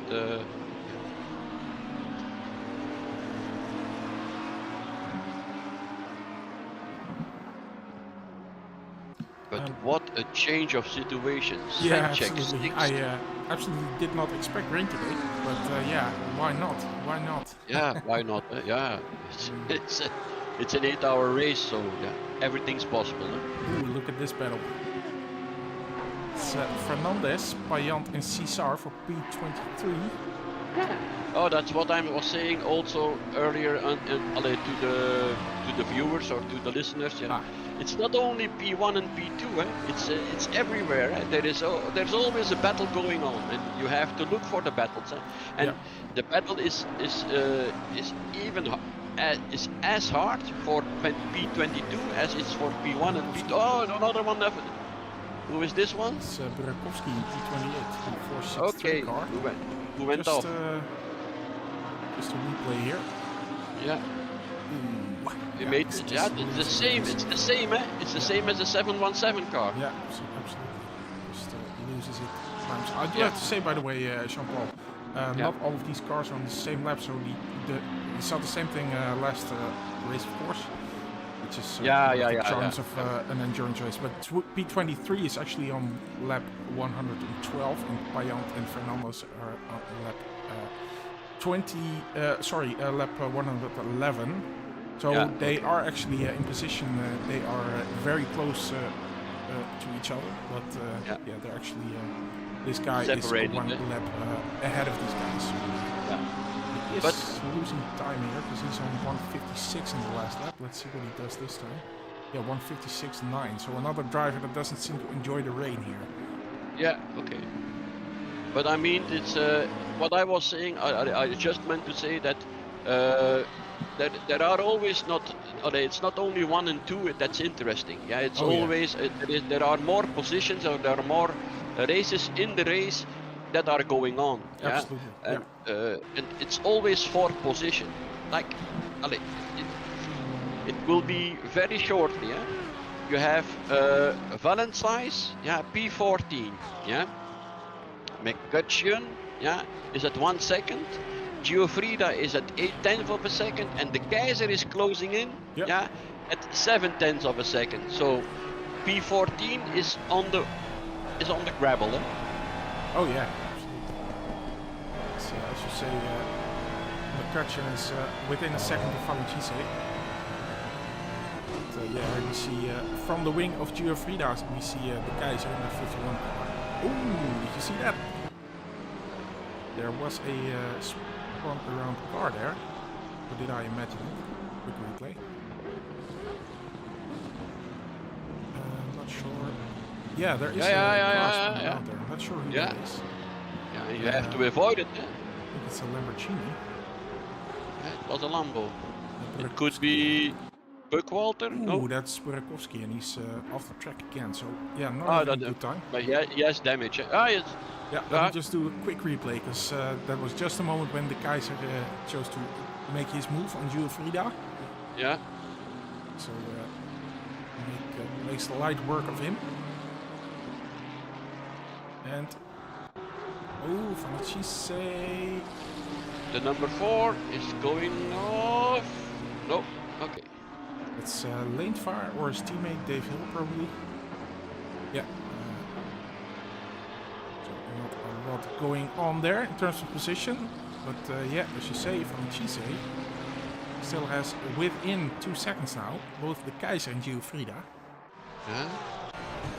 Let's see if the 51 car can make it past the number 4. I'm sure of it. Yeah, I'm looking at the lap times. I'm confident as well.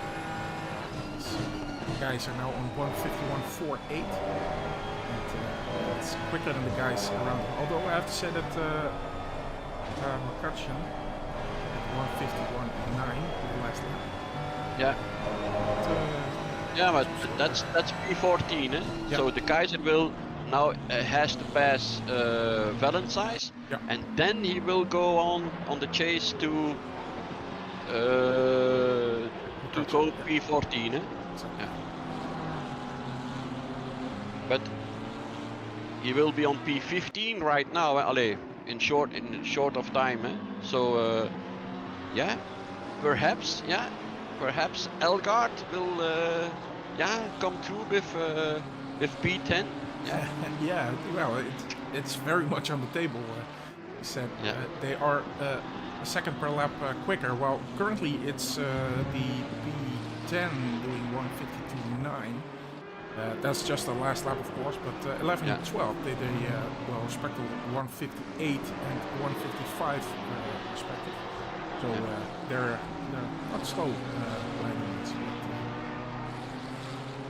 Of course, it could be difficult to get past those guys, but yeah, again, the race still is very long. The guys are now 3 tenths behind Cisse or Valentine's. Of course, we could both be correct about the pronunciation of that name.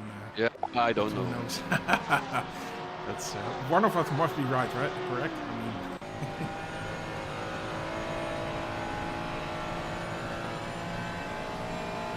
let's see. Can I see what nationality? Mauricio.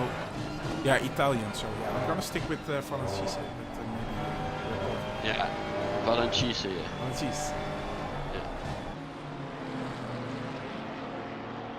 Oh, I see a yellow flag for Zees. Yo, the 778 car and off. McCutcheon. Yeah. So that's that P14. So that's P14 now to Valencise. The Kaiser just hit one. He hit a Porsche. I think it would be Van Haas. No, that's not possible. Haas. No, that's not possible. But he hit the car. Ah. He hit the Porsche. Ah, let's see. Do I still have race control? Yes, I do. I hope it's still working. The car was also slipping. Made a mistake. What car number would that be? That is... I don't know. But it was a car that was off track. And that was a Porsche, you say? It was a Porsche. Replay.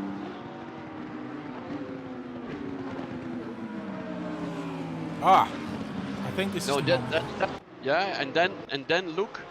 Oh. Yeah, so yeah, it's a short replay, but probably that's why we saw him spun around there. Yeah, but that was the Lambo, eh? But there was a Porsche in front of him, and he spun too. Ah, okay. I don't have any more replays of him, but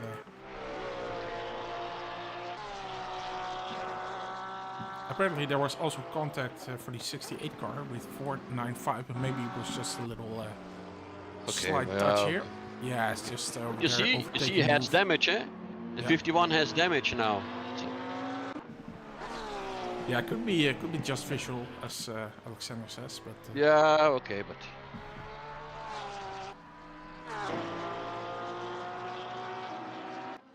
it was there, but okay. And we are now with Svenček, yeah, and he's still 6th. Unbelievable.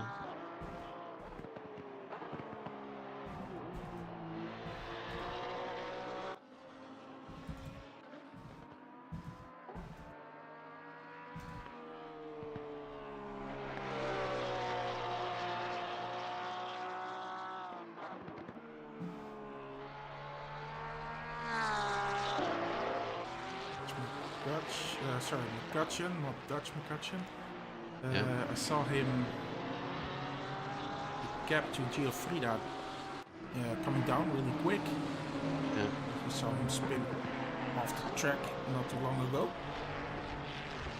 But you see, there we see another Porsche spinning. yeah. Sisar? No, it's not Sisar. It's also not Falasek.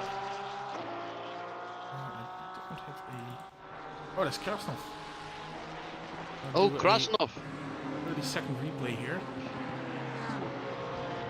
Krasnov, yeah. So over that curb. Yeah. But, yeah, into the barrier there. That's a nasty one. Yeah.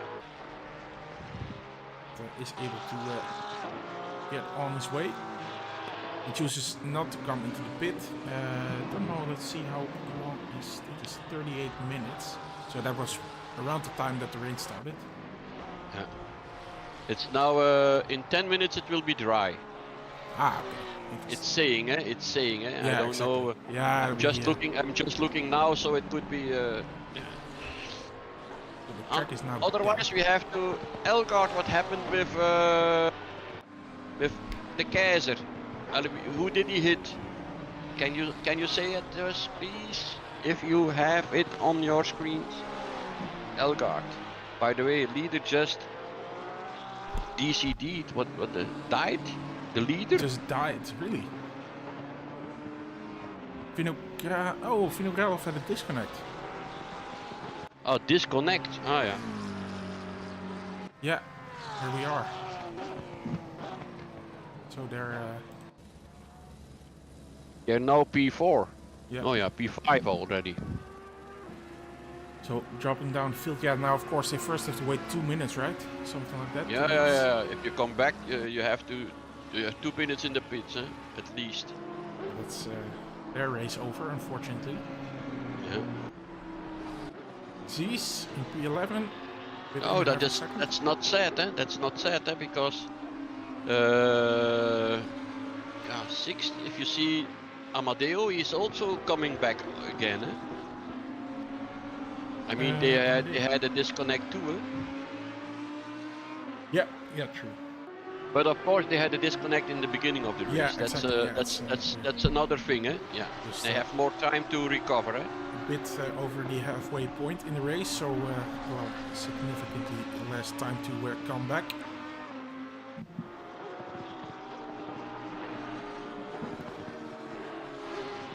But that's done, Yeah.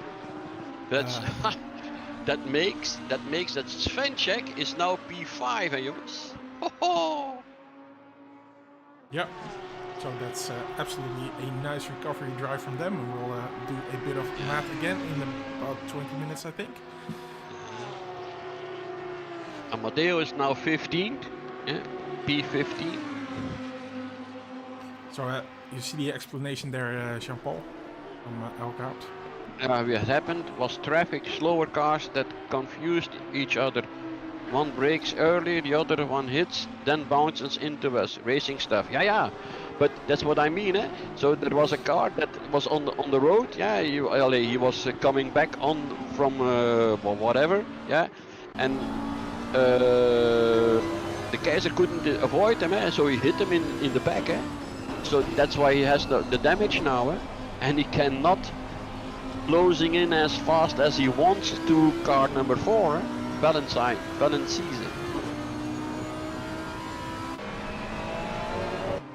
Thank you, Elgard. Yeah, this. Yeah, and Medvedev now back into the car. Yeah, 888 car in his P13. Look at it. Yeah. Look at this. They do still have the fastest lap, it seems. Yeah, they have the 1:44.0, of course. Yeah, of course.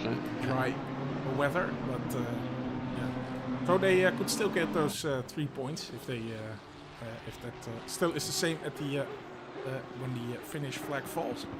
Yeah.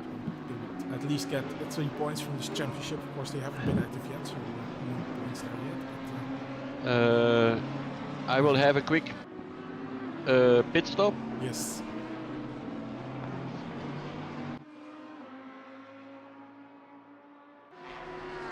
Very good. So let's look at the Z's.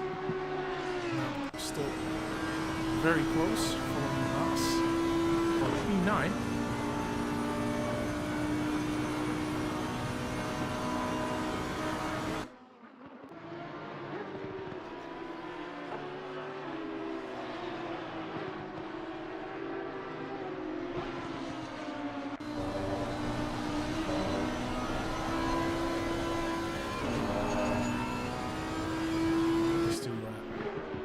Get off the attack there for a second.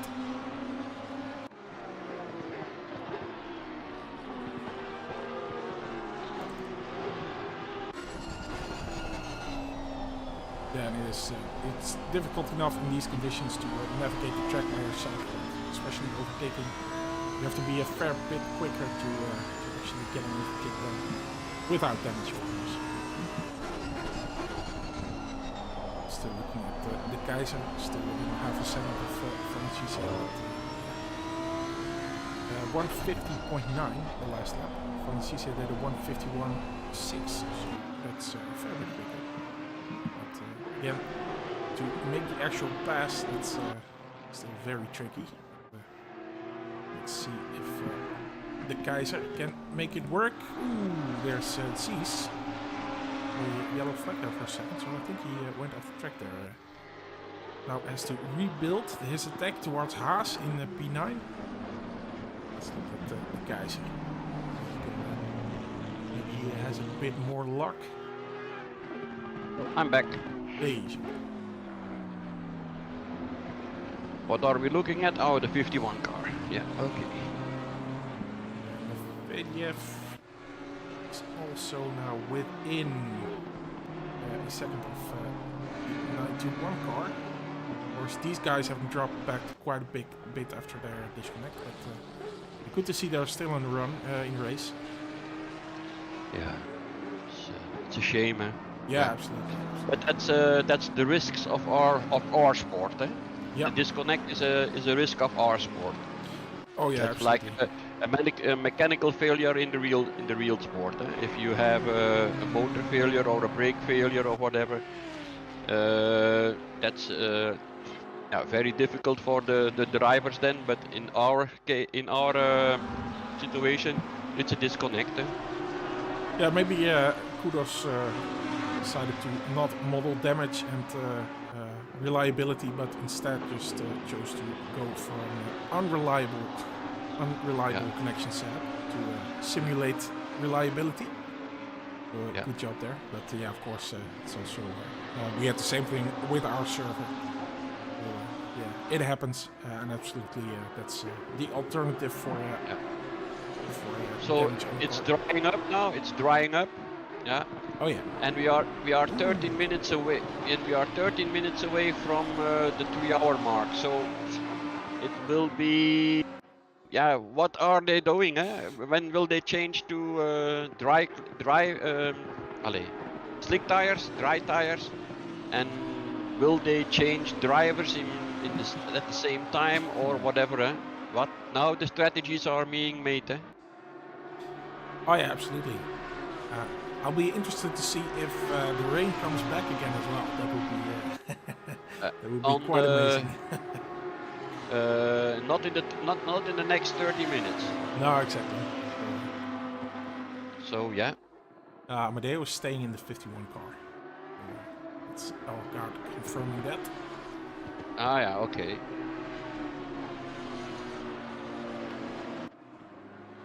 Christopherson is already pitting. 789 car. Just saw that Zees made his move on Haas. Yeah. Yeah, and let's look at that, because the track is still damp. Well, it might be a bit early. I'm not sure what the temperature is. Oh yeah, it's actually 70 degrees air temperature now. Track temperature is 23 degrees. So I'm not sure if this track is going to dry up really soon, really quickly. Yeah, but if they are still driving with their wet tires on it, it will be drying very quickly. Yeah. The racing line, I mean. Here goes Amadeo. Oh, ching. Yes. Krasnov coming in. That's you see what he did? Ooh. He did nothing wrong, eh? And then the other car was saying, I won't give in, and he was saying, you have to give in. Yeah, something has to give. Yeah, but he didn't touch him, eh? But he drove him like out of the racing line, and then it was gone, eh? Yeah. Yeah, just looking if there has been contact. Doesn't seem like it. No, there has not been contact. I'm sure of it.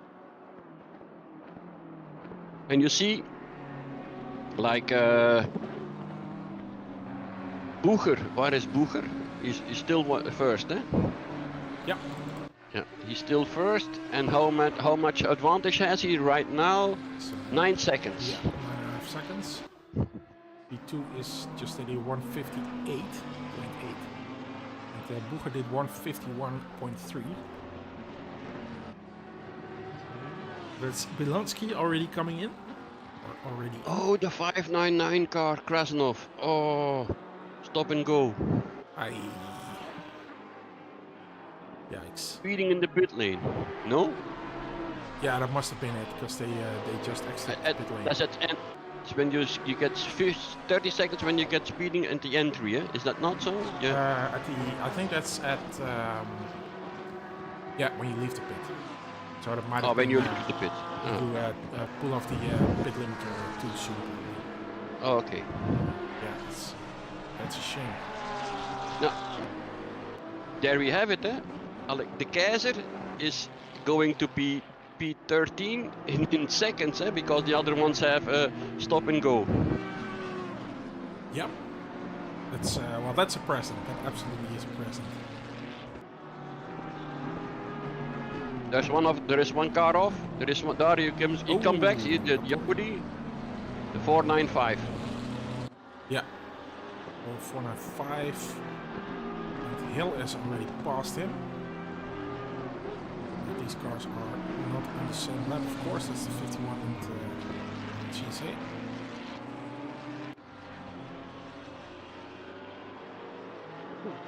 Ooh, that's, yeah, looks like a bit of defending there. These cars are a lap behind, or multiple laps behind. So, the car behind you is quicker, and defending is not per se the thing you want to do. Having said that, I also had a couple of moments with backmarkers that, of course, they're very much allowed to overtake if they're quicker. We could argue about the position where they chose to take me, but there you go. The thing is now, because you see a lot of cars going into the pits. Eh? You see, like the Kaiser is now going to the dirt part and then the wet part of the track. So, oh yeah, the track's not greasy. How the tires? Eh? How you see? How are the tires? How are they? Are they still good? Are they good enough to make another lap? Yes or no? And the thing is, you have only 8 minutes to the 3-hour mark. So, what are we doing? Are we coming in? Are we putting the dry tires on? Is the pit stop? Is the pit strategy? Is that still okay then? Yes or no? Eh? Yeah, and looking at the stints, well, they're coming to an end anyway. For instance, the Kaiser, let's just say they're on 52 minutes. So, yeah, but that's what I mean, eh? But 52 minutes, how much is a stint? An hour 10? Yeah.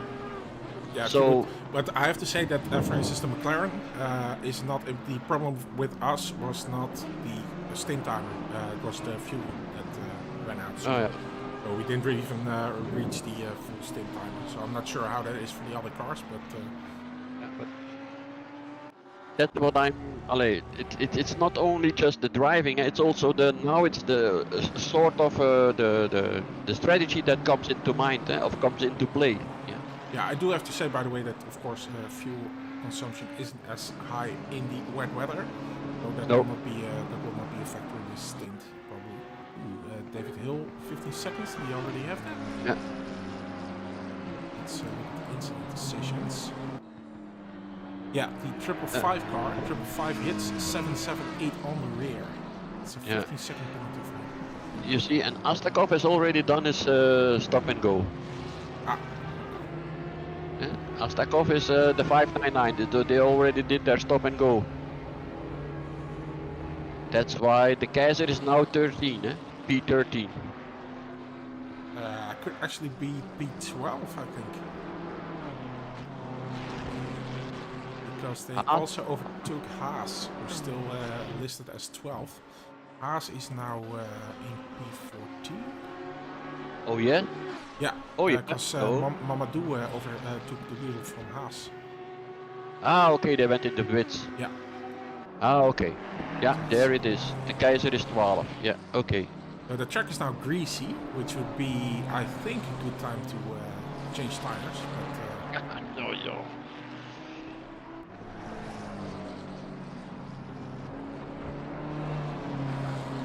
Yeah, let's see when they think the optimal moment is. Francis is still looking left and right. Yeah, now it comes. His tires are better now, eh? Which you should say. Frida in the pits, David Hill in the pits. Yeah, instantly takes that 15-second penalty, of course. Is coming into the pit. So yeah, I'm starting to believe in that P10 for the 15. Yeah, it's definitely possible. Yeah, and you see, like attack, the 77 car is back into 8th position. Yeah. Unbelievable, really. I mean. Ooh. Yeah, what is Amadeo doing? How long is he going to drive on his wet tires? That's the question. And they are calculating the stint times. I'm sure they are calculating. Yeah, absolutely. But it is interesting that both of these guys are the stint time is pretty much the same, which makes sense because they both probably went in when the rain started. But yeah, it's interesting that they choose to stay on these tires. I think, if I remember, I don't know if you know this, Jean-Paul. I think, if I remember correctly, greasy would be the time to go switch back to dry tire. To dry tire, yeah, that's it. Yeah. Normally, yes, we see Kreuter is coming in, Arthur is coming in, yeah. Keskes is, Keskes is coming in. Yeah. So, I think the ones who are coming in now, they're definitely choosing for slick tires. I think, Daniel. No. Yeah, oh yeah, absolutely. Yeah, I would agree. Otherwise, yeah. But on the other hand, if you see now, like Brugger, yeah, he gained 2 seconds on Price. That could be tire problems, tire issues, not problems, but tire issues, yeah. So, what are you doing? When do you choose to come in? I see Hill has a yellow flag there. Ah, that's Hill disappearing now from my screen. Okay. That must have been a disconnect. Also. Well, let's keep an eye on that. But I'm afraid they're disconnected there. But that's Astor coming in. And the Kaiser is coming in. And Svenček is coming in. Svenček is also coming in. Interesting, because Valentine so now basically on the wrong tire, I would say. So yeah. Are they going to lose time now? And is the Kaiser going to be able to pass him on the track now? Of course, he would have a bit of an advantage. Yeah. The only thing is how much damage have they, and will they repair the car? That's the point, Maybe. But Svenček is also coming in. Ali is also in. Maybe Elgaard can give us some info on that as well. Yeah, it's still 3 hours, of course. So I would say that repairing damage. Svenček is leaving the pits now. Yeah, there you go. Still 3 hours would be worth repairing the damage, I think. Because did they tell us how much damage? Yeah, about 11 seconds of damage. So yeah. That would probably be worth repairing. Yeah, he's leaving already, so that's okay too. Attack is also in the pits. So they will change to dry tires too, to slick tires. Yeah, that's interesting what Ogad says. Dry tires at the moment are 1.5 seconds faster, but they might wear a bit well bent. Okay. Still in greasy conditions, so that would that would be considered wet, of course. Wear might be a bit higher there. Yeah, but if you are driving, you see what? Oh yeah. You can see it immediately. Oh, a little bit of slip there, and then now he takes the. Okay, Amadeo is going for it. Yeah, and he has, if I'm not mistaken, he has Nevedyev behind. Yeah. Yeah. So Valenchise, 9th. Again, didn't go into the pit. So let's see what the number 4 car is going to do. But Hatak is so close behind him. And Hatak, let's see, yeah, they just came out of the pit. Hatak is actually...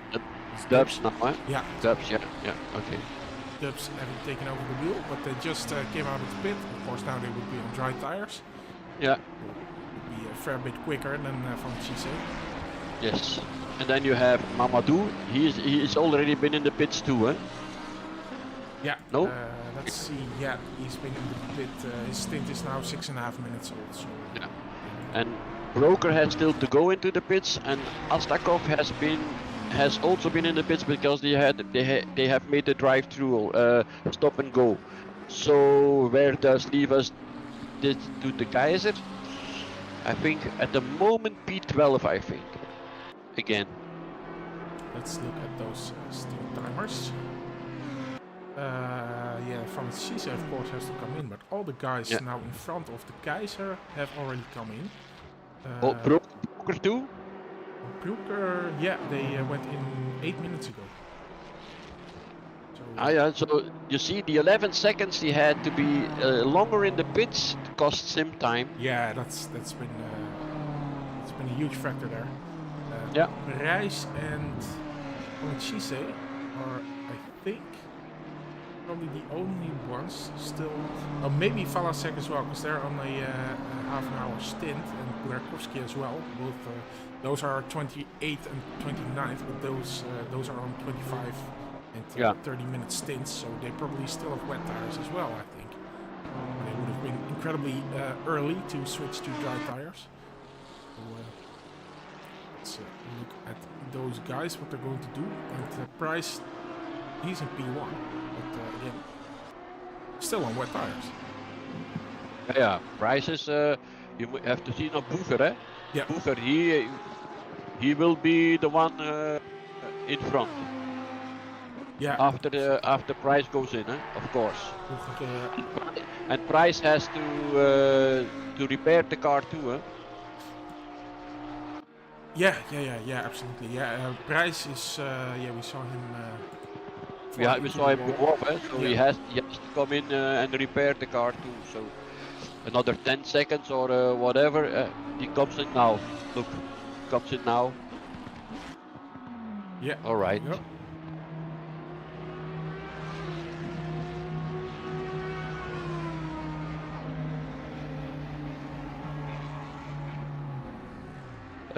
I will have a break. I will back around 7:50 or 7:15 or so if it's okay. Yeah, sure. I will have a meal with my wife. So see you later, guys. Thank you. Enjoy me. You. Alright, let's keep an eye on the action there. Mamadou and the second Dubs. So let's see where Price comes out. Boeger already having overtaken him.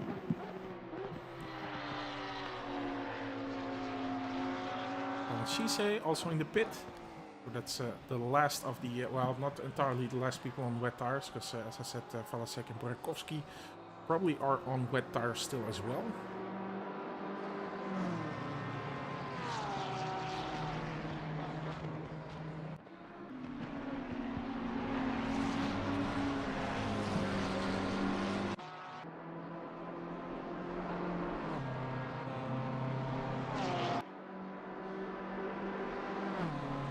Oh yeah, it was just I thought for a second that oh, the track is fast now, by the way, no longer greasy. But I thought I saw that in 30 minutes it was gonna rain, but yeah, that's my eyes playing up. It looks like we're going to have dry weather in the coming 30 minutes. Still almost 3 hours to go in this race, and yeah, speaking of that, I'm going to do soon, because McLaren in the 51 car still currently in P14.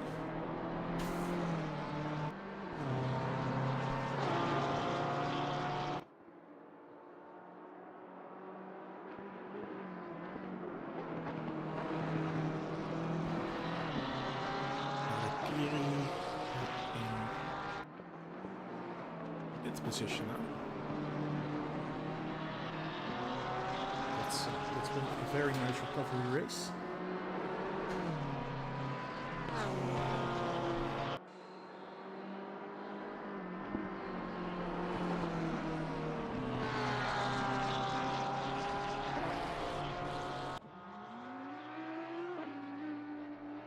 And let's look at, of course, 310. They're currently in the first position. Give them a 102 points.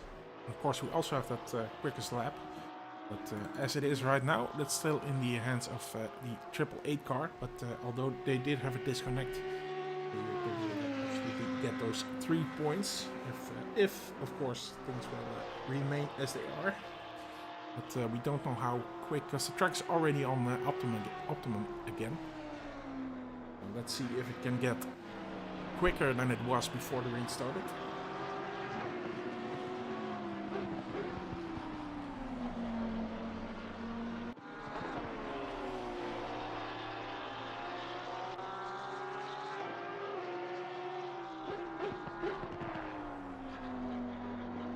My calculations in the last... that's always been almost an hour ago, but my calculations can't have been correct, because that would mean that they would have gotten more than 102 points, which is the number 1 position. So that must have been 246. I'm not sure which position they were in at that time. Currently they get 102 points. So that would place them currently, even if they win the race, they would be 3rd in the championship. They would overtake edge runners who are not with us today. Then 2nd position, as it currently stands, would go to McLaren Racing with 258 points. And Rakiri would win the series with 264 points. So yeah, of course, as we say, still 3 hours to go, so with plenty of racing still to go there. And the number 4 car, currently driven by Rossi. They were battling it out with the 51 machine, but looks like they definitely won that battle here, because they're a good 32 seconds in front of them now.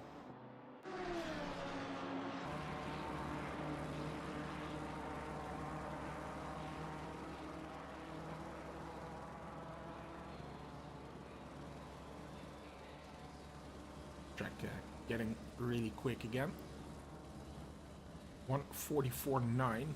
So sure that was the quickest lap. Yeah, it's still not quicker than it was, but it very well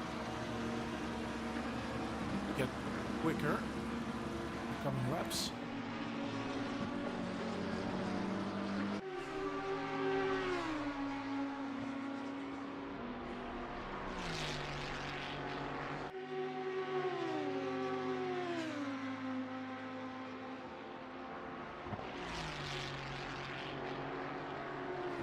Let's see where the action is right now.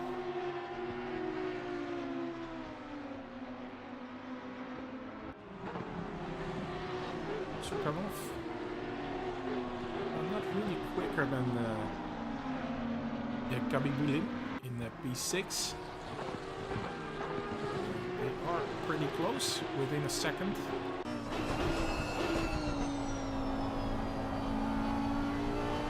It seems that they're closing the gap.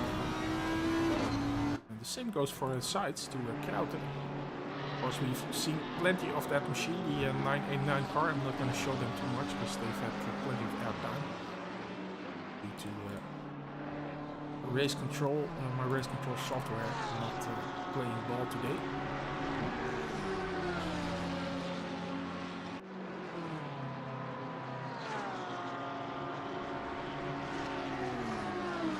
Yeah, that's probably down to the server restart we had to do, so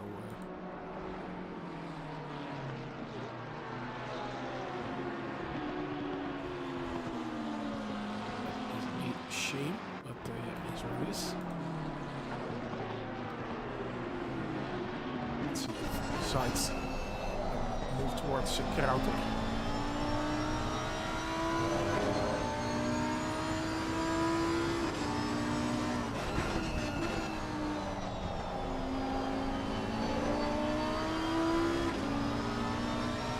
Yeah, it does seem to go down in this lap time of sides.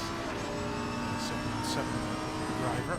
It was 1:44.582 the last time, where Krauten did a 1:46.3, almost 2 seconds quicker. So yeah, it does seem to be a bit faster.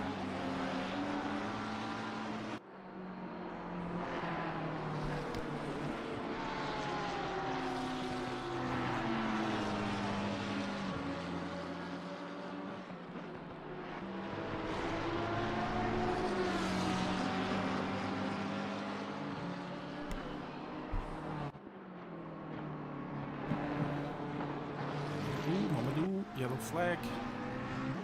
Let's go quick replay. Seems to be a one-sided affair here.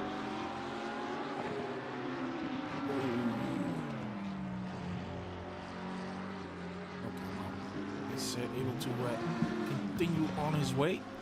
Replay over. Let's go to sides on Krauten. Left and right.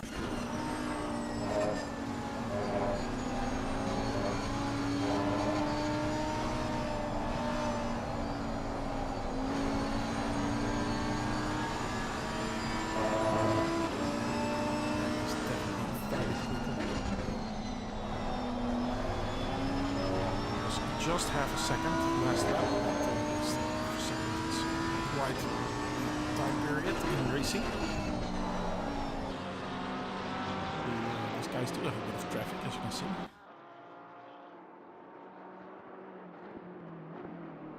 Oh yeah. Already side by side, but is the traffic going to be a factor here? No. Moving aside so that sides into P2.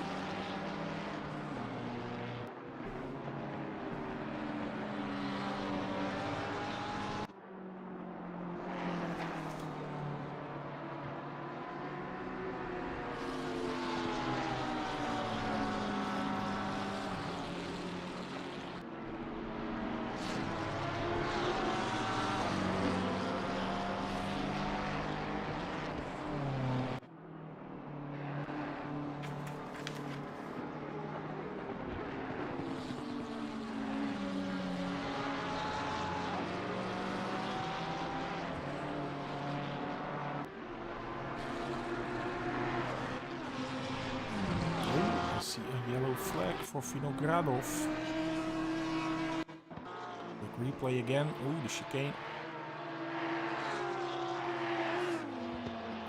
Loses it there, coming out of the chicane. Into that nasty stuff, but able to recover quickly. Let's go back to Sukanov. Now with him have a second. 145.2, which is, well, let's say, maybe 2 tenths quicker than Kabibulin in the last lap. definitely feeling the pressure there as Gabi Bulin.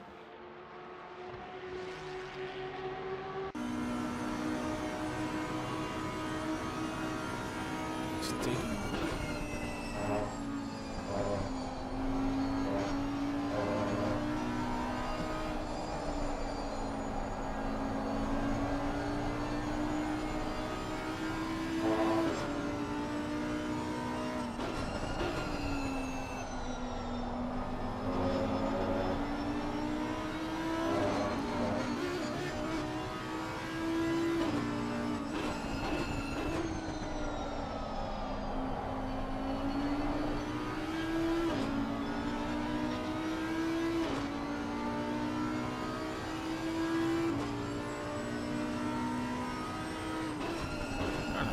warning being handed out.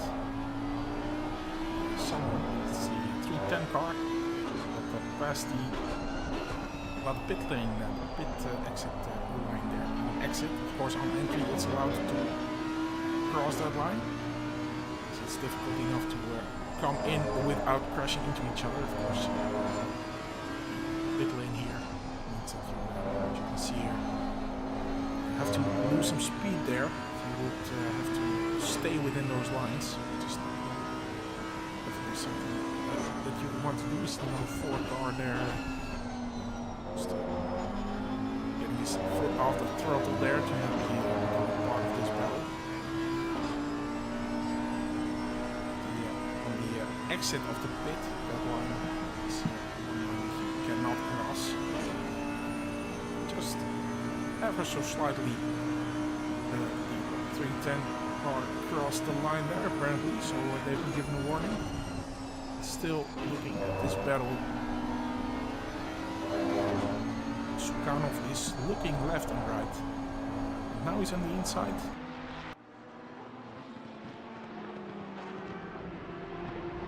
Good defending here by Gabi Bulin. Oh no, that's not what you want to see. Let's do a quick replay, guys, because okay, different camera angle, why not? Ah, unfortunately that camera angle was probably the worst that I could have chosen, so we're gonna do another replay. So again, 15 seconds, can I still, yeah, I can probably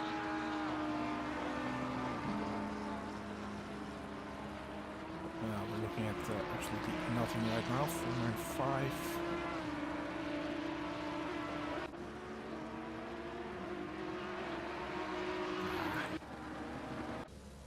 My software is unfortunately all bugged out. But yeah, there's definitely been contact there, I think.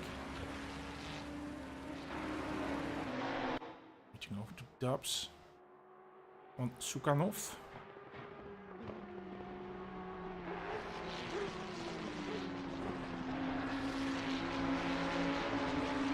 So that was Gabi Bulin on the Sukhanov 926 car. Let's hope that they can. The replay will show up again very soon, and then I can show you guys. I'm in a bit of trouble with my software today.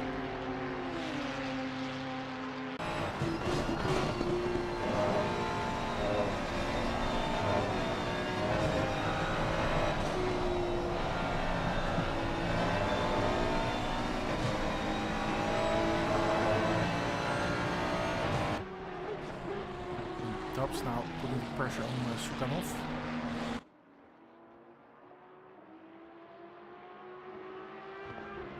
Was that light flashing I saw? Or was that just damage? I'm not sure. Could be the way Dubs likes to intimidate his opponents, but probably just a bit of damage.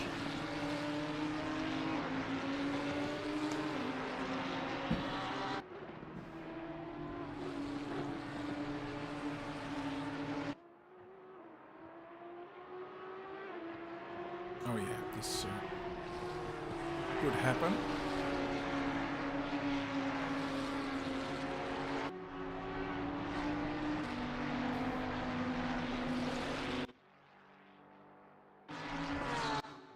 So in the slipstream now. Yeah, it's a Ferrari though, of course. Aston Audi, I'm not sure. I think the Ferrari is, yeah, it's not the quickest car compared to the others. And it also has quite a lot of damage. And, definitely that flashing is damage that we see there. So, yeah, as I understand it from Alexander, this could all be visual. There could be nothing wrong with the car, but...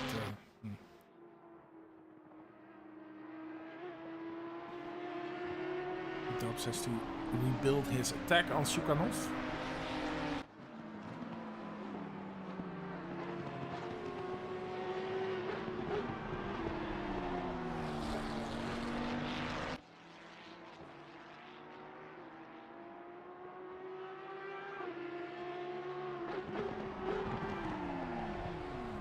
Oh, Sukhanov. Replay. Look at this. I think, yeah, well, it's definitely a one-sided incident here. It looks like he goes into the corner a bit too quick. Just loses it. And Kabibulin, who he just had a little incident with, also is able to pass him. So now in front of him. Through an unfortunate choice of camera angles. I'm not sure if anyone was at fault there for that incident. Just a couple of laps ago between Kabibulin and Sukhanov, but yeah. Whatever the case is, will definitely not be. No, it won't be funny past Sukhanov. I see contact between. Jochen Cambrai and 463, and of course I'm always interested to see what went on. This is from a while ago. Oh yeah, seems 103 are there. 463 I think is, yeah, that's Burakovsky. Didn't expect him to drive there.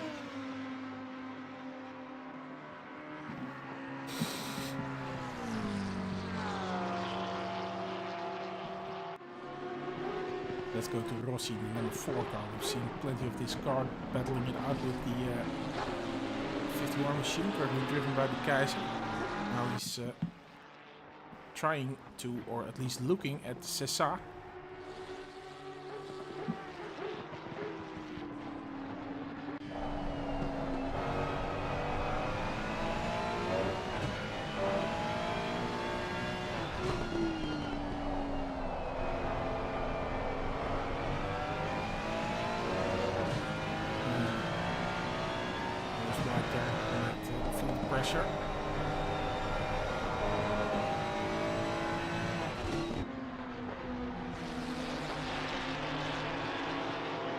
And I see that Adam has a 15-second penalty, the 105 car.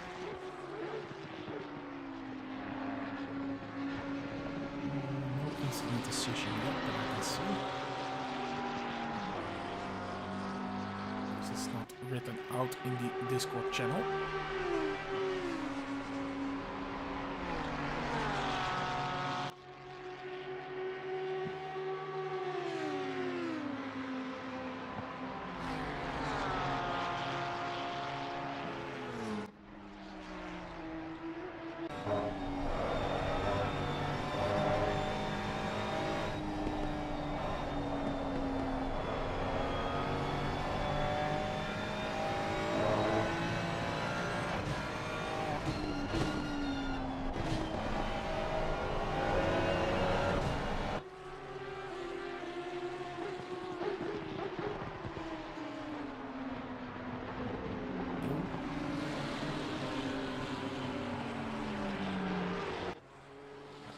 I'm definitely feeling the pressure here, I think. They're still taking those optimal lines, no silly defending yet.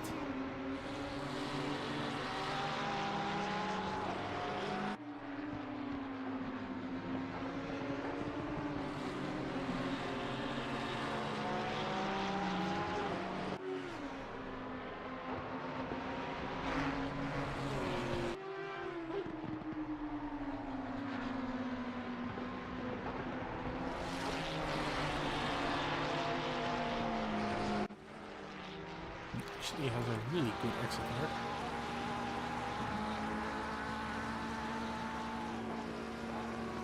And you see that Porsche there that's taking a look, and I'm guessing that is a back marker. Yeah, well, I can honestly say I'm one of the guys that definitely always gets overtaken by back markers a lot.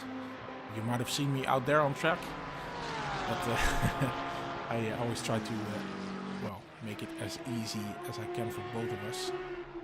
So there are points on the track where you definitely have a better position, a better chance of making a move like that stick.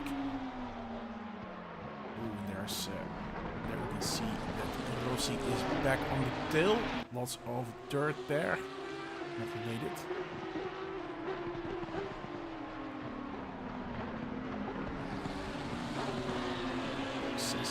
Again, feeling the pressure now.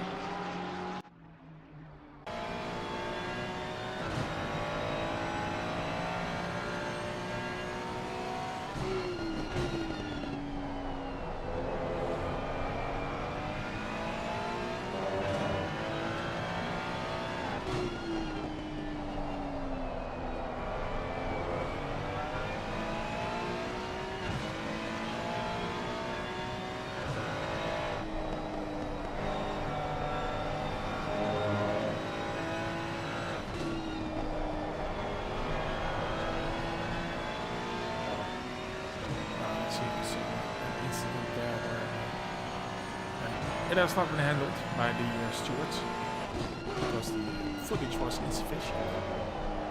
It's important to go wide there. It's also a track warning. I think it could be if he would be quicker, but I doubt he is because we see that back marker that was just talking about overtaking him. So that's probably not a track limit. Rossi will be annoyed with that. But, I am guessing that this Porsche is a bit quicker than he is. Let's see if I can find out who that is. It could be, well, it is the teammate of Pekarek.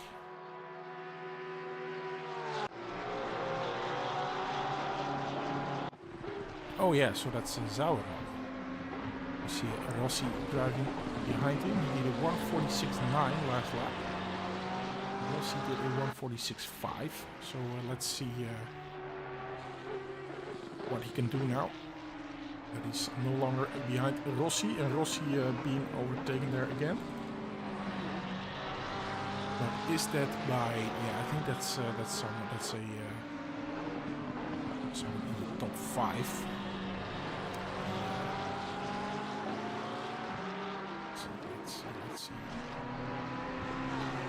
How was your drive then? Well, I was really glad it was over because I should have practiced more. And yeah, I made a couple of mistakes. Had a drive through. It started raining, and I had a spin at some point fairly early on in my first stint due to a miscommunication with another driver. So yeah, could have been better. And again, I was glad it was over.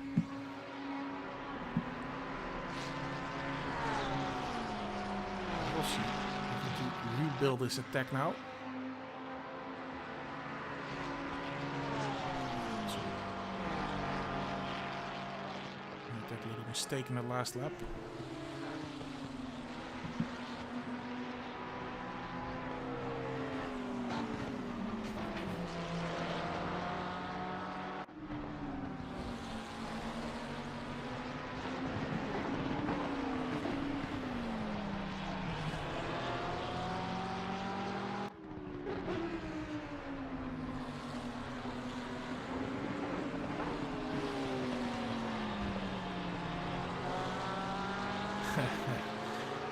It ticked all the boxes this race. Yeah, absolutely. It had everything.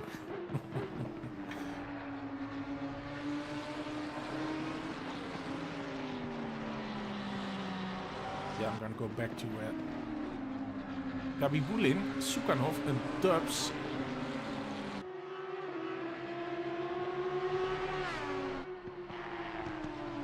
still very much battling it out here for P6. Oh, Erdos, yellow flag. Oh. Keep it on the track. Ah. The brakes are a thing, mate. Come on.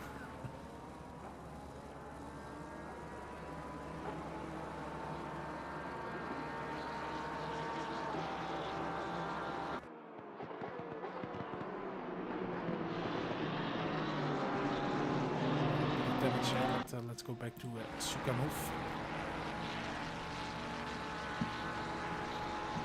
So we saw that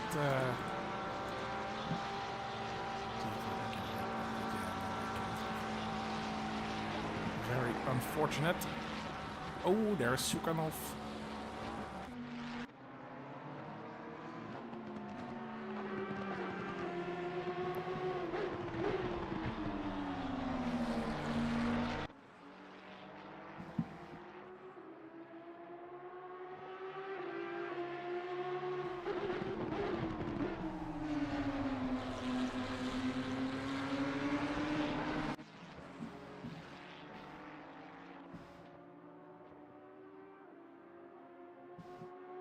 Can we follow Erdos for a while? Let's see. Erdos, sure we can. He's 7/10 behind Brooker.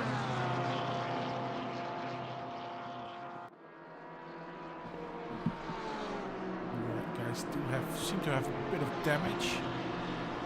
The car behind you is not on the same lap.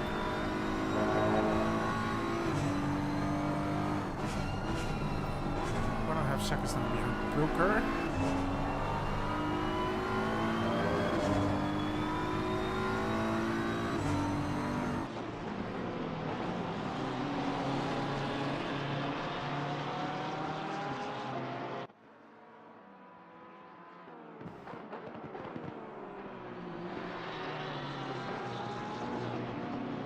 The last lap was invalidated, I think. 55.2.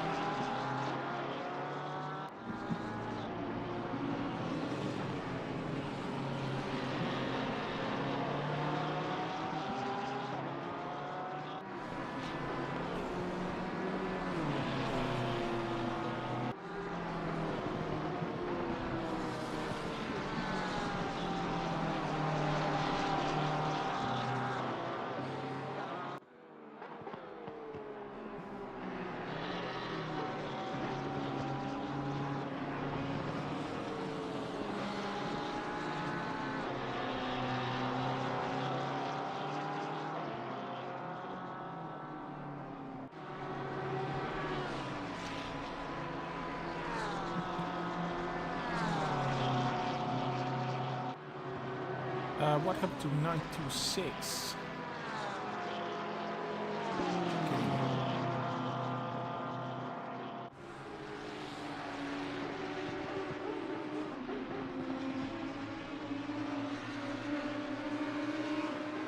Oh yeah, he dropped out of that battle there. Sukanov.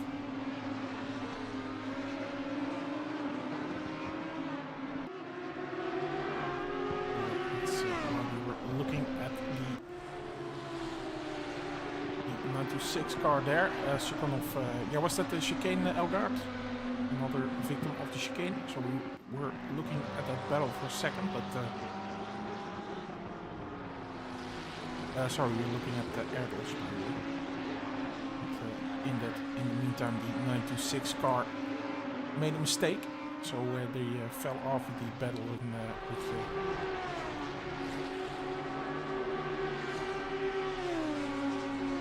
926 chicane, last lap replay. Yeah, I can't do replays of the entire lap, unfortunately.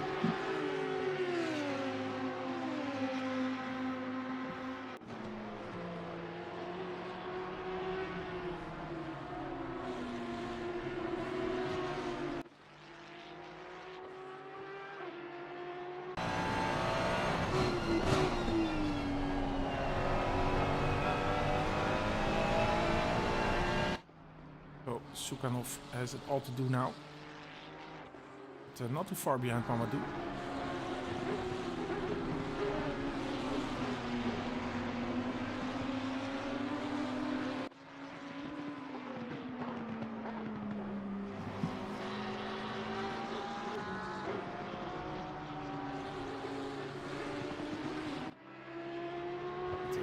Williams is closing up to Gabi Boulin.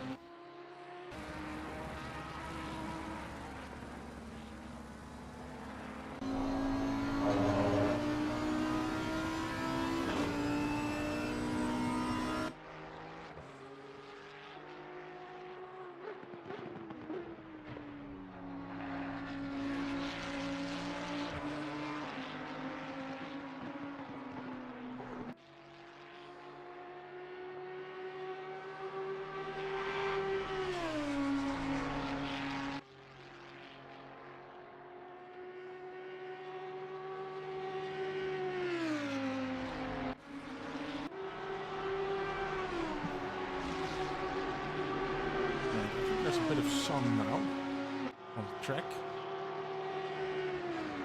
No more grey skies.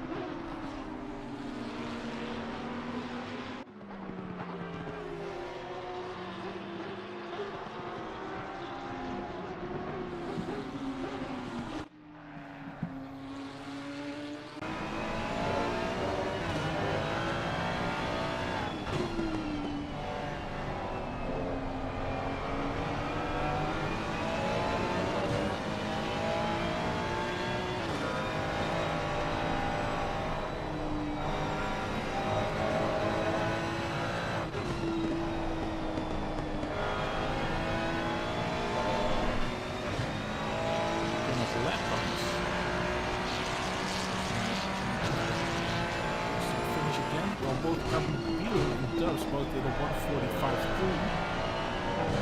Looking at Mamadou and Sukanov. 1:46, Sukanov 1:45.6. Seems a bit quicker.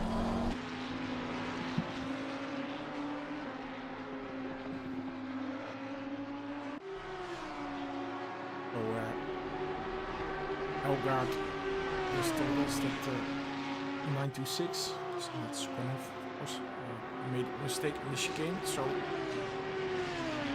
if he's able to pass Mamadou, and again lap times seem a bit quicker right now, but once he is able to pass him, he still has 15 seconds to go to reach Dubs again.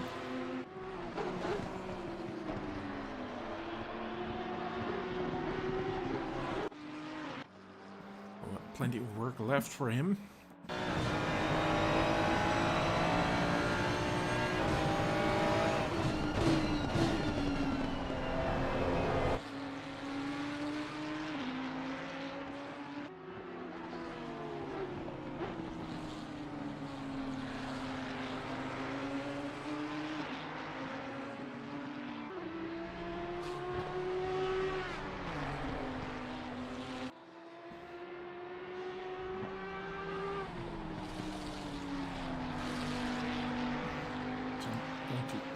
Quickly restart my race control software.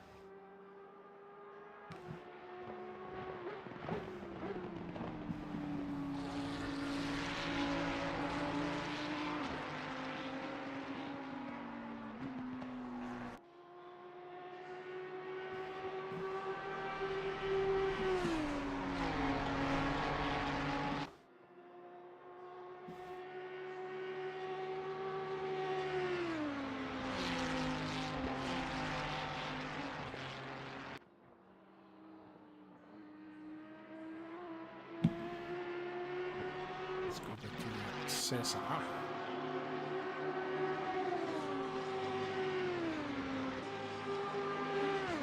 Closing up to Rossi. Both driving Ferraris here.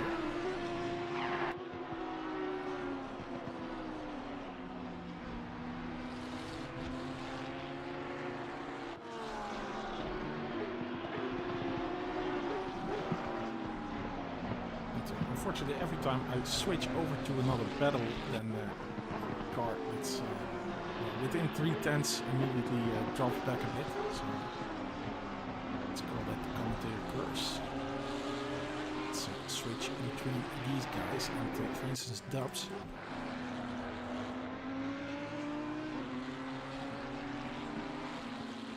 And again, when I switched over, he was 3/10 behind Kabubilu, and then now he's suddenly 1.5 seconds.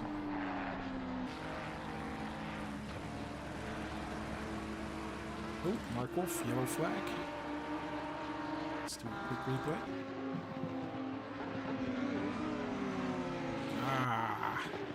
That's the tricky thing with that corner, is that when you get too much towards the inside, there's just no grip there. You see the angle of the track. Just means that the back tires get sort of lifted up.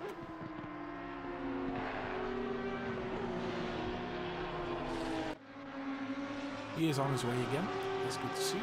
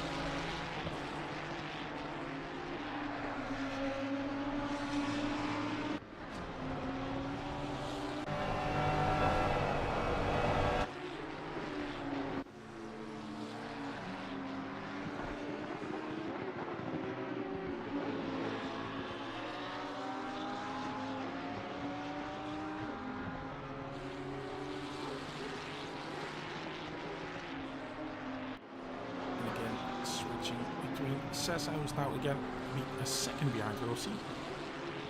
And Dubs, who's now half a second behind Kabubilu, but yeah, as I say, will probably drop off soon enough.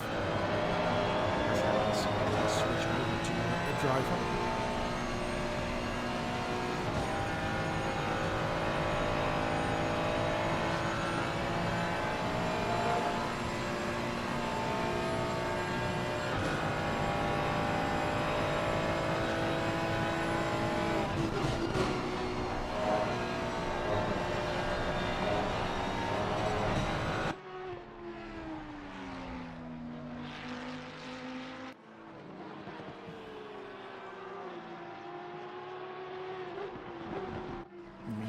Boeger having a comfortable lead, 42 seconds towards Zeitz. P2.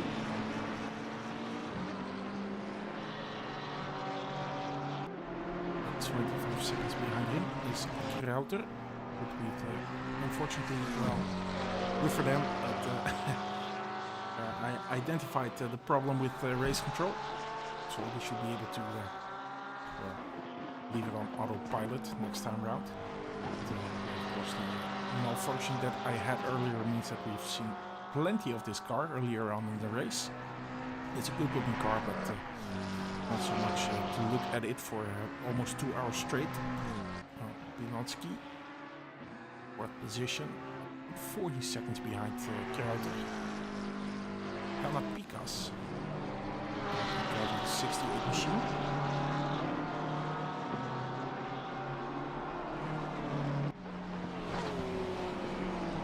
Still on P5. And we have Kabubilu and Dubs.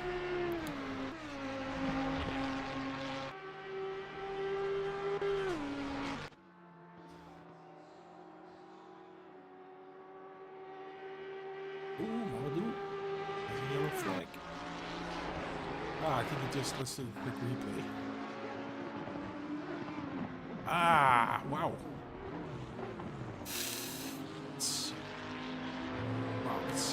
Yeah, pretty hard into the barrier as well. It's Mamadou, but back on his way. Okay, that means that Sukhanov is now in P8 and was doing 146 last lap. Dubs is doing 145.2. I'm not sure if, do you know, Elka, perhaps if Sukhanov had damage after his chicane shunt?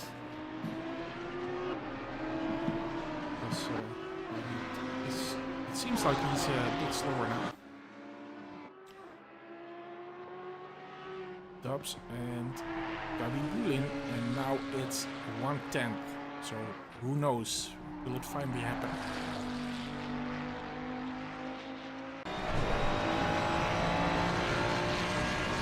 Take the slipstream here. Set himself up for the back straight.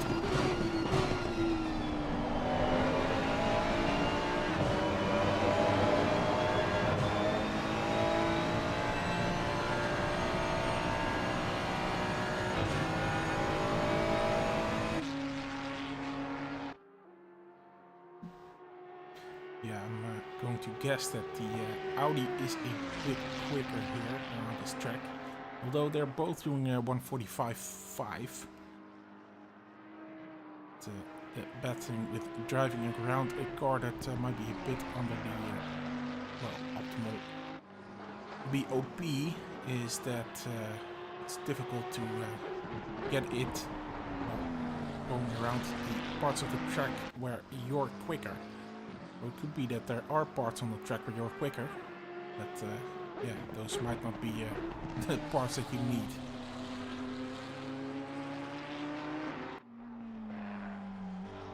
But here's Koulibaly definitely having to do defending, taking defensive lines.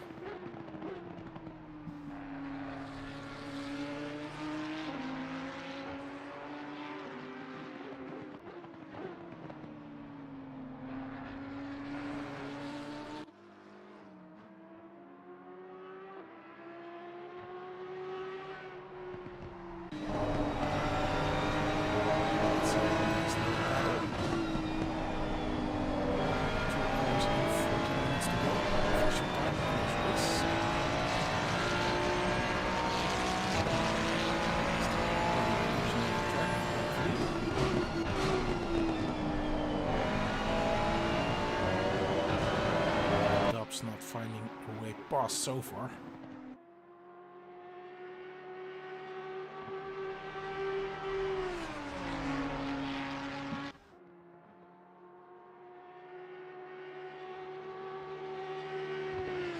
Watkins coming into the pit again.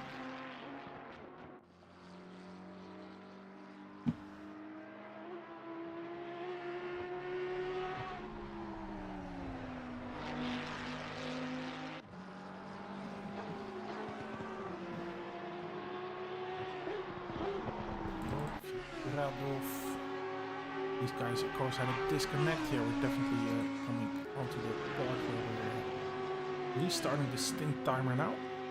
Lots of people coming in. So we have Mamadou, we have Sessa coming in. Rakowski coming in as well.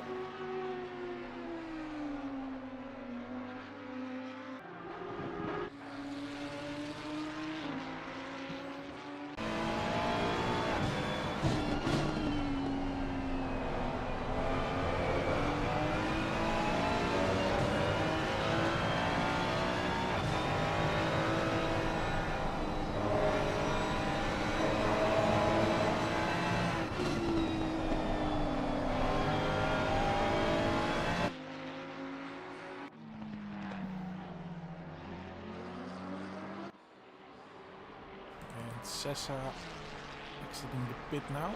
Means that Hakuna. They've finally been able to pass him. They're both on a fairly new stint. The number 4 car went in the pit last lap, and Pelliccioni in the 54 car took over the wheel. But, they've been able to switch it around.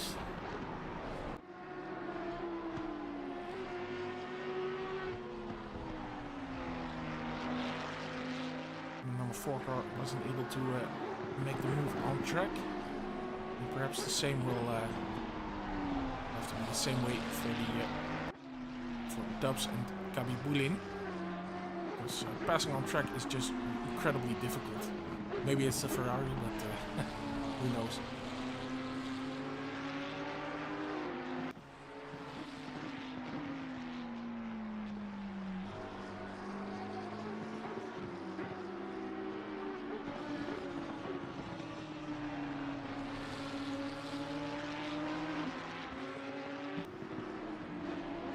Go, Dubs. Still looking left and right here. When can he make his move? Can he make his move?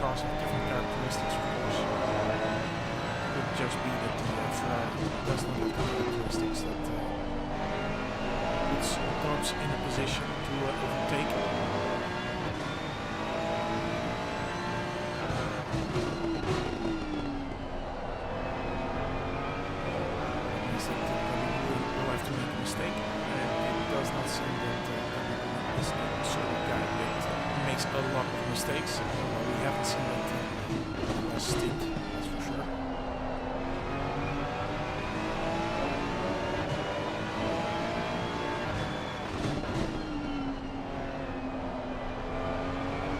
So let's see that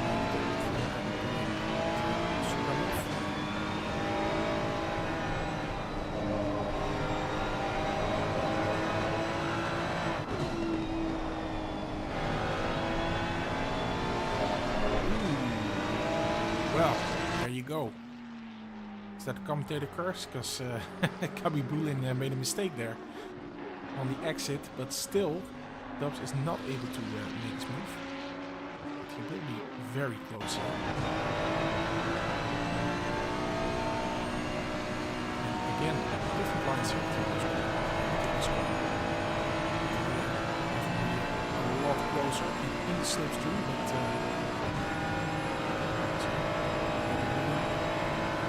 Defensive line here.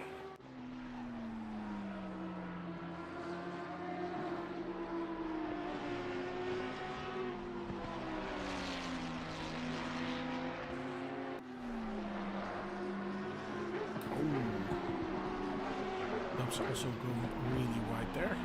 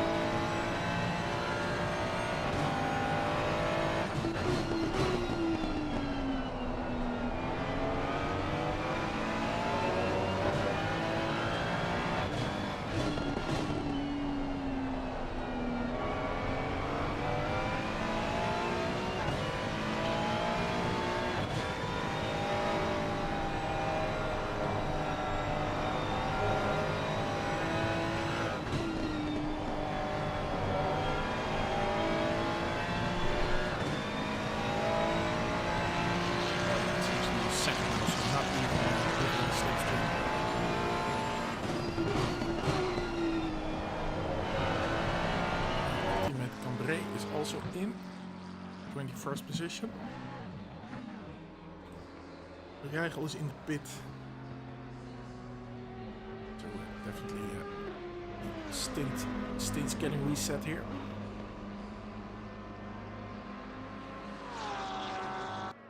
GT3 car is back underway. Ooh, Sukhanov.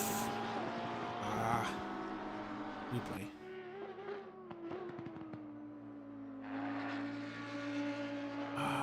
Loses it all by himself.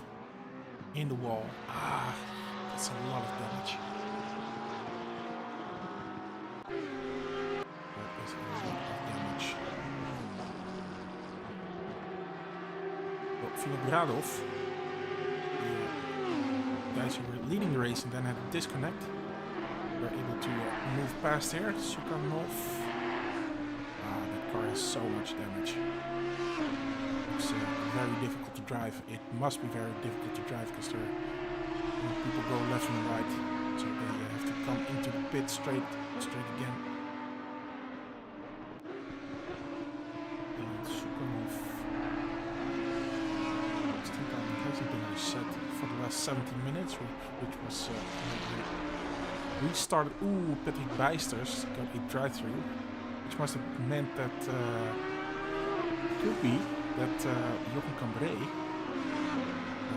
went into the pit a bit too quick. That's usually what causes a drive-through pit. Ooh, Bilansky. That's nothing going wrong there, because that's just Bilansky braking there for the pit entry. Is a good idea, because if you don't do that, then well, it could be that you get a drive-through penalty. But yeah, as you might have seen, well, hopefully Jean-Paul was able to tell you that. So I understand that you've been looking at the 989 car during my time in the car, unfortunately. But I definitely got a drive-through penalty there during my stints. Sukhanov also in the pit now. He has a lot of damage. Booker is in the pit. Elgard says, remember when I said 10th? JP is like, nah, I don't know about that. Yeah, absolutely right. Yeah, I mean, you're doing pretty good there, I would say. Still 2 hours left to go, and currently in P9. So, yeah, that's not too shabby.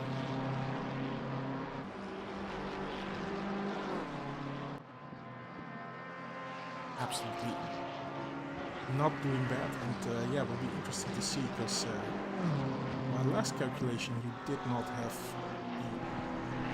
enough points to win the championship, but yeah, it's still very much open still. Oh, absolutely not bad for starting 2 laps down. It's amazing job by you guys. Did really good. And Doug's also coming in, by the way. 68 cars. Yeah, he's currently in the 4th position. Let's just wait for the pit stops to take place. We can do another calculation how things look for the championship.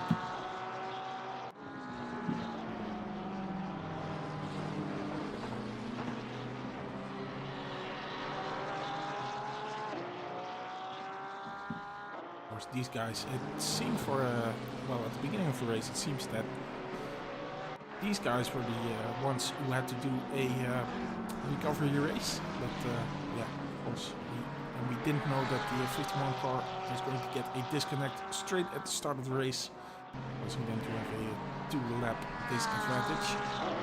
But, they recovered really well, but so did the 68 car. They started in P19 originally, I believe. Can't look that up because that was before we had to restart the server due to some technical difficulties. But yeah, both the championship cars did really well, and well, so is Boeger for the 310 machine, the 310 team, because they're well in first. It's basically all they can do. They're currently 4th in the championship, but they're definitely going to be 3rd. As Edge Runners, they have pulled out of the championship. So they would get 102 points as it is. It would bring them to 249 points. Well, that means that they will definitely get the 3rd position.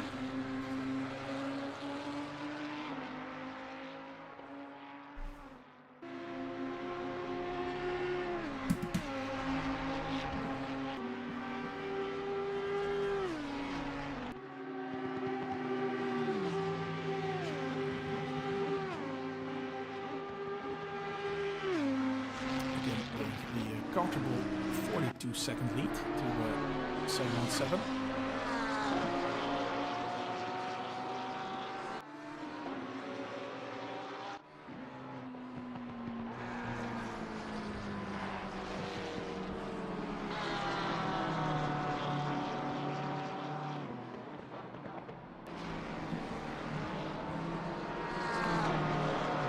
Ah, they're coming in.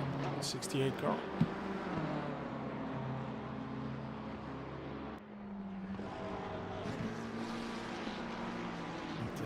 And Amadeo still staying out.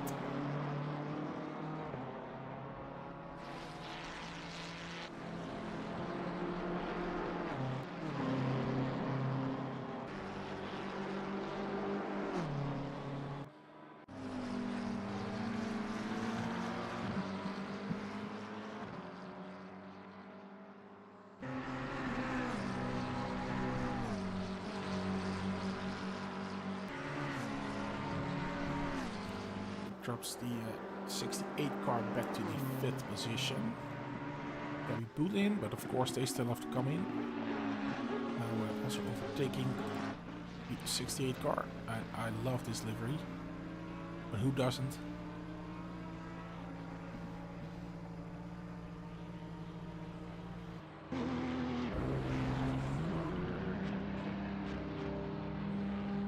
It seems like Pika's. Ah, no, it's Svenček taking over the wheel again.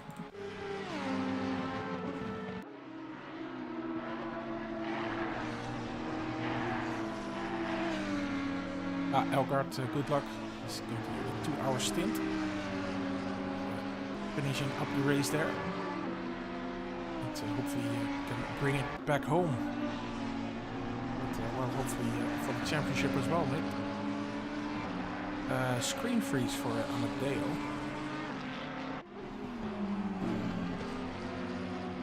That is really, really bad.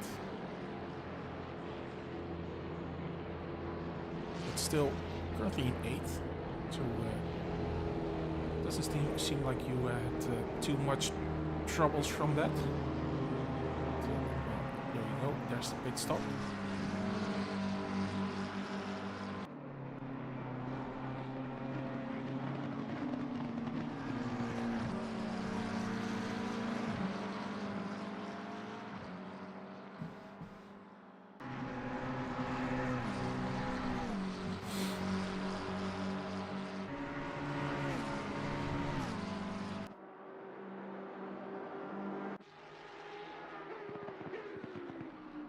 Gulin also coming in.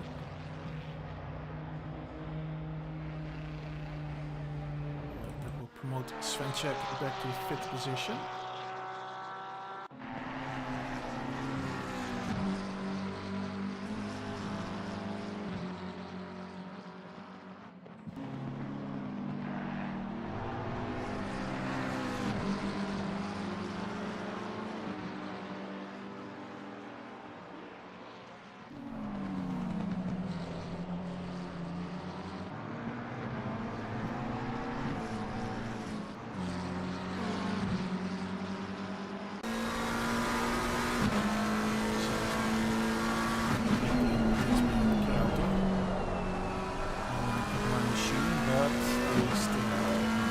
Well, actually, they're on the...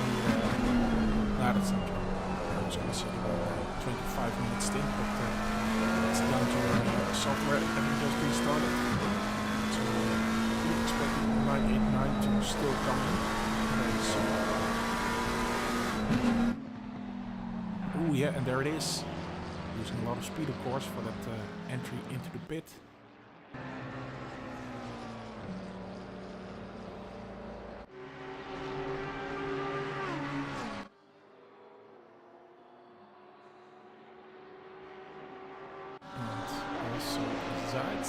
We expect to come in fairly soon.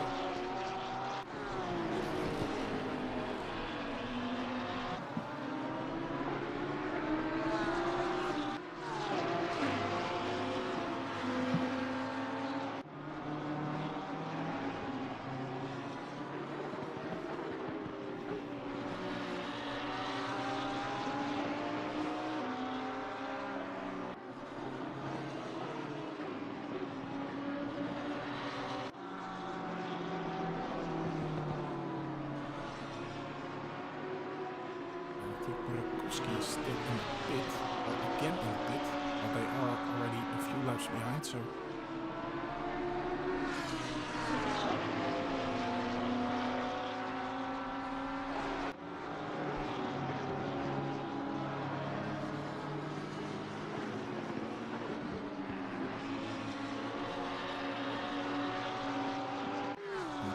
now back in P6. Of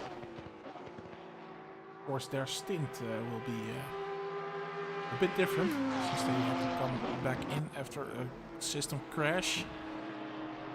But, yeah, I'm guessing they're fairly happy since they, of course, after a system crash, you have to wait 2 minutes into the pit or in the pit. They were already halfway through the race when they had their PC crash to disconnect and re-enter the race. You have to wait 2 minutes in the pit. Of course, the 51 car had the same fate, but they had the problem when they were at the beginning of the race. So Alfa taking over the wheel, so doing those last 2 stints as he said in the chat. Yeah, the Triple 8 machine not doing too bad in the 6th position. Still at the quick slap. Whatever they're getting while they're they started racing with us this race, so points won't matter too much for them. But yeah, still they're getting plus 3 points as it is right now because they still have the quick slap.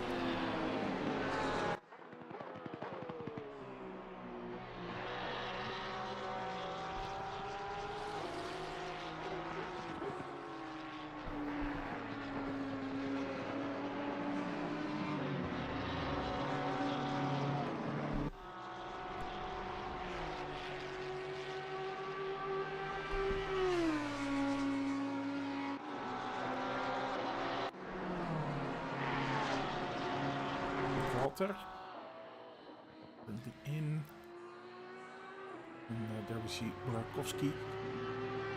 Yeah, I think they've been in for quite a while. Could be in the race, of course.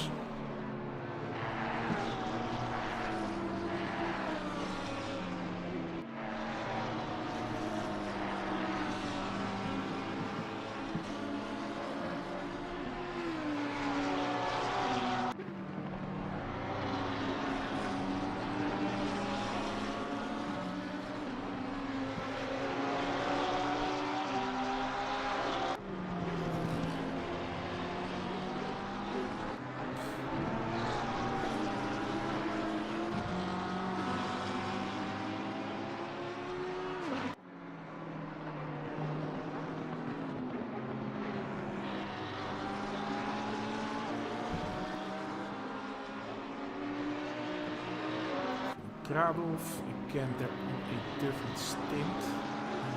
Still the only car. Oh, Almeida. See a yellow flag there? Ooh, what's going on here? See quickly. Ah, that's a hard crash. Wow. It's able to get it off the racing line.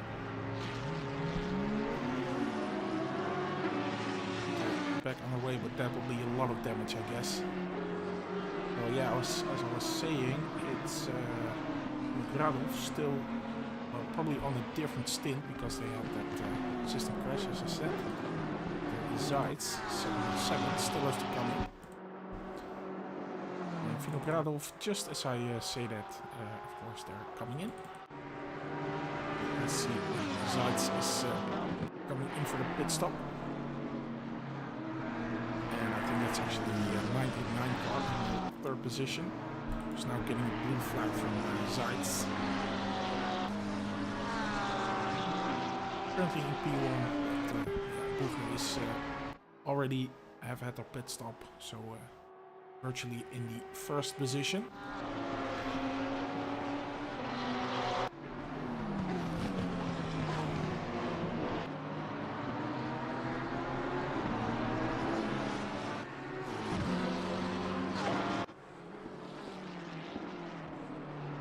It's difficult for the 989 car because these guys are obviously very quick, and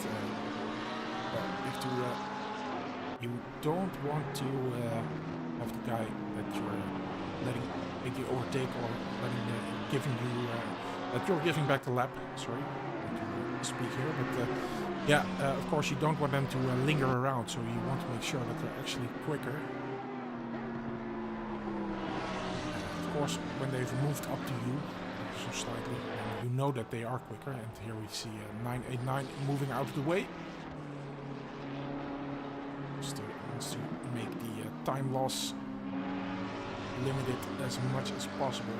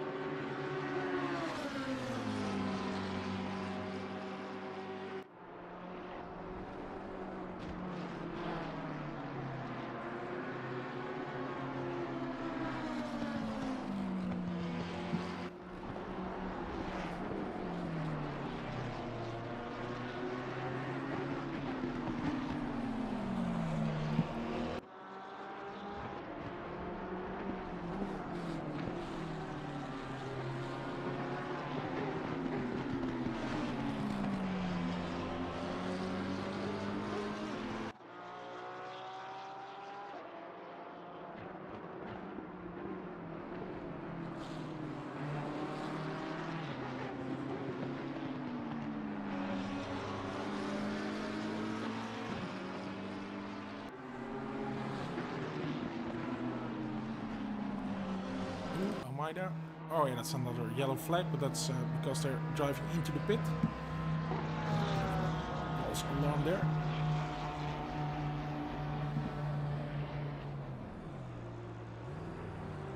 Oh yeah, that's a lot of damage for them. Makes them come straight into the pit again. Ah, there's also sides coming in. Let's expect that Booger is going to take over again. And what is this car? Not on the same lap. It'll still be quicker.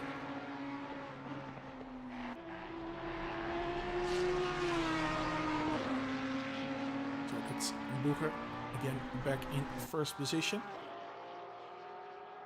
Which would give this car 249 points at the end of the race. And that is not considering the fastest lap, which is currently again in the 888 car. It doesn't look like the truck is quicker than it was before the rain. Because believe it or not, we actually had some rain during this race. And Born just taking over the 717 machine. Then we have Harakiri. Let's look, they're currently in P5, so that's still the same. That means they would still have 264 points if I'm not mistaken. It's actually, let's see, yeah, that's 84 points.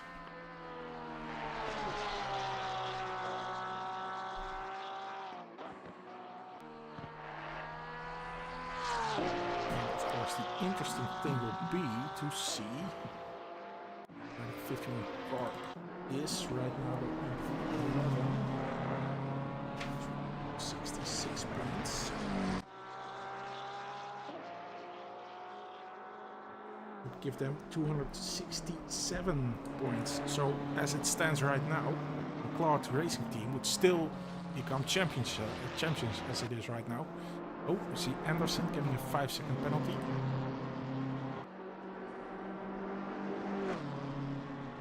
For ignoring blue flags.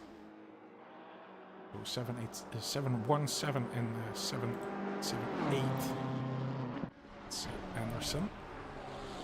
They've ignored blue flags, so it just took too many laps, too many moments where race control teams, to have been possible to just let the guy overtake. Oh, yellow flag here. And I think that 717 is just a bit of braking there for a situation that has occurred.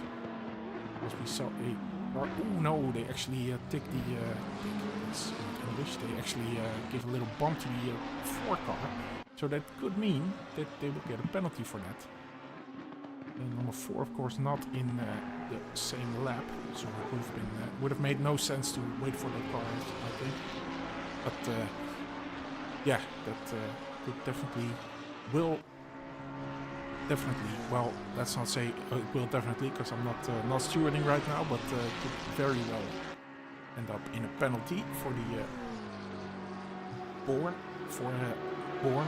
Sorry, I'm definitely going to need a break really soon. So hopefully Jean-Paul is going to return really quickly, so I can finally have a bite to eat. As you can notice in my commentary, I definitely need it. Let's look at Elgar. Currently 27 seconds behind Anderson, but well, definitely will not mind that they get this penalty.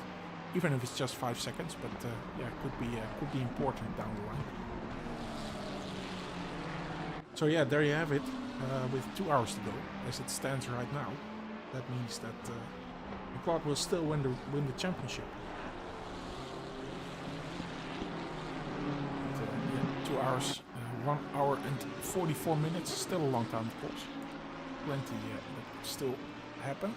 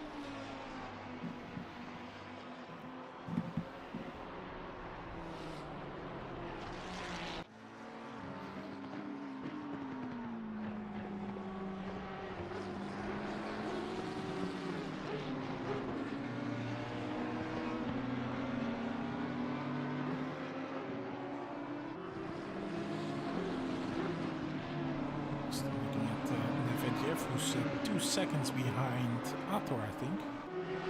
Also on the same lap. Just that Hatak is now coming in. And their stint is just 20 minutes old, so maybe just I'm not sure why they're doing that, but let's see how that ends for them. It promotes Ator and Nefediev to 6th and 7th. So yeah, again, Nefediev is just within 2 seconds now. Last lap was 1:44.3 to Ator's 1:45.8, so a fair bit quicker.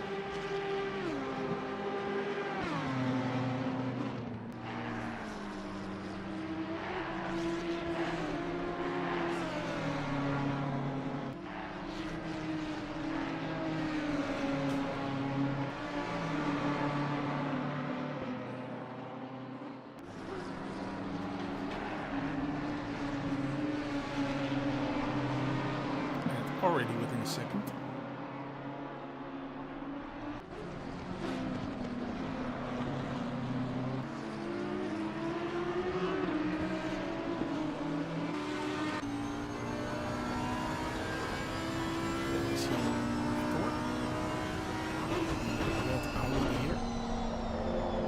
It's getting bigger and bigger, so we'll see it.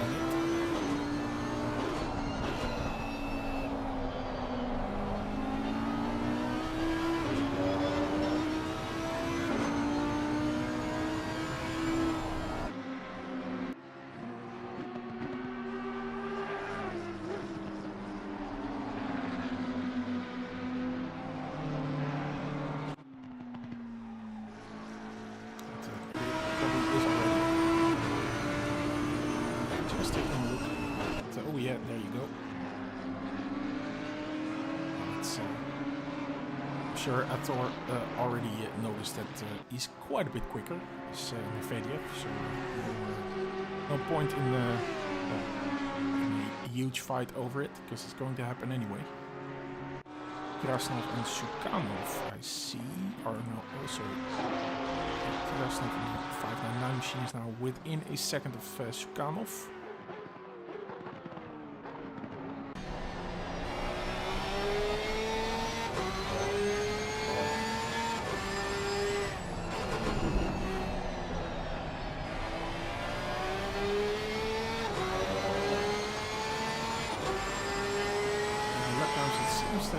Sukanov made a mistake in the last lap. 1:47.1, and the lap is invalidated. That places Krasnov in a position to at least get in the slipstream.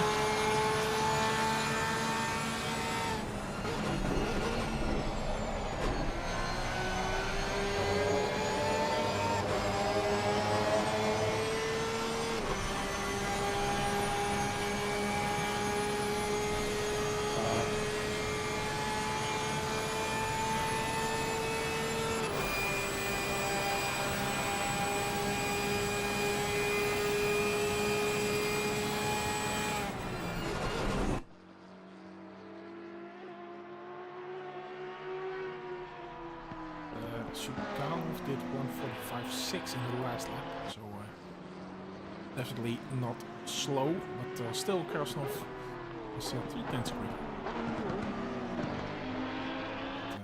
Now, more than a second is the gap. Attack is a second away from Elgaard. Of course, Attack we saw come in again after 20 minutes into their stint. So it will be a strategy thing. Of course, we're coming to the end of the race. But, yeah, looks like so Elgaard currently in 10th position, but it looks like he's going to put the pressure on quite soon. Let's see what lap times he can do here. Elgaard did 1:44.8. Attack did 1:44.6 in the last lap. Is a bit quicker.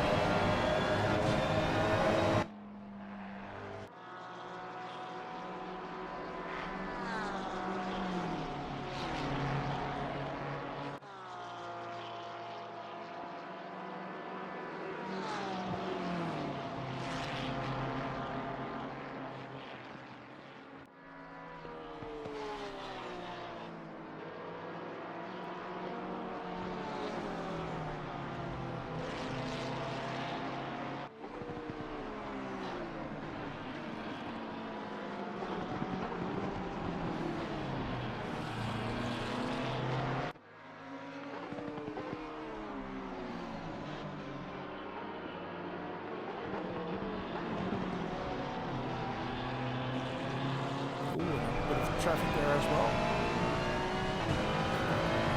Move out of the way. Flash and waved. It's close.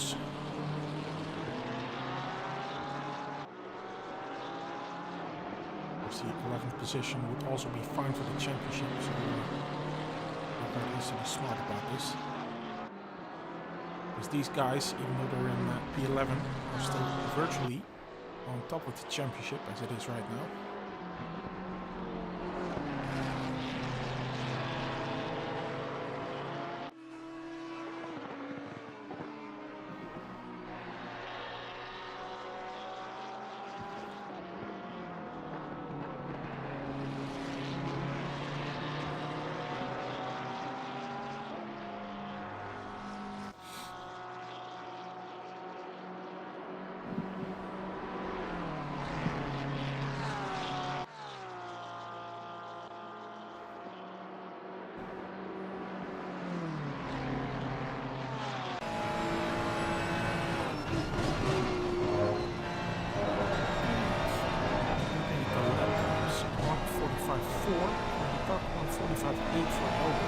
So bit quicker.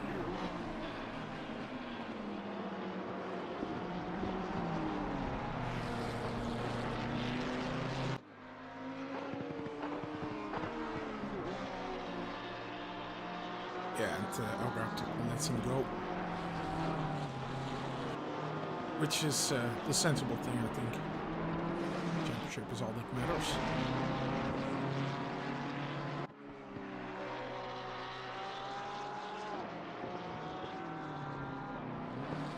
And Svenček, the 68 machine, is currently in the 5th position, 32 seconds behind 81 car. It doesn't seem like they will get another position.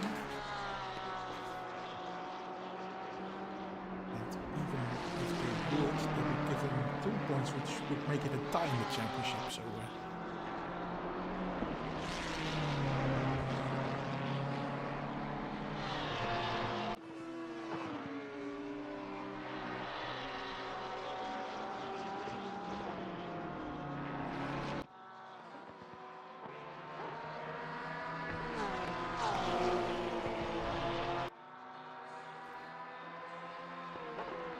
Cesar in 24th position.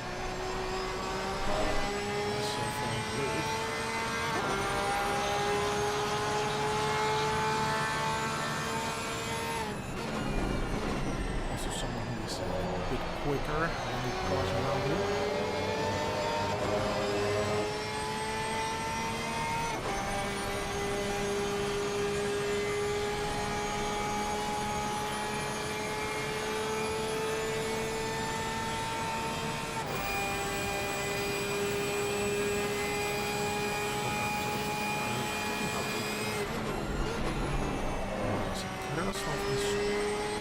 Sukanov made a mistake.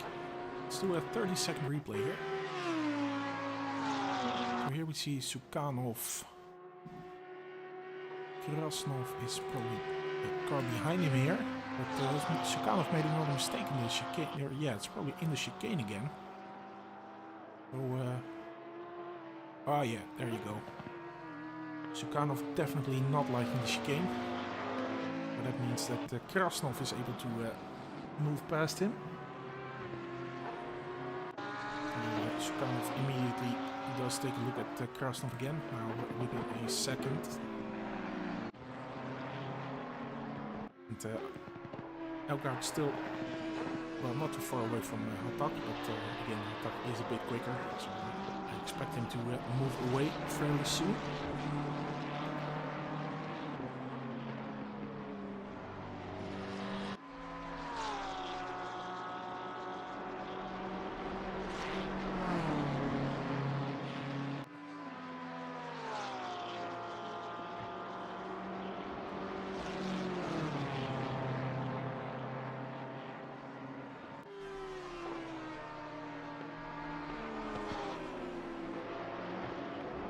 Yeah, I'm going to take a quick break.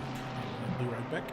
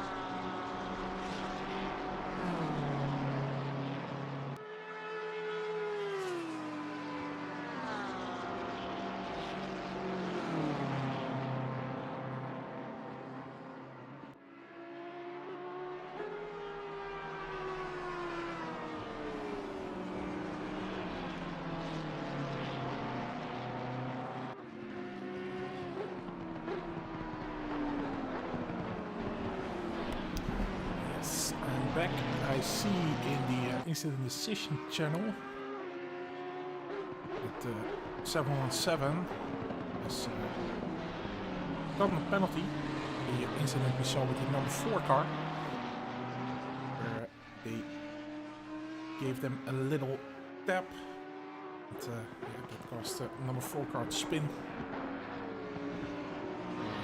They have received a penalty for that, 15 seconds.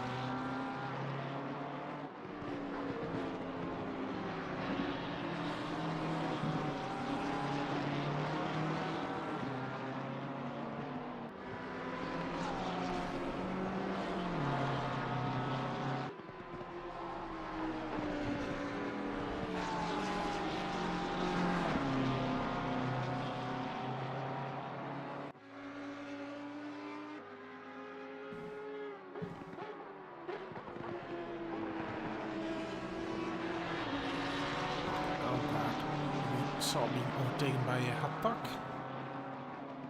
They're now back in P11.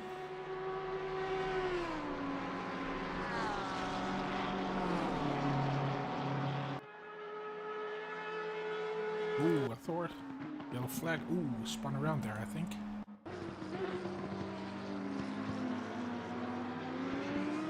Again, losing traction there. Spun the car around. Find a safe position to spin the car back. Ooh, Attack also having a yellow flag. What's going on here? Spins it out in the chicane. So that's good news for Elgaard. Back in 10th position. And Attack will not be happy, and those are very, very warm tires there.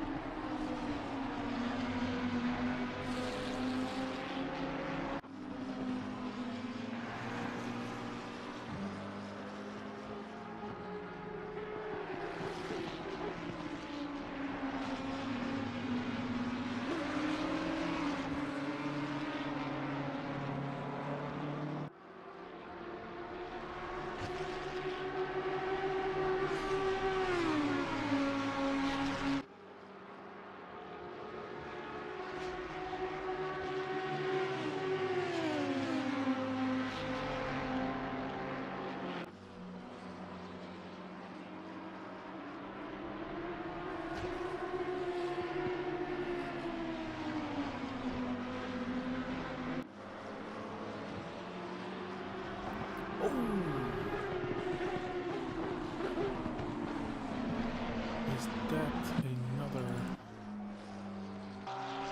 moment there for, let's see, rented car.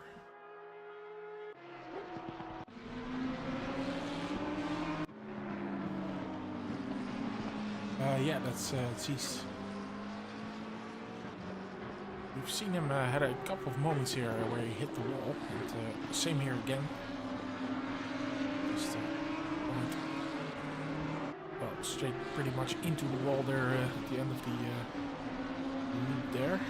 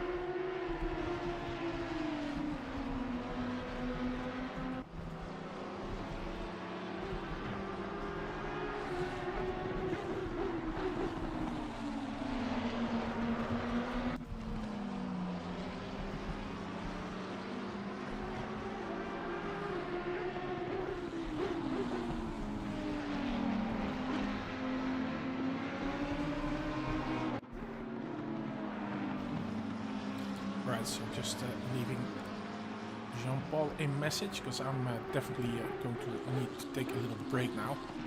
There's still a bit more than an hour to go in the race. Yeah, I'll leave the screen as it is. So yeah, hopefully Jean-Paul will be back soon. I'm going to place it on autopilot, which now should work again. It immediately switches over, so that's a good sign. But yeah, I'm going to get a bite to eat, and then hopefully I'll be back really soon. So enjoy the stream.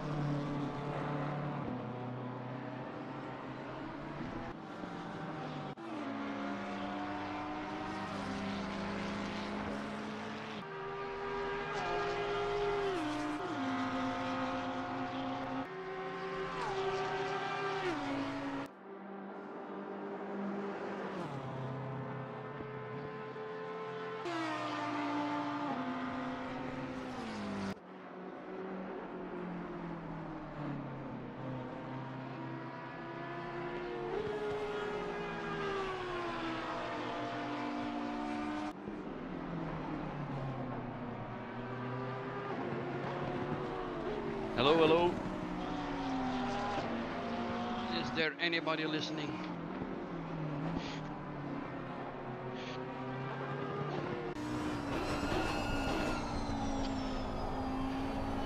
Hi there, hi there, hi there.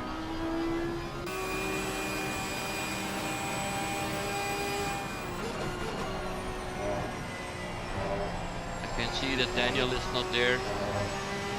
Good evening once again, yes, I'm back. And I'm looking at the standings for the moment.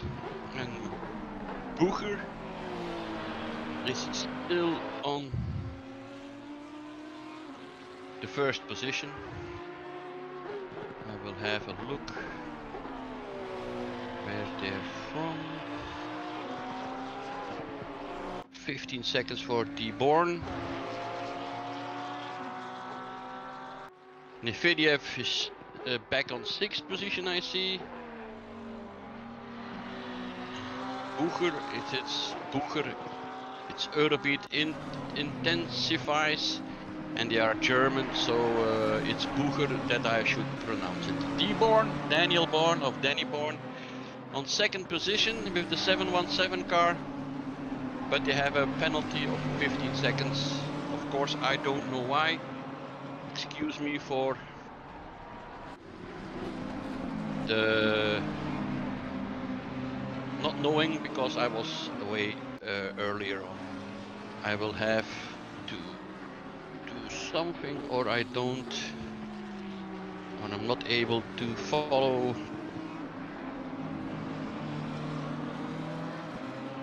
the race again.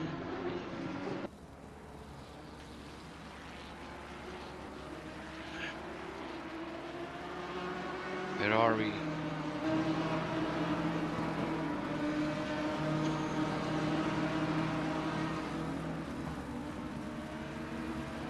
It's okay.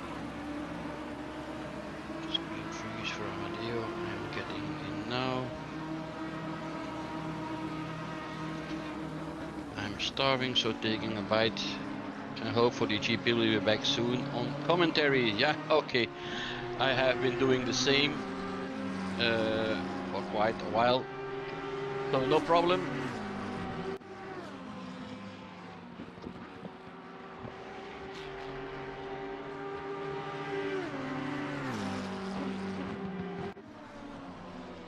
All right. What can I see? Elgaard has reached his prediction. That's he will be. His prediction was 10th place or P10. And why is that so extraordinary? Well,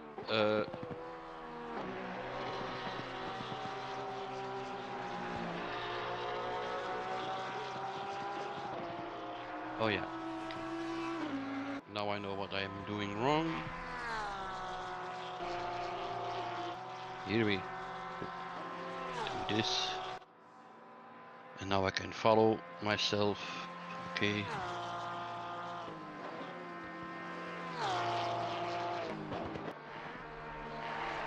Back. Alright, drive. I'm looking to Jan Boeger on the screen. And Jan Boeger is leading the race at the moment. So Daniel Born is has a penalty of 15 seconds, and he will be followed by Preu, Sipos and Svenček. And Svenček is on P5 at the moment with car 68. Nevediev, after his problems with the disconnect, he's back on 6th place. Arthur is 7, Van Wezel 8, Anderson 9 with a 5-second penalty. And then, as I mentioned already, Elgaard with car 51 is in 10th position. And I think, but I have to wait for my colleague Daniel to make the map of the mat, as they say, on this result. But I think when they have P10, that they will be the winner of the overall winner of the series for this event. What is also what I'm looking for is Patrick Bijsters. Yes, I see him. Car 113 is on P21, so they are coming back slowly but steady. And then where are we? How many? Burovski is still driving, Bayland, Norbert, Valasek, Cambra, Caesar, Lloyd, Payant, yeah, and then Patrick Bijsters. Almeida with car 22 is on P20. Kuzmichev, Kessuksek, Norris, Hakuma, Koenig. Gis is they fall back, yeah, from like P4 or P5 to P14. I can see that the track is back to optimum with track temperature of 17 degrees Celsius, and the track temperature itself is 22 degrees. Okay, Krasnov. When I left, they had a drive-through, I think, and Haytek, yeah, with car 77 is back in 11th position. So yes, can Elgaard, can he move up in the ladder? I think so, because simply the fact that Anderson has a 5-second penalty, and Elgaard is driving at approximately 5 seconds. Now it's 4.8.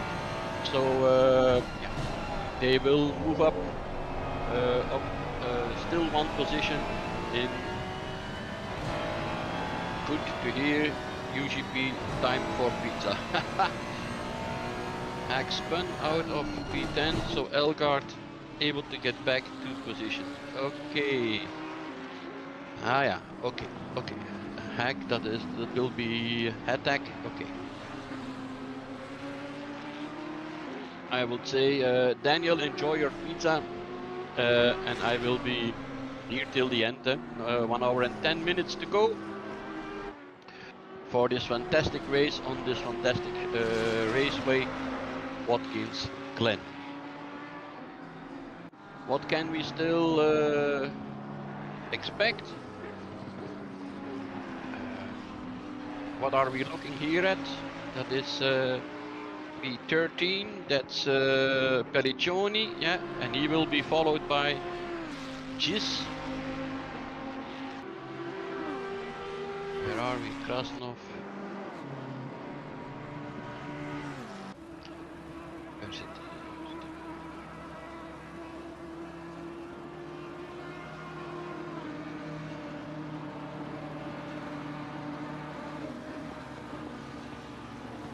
There they are. Gis is already on P13 and is now followed by Pelliccioni. Okay. Yes. He just made his move before I could even react to it. Okay, what are we looking then?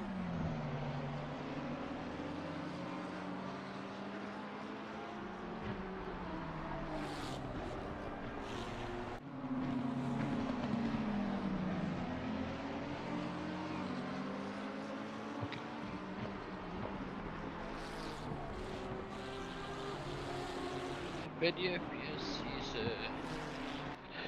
he's like 6th, yeah, okay. What are we looking for? That's our Van Wezel. That is position 8. Where is he? Okay.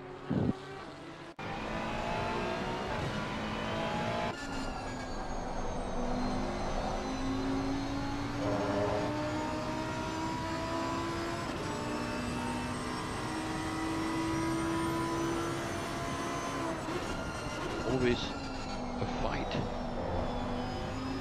with the screens to get there where you want to be. Voilà, okay. And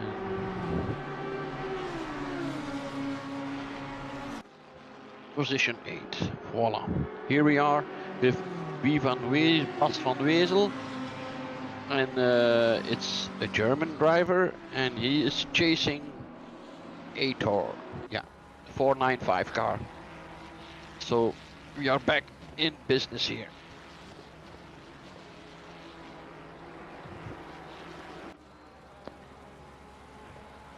Seven and 8, and Anderson at the 9th position. He is about 10 seconds behind this duo of drivers.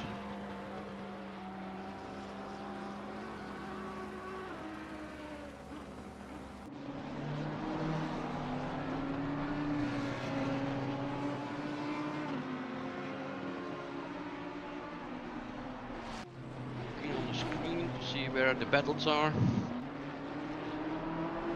It's still Van Wezel, of course, with 3 tenths.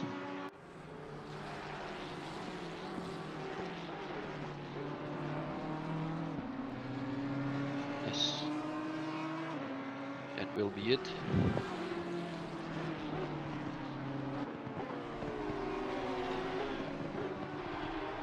Born, Kreu, Spinos,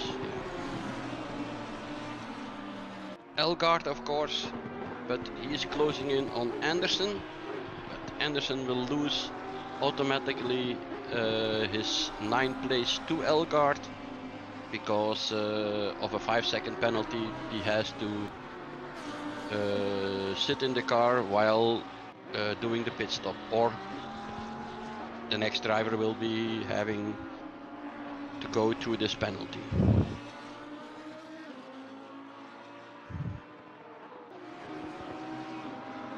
Van Wezel, on the other side, he has an advantage of, let's see, of 10 seconds to Anderson. So if Elgaard will catch Anderson, he's about like 12 seconds behind Van Wezel.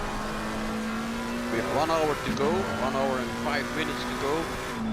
It would be well possible that they even would get to P8 for this event. And as you know, they had a disconnect after the restart. In the first hour after the restart, they had a disconnect. So they are really, really fast. It's a team that has won, I think, the first event of the series, the first race. So we are very curious how much they will go up further up the standings. Benchek is doing everything he can, I think, to take 4th place, but it will be very difficult.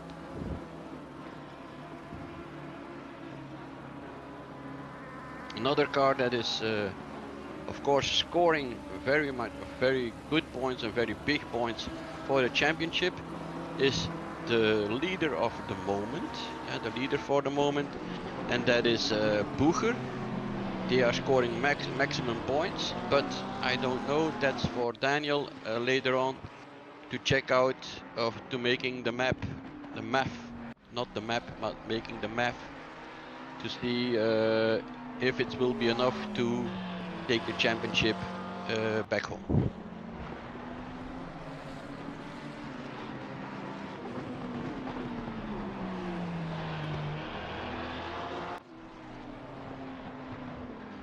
And I can see that the autopilot is working okay this time.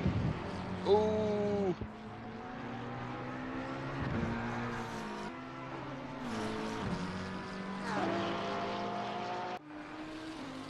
Who was it? I think it was Svenček who made the mistake. Freu? Yeah.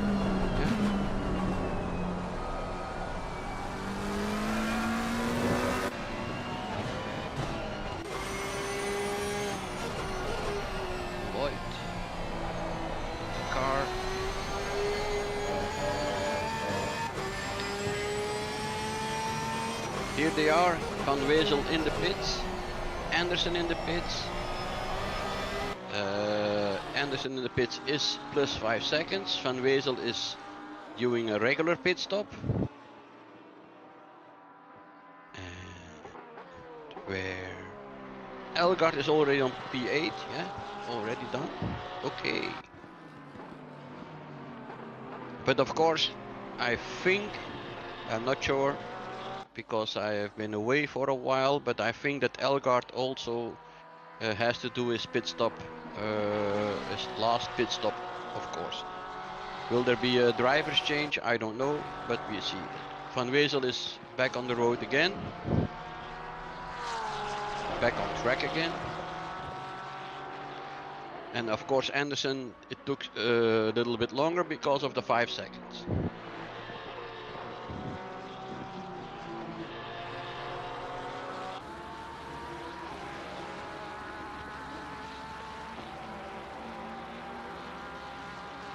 Norris, P16, chased by car number 4, Valencize, yeah, who was before in a big battle with, I think, Elgaard. No, it was not Elgaard. It was the Kaiser, Amadeo.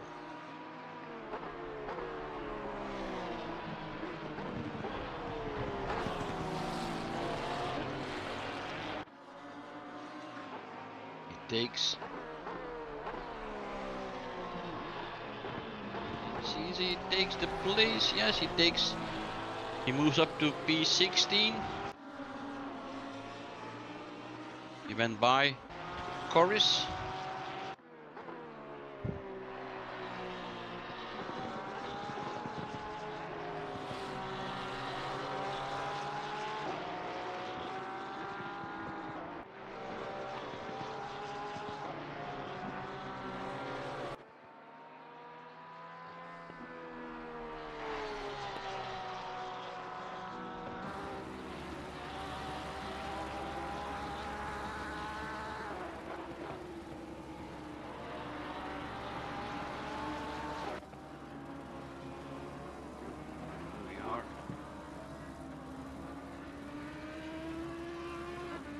Koenig is having a good race too on P14.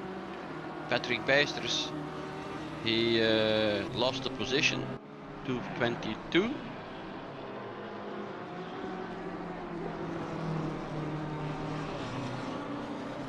Did he make his last pit stop? I don't know.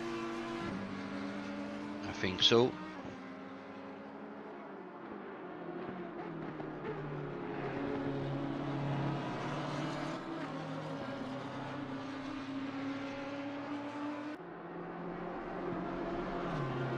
Pit stop should be cleared. I think at last in about 5 to 10 minutes. So with drivers stints of 1 hour and 10, it could be that yeah, you have only the last stint like 50 minutes or so. Car number 44 was it? Or 22, which came into the pits.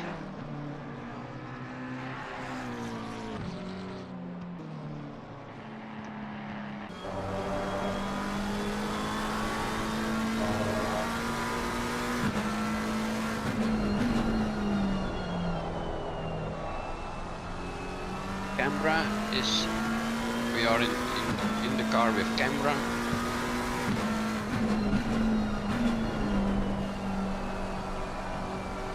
As you can see.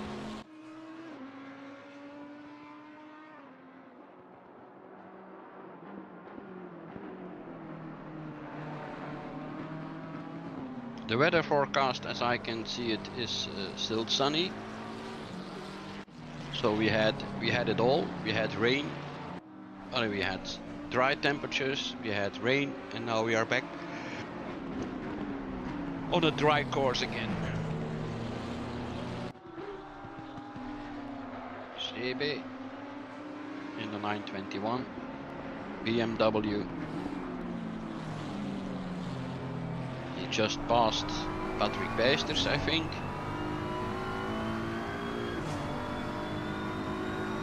Patrick Beesters has gained one place again to 21st position.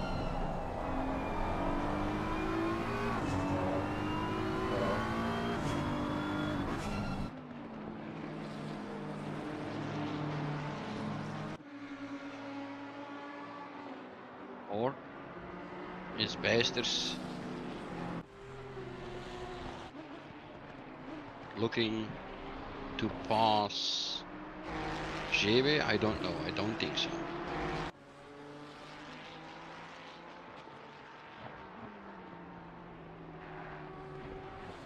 Norbert in the 320.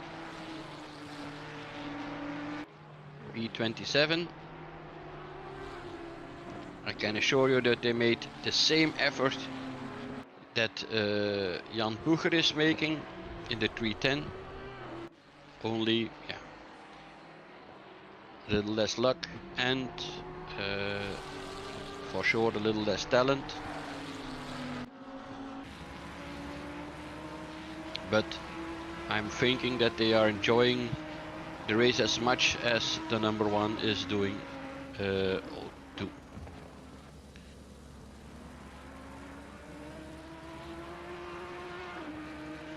Balint in the Ferrari.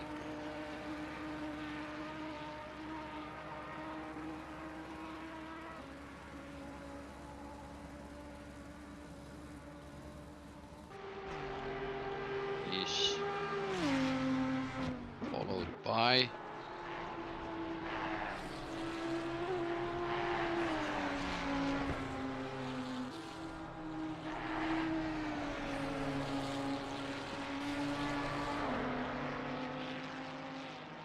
Svenček in the pits.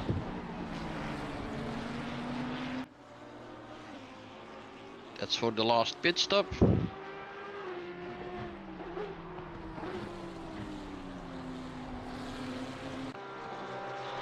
Could save him 4th place. Although I think it will be 5th.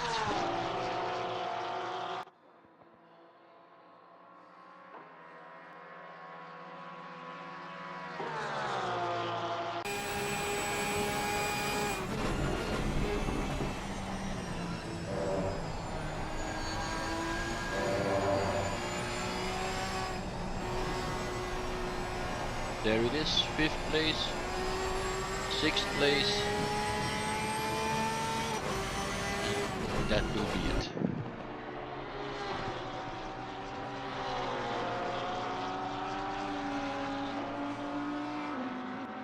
Boeger has also been in the pits. Jan Boeger.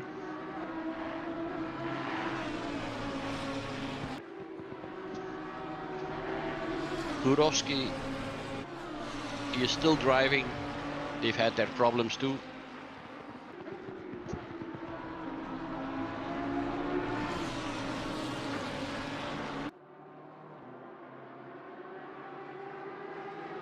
The PDF in 4th position, but they are 2 laps down, and that's of course all the reason therefore is their disconnect and not enough time to do the same thing like Elgaard is doing in the 51 car, because they started back at 31 position when they came back on their disconnect, and but Nefediev and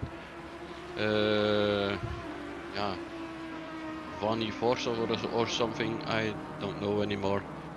They only had 3 hours to climb up the ladder, and I think that there will be not time enough for them to move up in the standings again.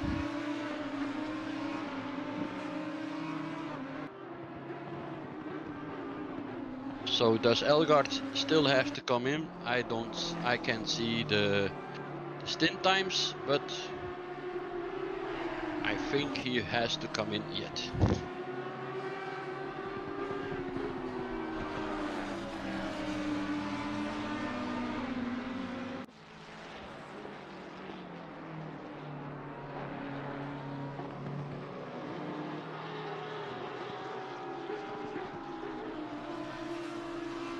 Elgaard is doing a 2-hour stint, yes, okay.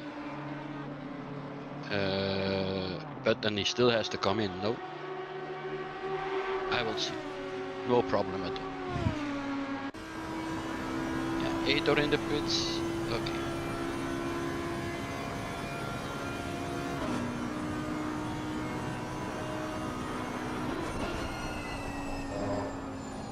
It was quite a race. With lots of changing. On the other hand, there was the disconnects that throw icy in the race. Let's say there were things that were not foreseen,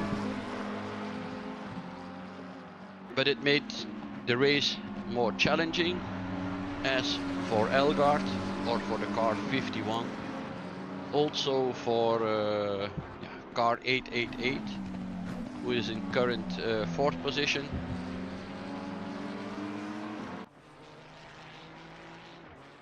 But I'm sure that every team has its story about this race of 8 hours here on Watkins Glen.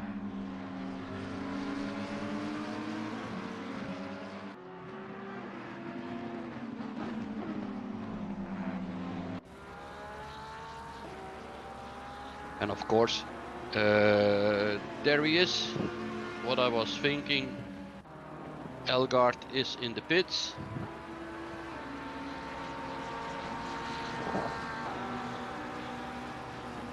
Haytek on 7, Elgaard on 8. How much difference is there in time? It should be okay to Bibulian. 59 seconds behind, so normally a pit stop is like 30 seconds with another 10 to 15 seconds in and out in time difference, so it should be okay to stay place number 8. Of course, with only 50 minutes to go, you don't have to pull in that much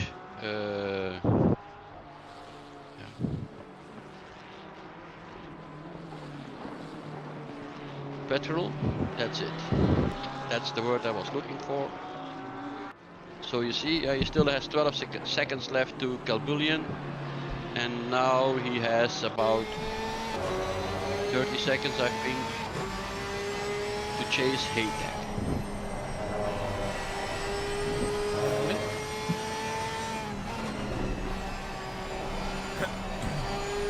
But Calbulian passed him. Okay, then we will see what happens.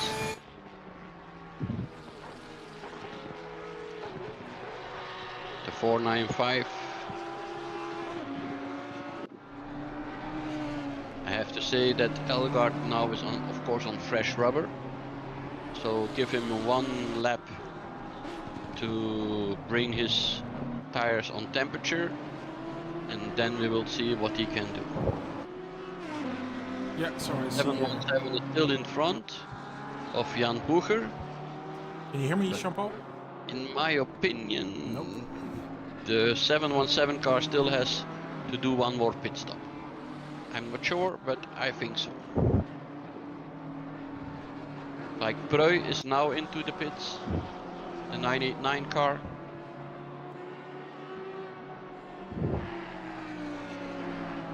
Koenig in the pits. Yeah.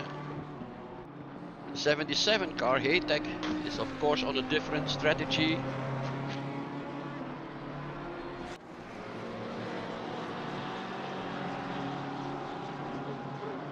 that's due to their sort of accident they had in the beginning phase of this race. So I don't know if we can finish the race right now. And that mean in strategy, I mean, it could be that they still have to do one pit stop, but like when 20 minutes left or 25 minutes left. So we will see what they have to do. Jean-Paul? Yes, Daniel. There we are. How was the pizza? Oh, it was very good. I really needed that. I'm sure. It's the same way here. I was, I had also a little bit of a longer break, but I had to have a good meal, and okay, there's no problem there. Yeah, it's taxing to sit so long, as we see that Nevedev, who was still on a 1 hour and 5 minute stint, is going for his last pit stop. Now we still have Born in the 717 car that still has to come in. And they have 15-second penalty for avoidable contact. The rear ends number 4, and we were actually able to see that during the stream, that little moment. Okay. Yeah. Where they just gave the number 4 car a slight nudge. Yeah. It's unfortunate, but 310 was always going to win the race, probably, as it is currently. Okay. So Bucher wins. Yeah, that's a 310 car. Yeah. But as you can see, meanwhile, Kanapikas, the 68 car, is in 6th position. Yeah. And Elgaard is now in 9, but they have done their pit stop, and voila. There was a problem, I think, with Haas. Now he is in 8th position, and he will be taking. He's looking for Kanibian of Kabibulian. Yeah. Yeah. To take 7th place. Yeah, so that is looking very good for the championship. It already was. But yeah, as you say, well, the 310 car can take 102 points or 105. Yeah, it's scoring maximum points, yeah. 105 would be a maximum if they would also get the fastest lap, but it's still with the AAA car. Oh yeah, okay, sorry. Yeah, it doesn't look like it's going to go away from the AAA car, because they're themselves not even reaching that quickest lap. It doesn't seem like the track is getting quicker, so they will end up with the 249 points, which will... well, I haven't... Let me just take a quick look, as we still have 45 minutes left. Yes. Saying all this time that they will get 3rd, but of course I also have to excuse me, verify. Have to verify that the other guys are not passing them in statics.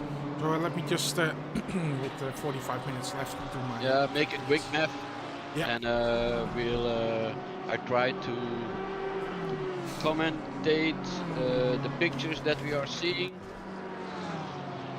And at the moment we are seeing Elgaard, yeah. Who's trying to chase down Kabili.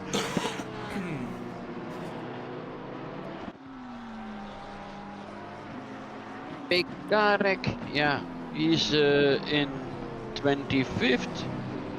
And I have good news for you. Patrick Beijers is now 21st. Ah, nice. I don't know if that's good, but I think it's okay. We can take a look at how the teams around us are doing. Yes. Still 84 points for Harakiri, as it is right now. The 51 car, as you say, is a little bit close up to P7. Yeah, but let's speculate that stay on. Yeah. 75 points. And they already, they already had the championship as it was. Okay. 75. Even bigger lead, so that would give them 267 points over Harakiri's 264. So, and who is Harakiri? Is the 717 or is the the 68 car? Oh, the 68. Yes. Okay. Yeah. Yeah. Okay. So have a look at the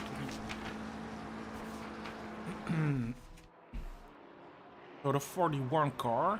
Were they still with us today? Yeah, they were. They're Yes. currently doing now. Yes.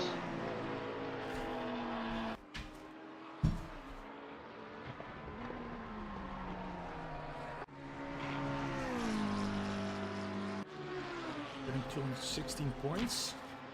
So yeah, it does seem like. Well, let's look at 989 because they're fairly high up the field, of course. Third currently. They are third. Yeah. Wiedemann.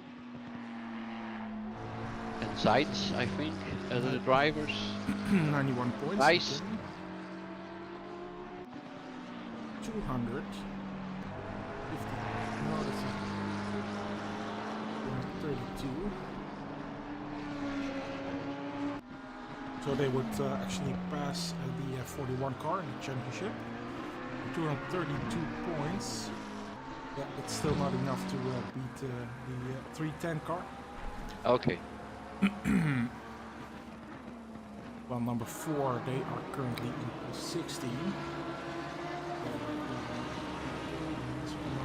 Points, 51 points. So that would give them 183. So as of now, if the standings don't change, the 51 car will take the championship. Yes, correct. Yes. In front of 68. Yeah. And in front of 310. Yeah, correct. Okay. And then we would have the 989 car, who's currently running in third position on track. I assume they're going to be followed by the 41 car, just doing a couple of yes, okay. calculations, as it is currently. But the team of Elgaard and the Kaiser and so on, they did really well, because yeah, as we said before, as I said before, they had to take part again on 31 position, last position after they had a disconnect. So they did really well this race, and yeah, it's only, yeah, you can only imagine what they did, or what they were capable of if they had not have the disconnected. Oh yeah, I agree. Just one more team that I want to check out, because they currently have 87 points, and that's the 717 car. Yeah. Cryonics team. They will be second, Yeah, they will be second, so they will get 96 points. So give them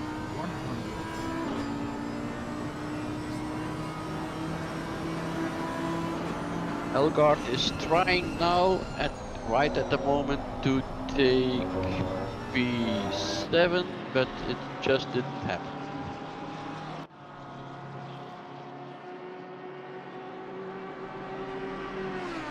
Now he's not stupid too, eh? He's fighting for P7, but he knows already that P8 will be enough for the championship. He's not taking any risks to trying to pass Kapi Bullen. Eh? Yeah, it's just does the sensible thing. As you say, it's not required for the championship, so just drive your race and 44 car. No need to take risks. So the number 14, the Cryonics team, they would get 183 points, which would actually put them level with the number 4 car, the Goodfellas Racing team. But yeah, they will still not play a part in the championship. Of course, I think they missed a race. Yeah, they did not finish in Imola. Who knows if they did finish there? Good run, but yeah, let's see what happens in the last 38 minutes of this race. And yeah, I just heard you say, Jean-Paul, it's been very eventful. We've had, Yes, we've it had has dry been very conditions, then eventful, rain yeah. conditions, and then the drying up track, leading onto a dry circuit again. So yeah, that's also always interesting to see how that plays out for the drivers. And of You course, were we very also, lucky. yeah, I know think you so. were very lucky to have ending your stint just before the rain. Oh yeah, yeah. It was. I kind of. I probably still have had a couple of minutes to go. Yeah. But yeah, we definitely needed wet tires. And Jochen Cambre, my teammate, was online and connected, so I decided to switch over to him, and he was ready. Just for the record, how much is the distance between Patrick Pacers and Stewart? Oh yeah, I V21 was and gonna V20? check that out as well. Because let me just get my trusty pen and paper again. We're currently in the 21st position, correct? Yes. Yeah. We have 84 points. Hmm? So this position would give us 40 points, so we would end up with 124. Let's look at the teams around us. So the two teams in front of us. So that's actually the 717 team. Oh no, sorry, I'm not looking at the wrong team. I'm looking at the big guys. We have 57 points. I was wondering. I thought it was crazy that we seem to be fighting with the 717. So we would get 40 points, which would give us 27 points, as it is currently. Then we have Podium Hunters, the 225 car. 225. In the 23rd They are behind position. you. They are behind you. 23rd, yeah. So they currently have 60 points. Just do like this. Don't get boost.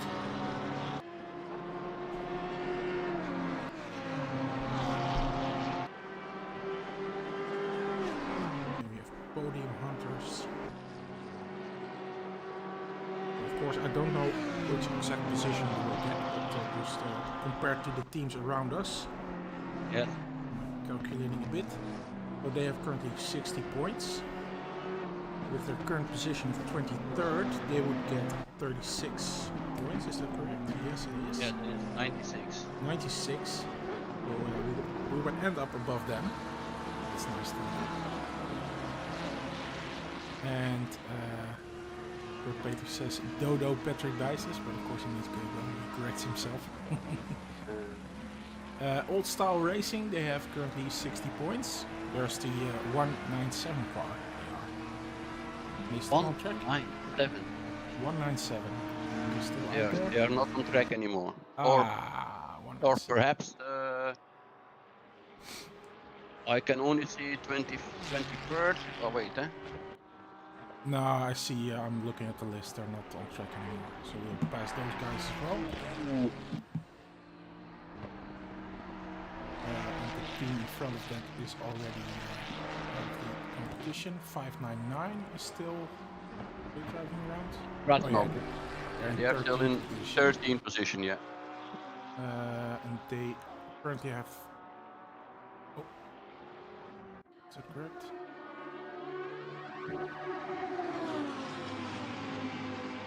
Eurobeat Intensifies is asking what their. Oh yeah, that's you guys are. You will end up with 249 points. So that would give you probably, if I calculated this correctly, I think you will become third in the championship. Behind Harakiri with 264 points, as it is currently, of course. Final standings, obviously. And Claude at their current position would get 276 points. So yeah, I was going to look, that's the final team I'm going to look for our position. I was going to have a look at 559. So they currently have 63 points. not positions, 63 points, and they're currently in 13th, I think they are. Yeah, position. We'll give them 60 points, so yeah, 123. Yeah. Definitely. So they are still in front of you, huh? Yeah, definitely still in front of us. Okay, and let me do one more. The team behind us, the 44 car. Yeah. They are still on track, right? The 44, yeah, they are still on track. I don't know, 26 or 27? Yeah, so 44 currently has 56 points. 1 point less than we have. But they will be behind you, huh? Yeah, so they will get 30 points. Yeah. Which would place them on 86 points. So they would remain behind us. Well, I see you're 99, so he's qualified. So they are not on track with us. What we do is behind us in the championship is behind us on track as well. So yeah, looks like we might be able to jump a few positions.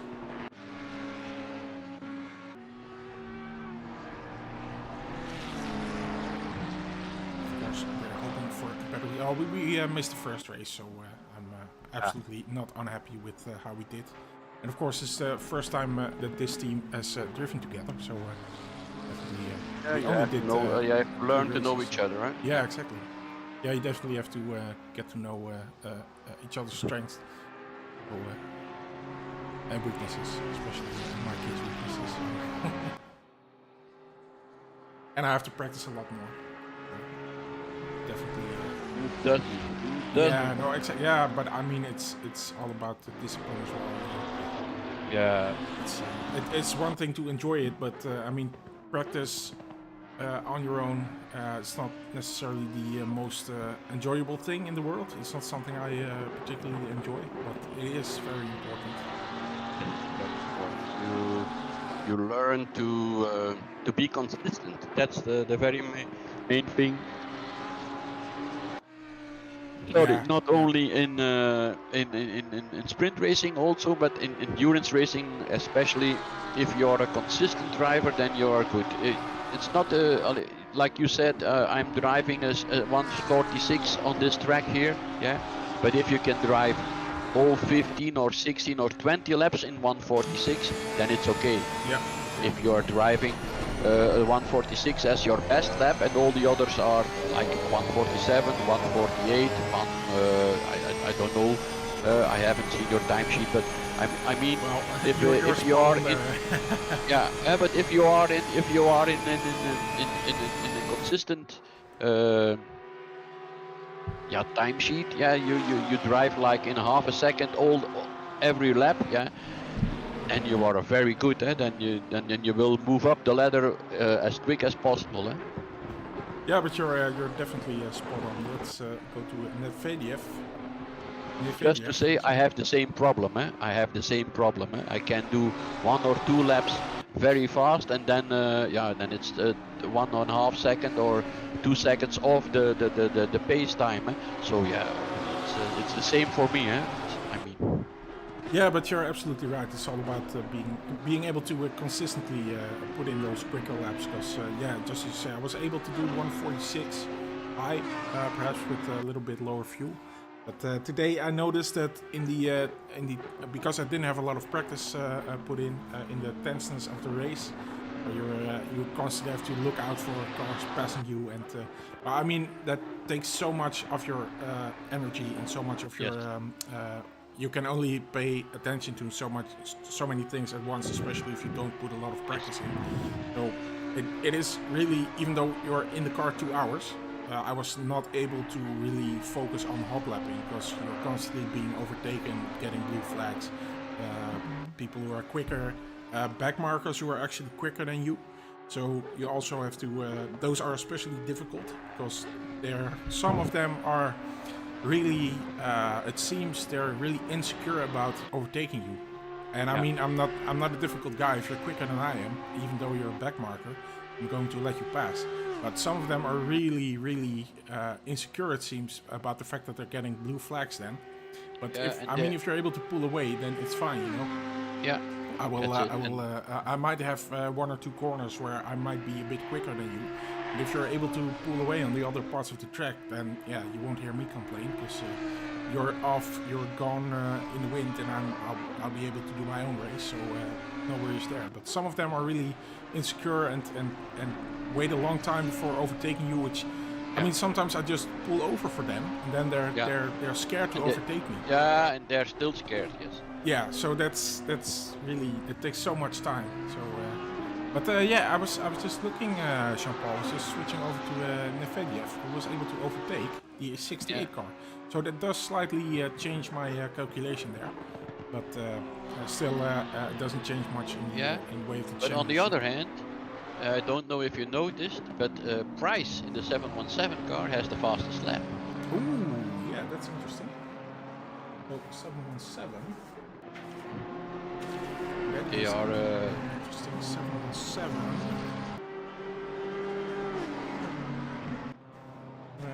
Yeah, probably for the championship it's not gonna matter. No, it's 3 points extra. Eh? Yeah, well, it could be almost make a difference, but yeah, as you say, I mean, Elgaard is currently running in 8th. The 68 car has dropped back at position to Nevediev. Yeah. So I mean, the championship seems to be solid for Elgaard and for the 51 team. Of course, not just Elgaard, it's the entire team who did a great job. Well, not to take anything away from Kiri, of course, but everyone in this championship, because it's all about improving and having fun and respecting each other. Kurt Peter says, "I would be scared to overtaking you."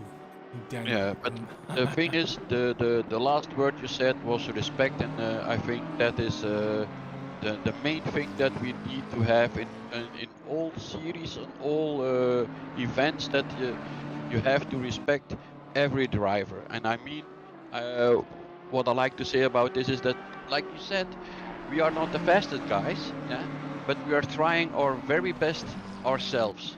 And if the faster guys we show the respect to the faster guys by moving away when they are coming to make plays that they can overtake us in a good way. But the faster guys have to respect also our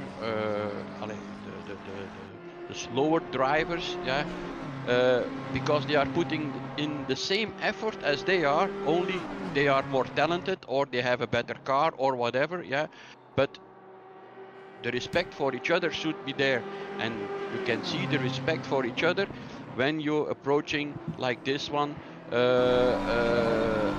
cars when they are approaching the corners, when they are approaching chicanes, and not driving one of the road like some drivers do in the public races that they are organized on ACC. Oh yeah, that's a massive difference. And the big difference is also if you are driving in a league like this one, 3 races in a row, you know the drivers that are in front of you, you know the cars that are in front of you, you know that if you can pass them, yes or no, and there is also the awareness of, do I want to pass him? Because if you see now Elgaard, he's driving behind Kabibulen, for like 15 laps or like 20 laps, and he still is not passing him. Does he want to pass him? He's driving like 3/10 of a second of the car, and he's staying there. Why is he staying there? Because he doesn't want to pass him. I think. Well, if he wants to, he will be more aggressive, I think. Yeah, he definitely doesn't want to take risks, but you do see that he definitely is following him he's faster, in his slipstream. Yeah, he's faster. I'm sure he wouldn't mind passing him, but he's definitely not going to take any risk. He would not want to lose his 8th position. But Yeah, well, as we can see on the track now, I mean, he's even, yeah. they're side by side now, but of course, Yeah. especially And of course, if like now, if he makes a mistake, then it's done. Eh? Yeah. You will see that Elgaard will now disappear or drive away from what is it? Kabibulin, yeah. Kabibulin. Kabibulin, you will see he will drive away from him because he is faster. He takes other lines, he has other break points, and so on and so on. So, yeah. Yeah, I would agree. Would really expect that. But yeah, of course, it's interesting that these cars do have different characteristics, so they will be quicker on different parts of the track. Yeah. But, you can see that Audi is all over Elgaard in this part of the track. Yeah. But yeah, perhaps their top he can brake a lot later. Yeah. So it's interesting, but really has to. Of course, you saw Elgaard in this part of the track. You saw Elgaard, well, basically following Kabibulin. You have to look up his name every time. You saw him, staying in his draft, staying in his. So he was really following him, but I'm guessing that this part of the track is where Elgaard is a bit quicker with the BMW.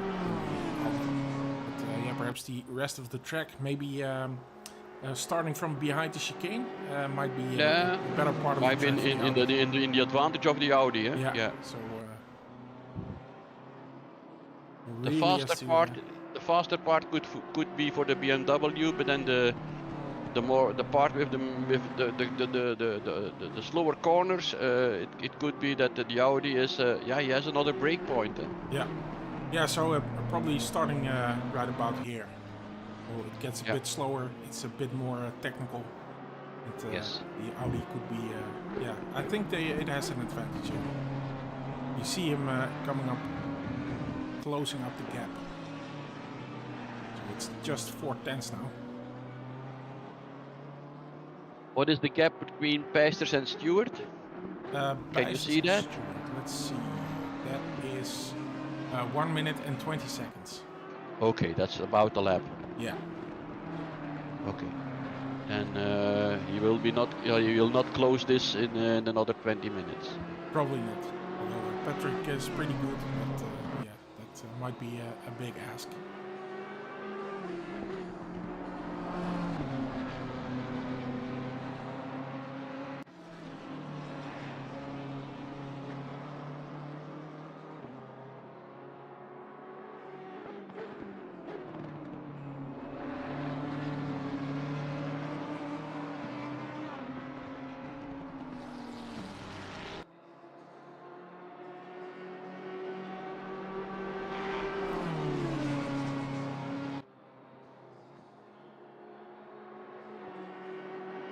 Yes, it's a nice race. I enjoyed it very much. Yeah, absolutely. CB Cool says, do you want me to go to interview room on Discord after the race? Yeah, well, sure. I hope that we should be able to get you into our room from there. So just go ahead and have a quick word with you.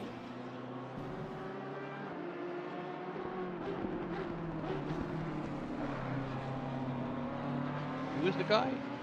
That's CB Cool, they're of the 310 car. Ah, okay. Okay. CB Cool.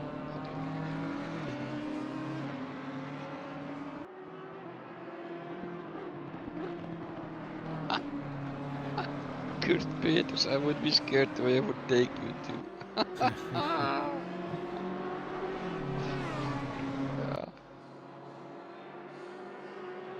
Although he's quicker than you, no? Yes, eh?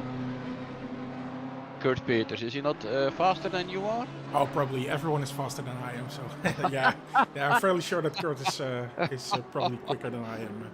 No, no, no. A drive-through for Haas. Ah. Oh yeah, CB is Christian.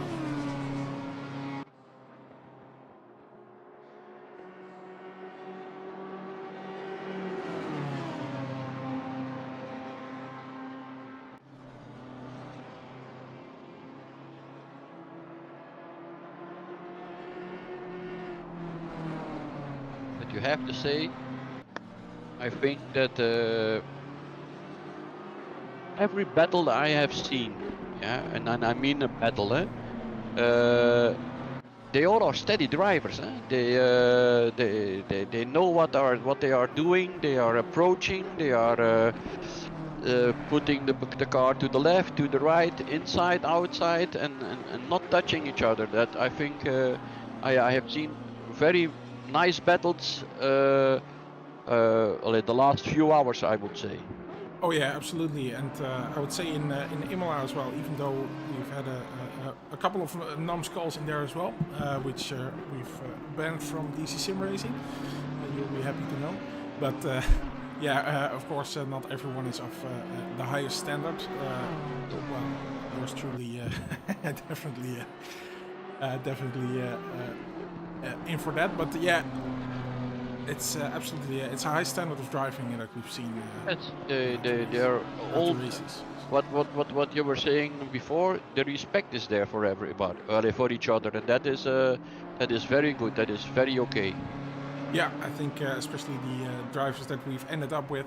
The first race, of course, on Nürburgring, we had a huge pile-up, and then we had a server crash, and a couple of people, they showed their true colors, being very disrespectful to team members, including myself.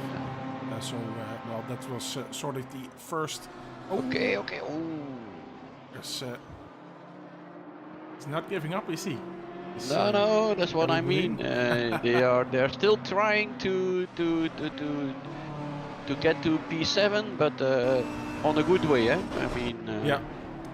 So Kabi Bulin will not want to be the guy that messes up their championship. Even though I think that if they can get going again, which they probably will be able to do, they will probably still finish up highest in the championship. Especially now that the 68 car has lost the position to an FADF. But yeah, we lost a couple of balance in the first round. We lost another one, at least one in the second round. Not the most respectful type of person. We said goodbye to them. But I think the current group of people is, I think pretty happy with that. It definitely looks like a group of people that respect each other. You mean the ones who are organizing? No, I mean the drivers on track. Oh, okay. Yeah, that's you always have individuals who think that they can, how shall I say it, that they are allowed to do more than the average driver does, but that's not it. Oh, look at this! The 926 car, the fastest lap. Ah, Sukhanov. Interesting. 926. Let's see.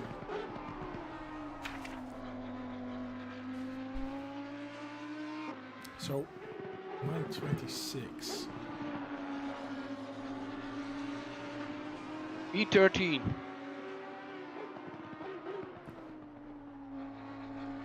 Just looking where they are in the championship. If they're maybe they haven't. This could be their first race in the championship. I'm not sure. Sukhanov, who is the other driver? I don't know.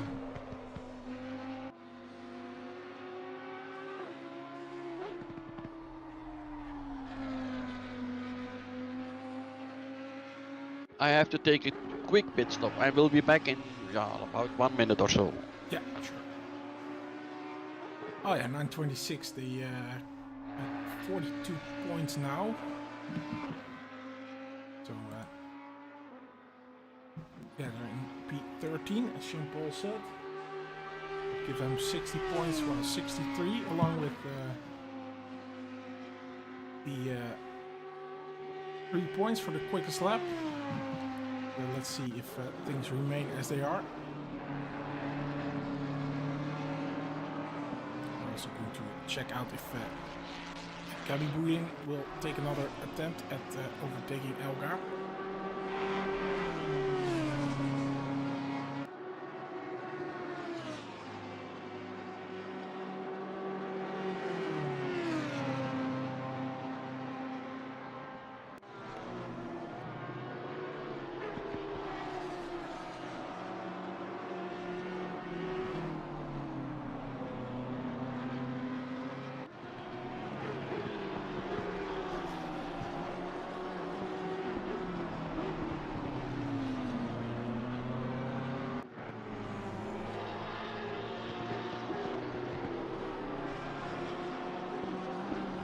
Stays pretty much the same.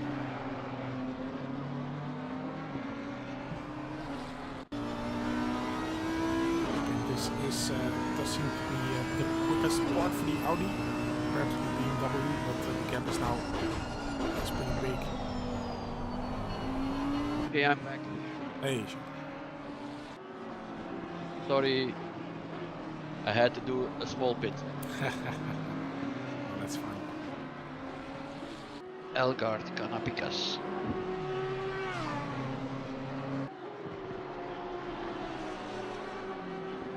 Daniel? Okay.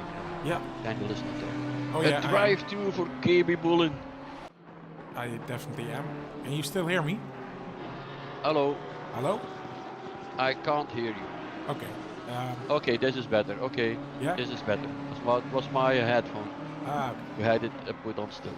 No, this is okay. Drive-through for KB Bullen. Ah. Well, there you go. So he went off. He went off too much. He had. He has been taking too much risk. Really leaning into the corners there to try and get past Elgaard, but yeah, as you say, Jean-Paul took a bit too much risk, and that's going to be expensive for him because Schubert is right behind him. Haas is within reach as well, and perhaps even Krasnov. So yeah, they could drop to 11, maybe 12. Let's see what happens. Drive-through is at least 30 seconds. Eh? Nah, not in Watkins Glen. It's a straight. It's a straight line. Yeah, exactly. Yeah, it should be pretty quick. But that 20 seconds, I think it will take. No? Yeah, I think so. I think you're right. So they will probably lose. Schubert, Haas. Yeah, Haas probably. I would not be surprised if he loses to Haas as well. Yeah. But, let's see what happens. Okay. What is the lap time of Sukhanov? Sukhanov did a 1:43.6. So that's pretty quick. That's pretty quick.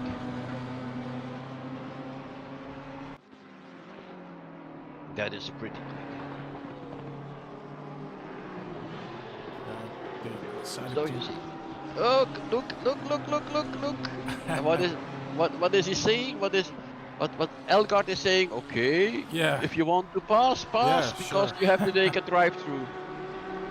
Of course. Yeah, I would be doing the same. Eh? Oh, he touched the wall. Yeah, I'm not sure why Gabriel is being this difficult, to be honest. Doesn't speak of loads of race intelligence, I would say. Gabi Bullen. Yeah, I mean, if you have a drive-through anyway, I'm not sure to what advantage you're doing this. It's not for yourself. No. But, it seems like he lets him go as well. Yeah. So he's putting on his blinkers, so I'm not sure what the point was, but just maybe want to have a little bit of fun still. Yeah. I see that Elgaard has his blinkers on as well. So yeah, but they are saying, okay, you messed up with me, and you are given. That could be the same, eh?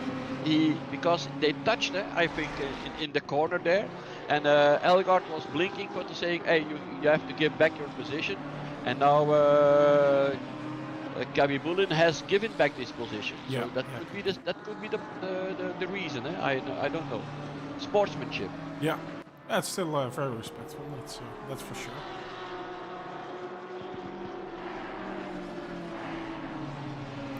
Flashing his lights there, so I think he's going to come in for that drive-through now. Yeah.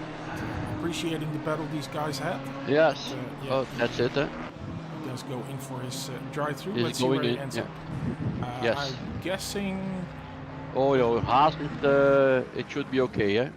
Yeah, it's 32 seconds now. Of course, closing down really quickly. But yeah, you could be right. It's a big gap, of course. Just 7 minutes to go in this race. GT3 is half a second of Sukanov. Yeah. I think the quickest lap.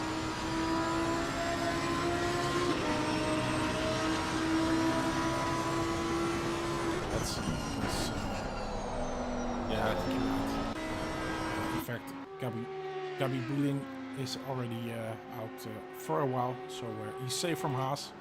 So just lost one. Yeah, that's he lost the position to Schubert. Yeah. Schubert.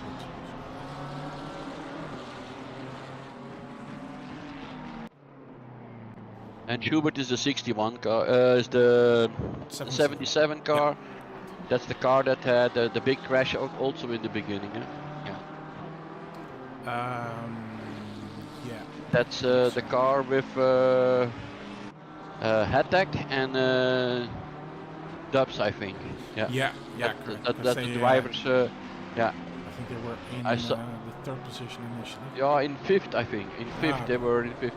When Dubs went off, I think they were in fifth. Okay, but it could be third too, but they were in front. They were driving fairly in the front of the race. Alexander Dubs says we had many big crashes. Well, it's not a competition, Alexander. Hey, I also had a spin. Yeah, you mean in the race? Yeah, that's definitely a good point. We had many big crashes. Okay. Oh, nice. Yeah, we did have a lot of incidents, as you do, of course. Yes. But they still can laugh with it, I think. I mean, if you like the race has its up and downs, that's it. That's endurance racing. But still, and I admire you, Alexander, and your teammates. You're still having or driving as fast as you can. You have that your hiccups, I would say. But on the other hand, you're still going fast, and now you are position 8, so it brings you a lot of points that perhaps in the beginning you weren't even thinking of. If you have the first accident or went off the first time out of the road, then you were saying, oh, not me, why this, why that, and if you see now, you're still in 8th position, so it's good, I would not complain. I would not complain either. Top 10 is always good, I think. I mean, it's always experience for another time. So who knows what the future brings?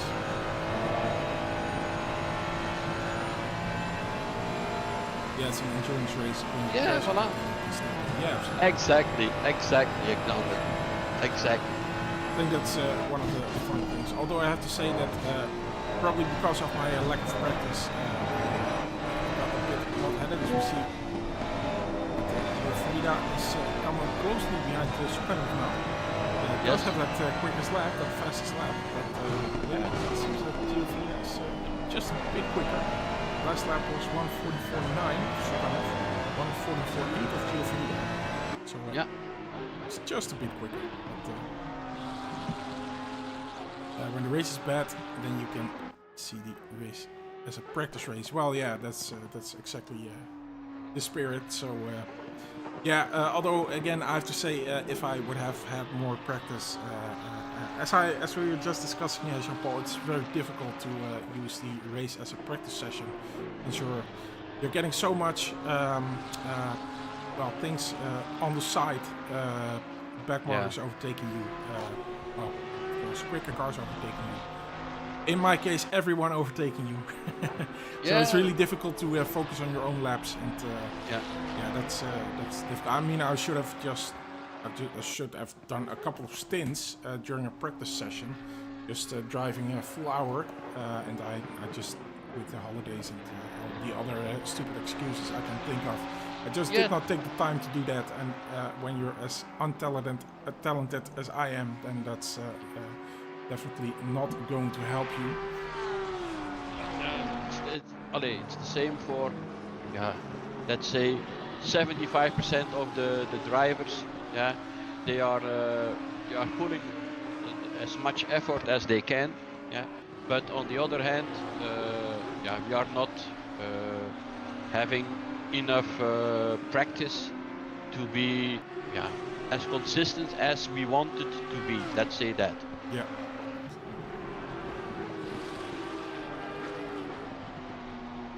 Oh, I see Haas, yellow flag there. Oh, I think he hit the wall. But he is back on the way. Not too much damage. Yeah, P10.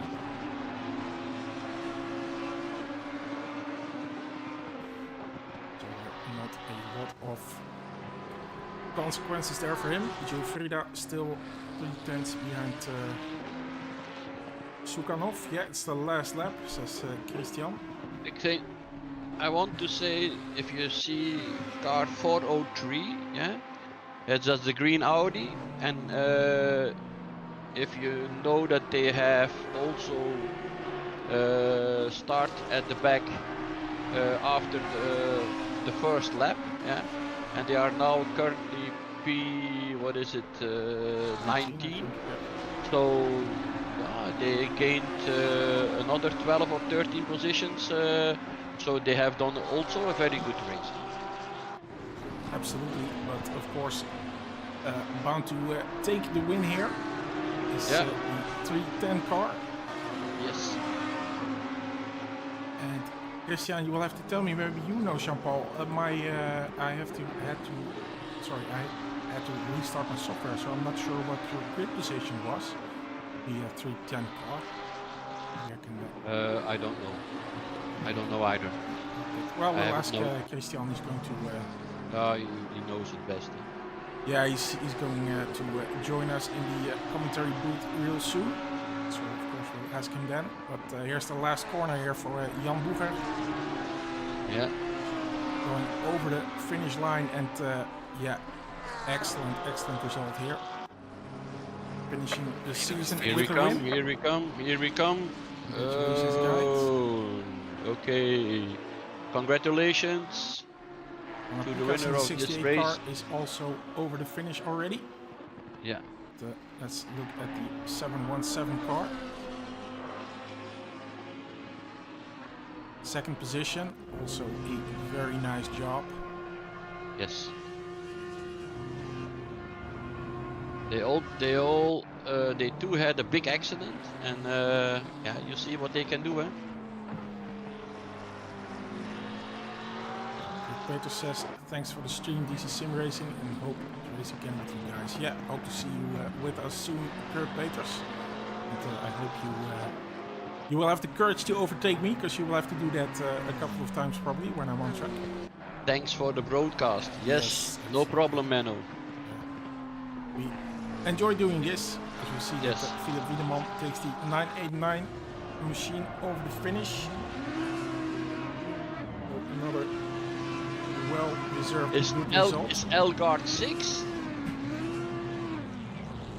It could be that someone has already logged off. No, because Schubert is in 7. Okay, also another fantastic result, I would say. These guys were well in the lead, and then their system crashed. Very nice job, and I'm gonna say good job to everyone. Yes. Everyone who joined us for the first race today. and I see lots of donuts going on track. Oh yeah, they are doing it together. Oh yeah, and we have Christian in the interview room, Jean-Paul. So I'm gonna Okay. see if Where I is can. the interview room? Yeah, I will. yeah. There Ah, we go. here he is. Yeah. Hello Hi, guys. Christian. Hey, Christian. Congratulations. Thank you, thank you. I want to say a big thank you for hosting such an amazing championship. It's been a pleasure racing here. Everything was great. Also the live stewarding, and really enjoyed it. Also thank you for making this podcast the entire 8 hours.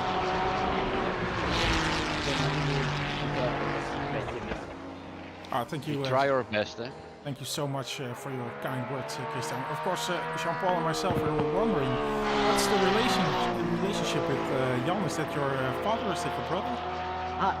He is actually my brother. Okay, yeah. Well, he's not here in the interview room because he's only 12 years old and he doesn't speak that well English. Jan is only 12 years old. Yeah, exactly. That's, Okay. yeah, quite Okay, amazing. that's amazing. That's amazing. Oh, and he can handle all this pressure. Yeah, I have to say he did a really amazing job today. We did a lot of preparation for this race and worked out at the end. Well, Yeah, that's it worked out nice. Okay. an amazing job by both of you, but yeah, my huge respect to Jan at that age. That's amazing. Not to take anything away from you, Christian, of course, but Christian, yeah, now I'm very curious. How old are you, if I may ask? You can of course ask. I'm 18 years old. You are 18. Okay. That's still. That's Okay. still. I mean, I'm gonna say I'm 38 now, Jean-Paul. You're even a bit older. Yes, But, even a bit, yeah. I'm gonna say that's still very young. So very nice, very nice. Good job, guys. But you have a lot of prospect in the front of you. If you have a brother only 12 years old and you're driving an endurance race like this, I mean, a respect, and I mean, really, I have much of respect for you to do this in this order and driving with two guys for 8 hours. Really, that's Green light, I can only say thank you. Yeah, I can. Just to add to that, I would say both you and Jan just keep at it, and who knows what can. As long as you have fun, I mean that's the most important thing, of course. And yeah, just keep going, keep doing what you're doing, and awesome, nice job, Yeah, guys! thank you. Congratulations. We will. Thanks. And not to mention, you finished third in the championship, eh? Yeah, that's great as well. Yeah, that's very nice, eh? Okay, I don't know if there are any prizes, Daniel. You have to correct me, but I mean, third in the championship. This should bring season some- we don't have any prizes, but I'm sure in the Ah, future voilà, okay. we'll have more championships with prizes. So yeah, Elgaard is also in the chat. Well, Elgaard, if you want to join us in the interview room as well, that will be fine. If not, that's also perfect, of course. But yeah, Christian, thank you very much for your interview, and thank you very much for your kind words, of course. And great to have you guys, and hopefully see you and Jan in the future as well with one of Yes. our events. I hope so too. Yeah, thank you. We will look into it and Okay, hopefully see you again. okay. Thank Awesome. you. Thanks, mate. Bye bye. Bye. All right, Daniel. What would you say? 12 years old. Ah, my. Amazing. Woohoo! Yeah, it's, yeah, I And- mean, and if you're, all- that's the nice thing. If you're that young and you start this stuff, then yeah, you can definitely improve so much. You can learn so Yeah. much at that age. So amazing job. And- Well, and by the good- Christian too, of course, still young Yeah. enough to learn plenty of stuff at that age. So yeah, just But when you are that young, you observe all, eh? oh yeah, the- absolutely, absolutely. I They mean, are not thinking about something. They are just doing it. They tell them you should to break there, and they're doing that. They are not asking any questions. They do that. yeah, they So probably. I think that Christian is doing a good job with his brother, because I assume I'm not sure, and I don't want to say anything, but I assume that Dejan is really learning from his brother Christian, and then he's doing a very, very good job, both of them. Eh? Oh yeah, absolutely. And I mean, if you're the older brother, you can have a bit of a coaching role as well. So yeah, Yes. definitely not taking away anything from Christian's role there as well. So, So he's definitely well taking up his brother, and well, that's just a really, really, really nice job there.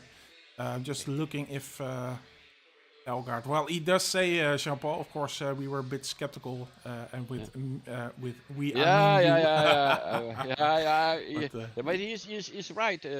Told you 10th was within range, and you really were right. 10th was in the range. Very nice drive of you and your teammates, and I want you to congratulate you. Your 3 or 4 guys. I think 3 it was. Very nice drive and very consistent too. Congratulations. Yeah, Yes. congratulations, you guys, on getting the championship. It's a very good job. And yeah, let's round it up there, Jean-Paul. Yeah. Okay. Thank you, of course, for your commentary, and thank Yeah, you for and you too, yeah, of course. thank you for the It was nice to have the DC to have done this series, and I will be back again. You know where to reach me and when to reach me for yeah, you know, a sprint series or an endurance series as well. No problem at all. If I'm available, or if I'm always available, but if I can, I will be very pleased to join the team. Awesome, awesome, good to hear. And final words from Elgaard, our championship winner. Says thanks a lot. That was rough. Love you guys and hope to see you soon. Well, that's a very The nice, same. positive way to end. I say, Jean-Paul. Okay, the same from us here. All right, thank Thank you. you, Bye bye. and bye bye. You.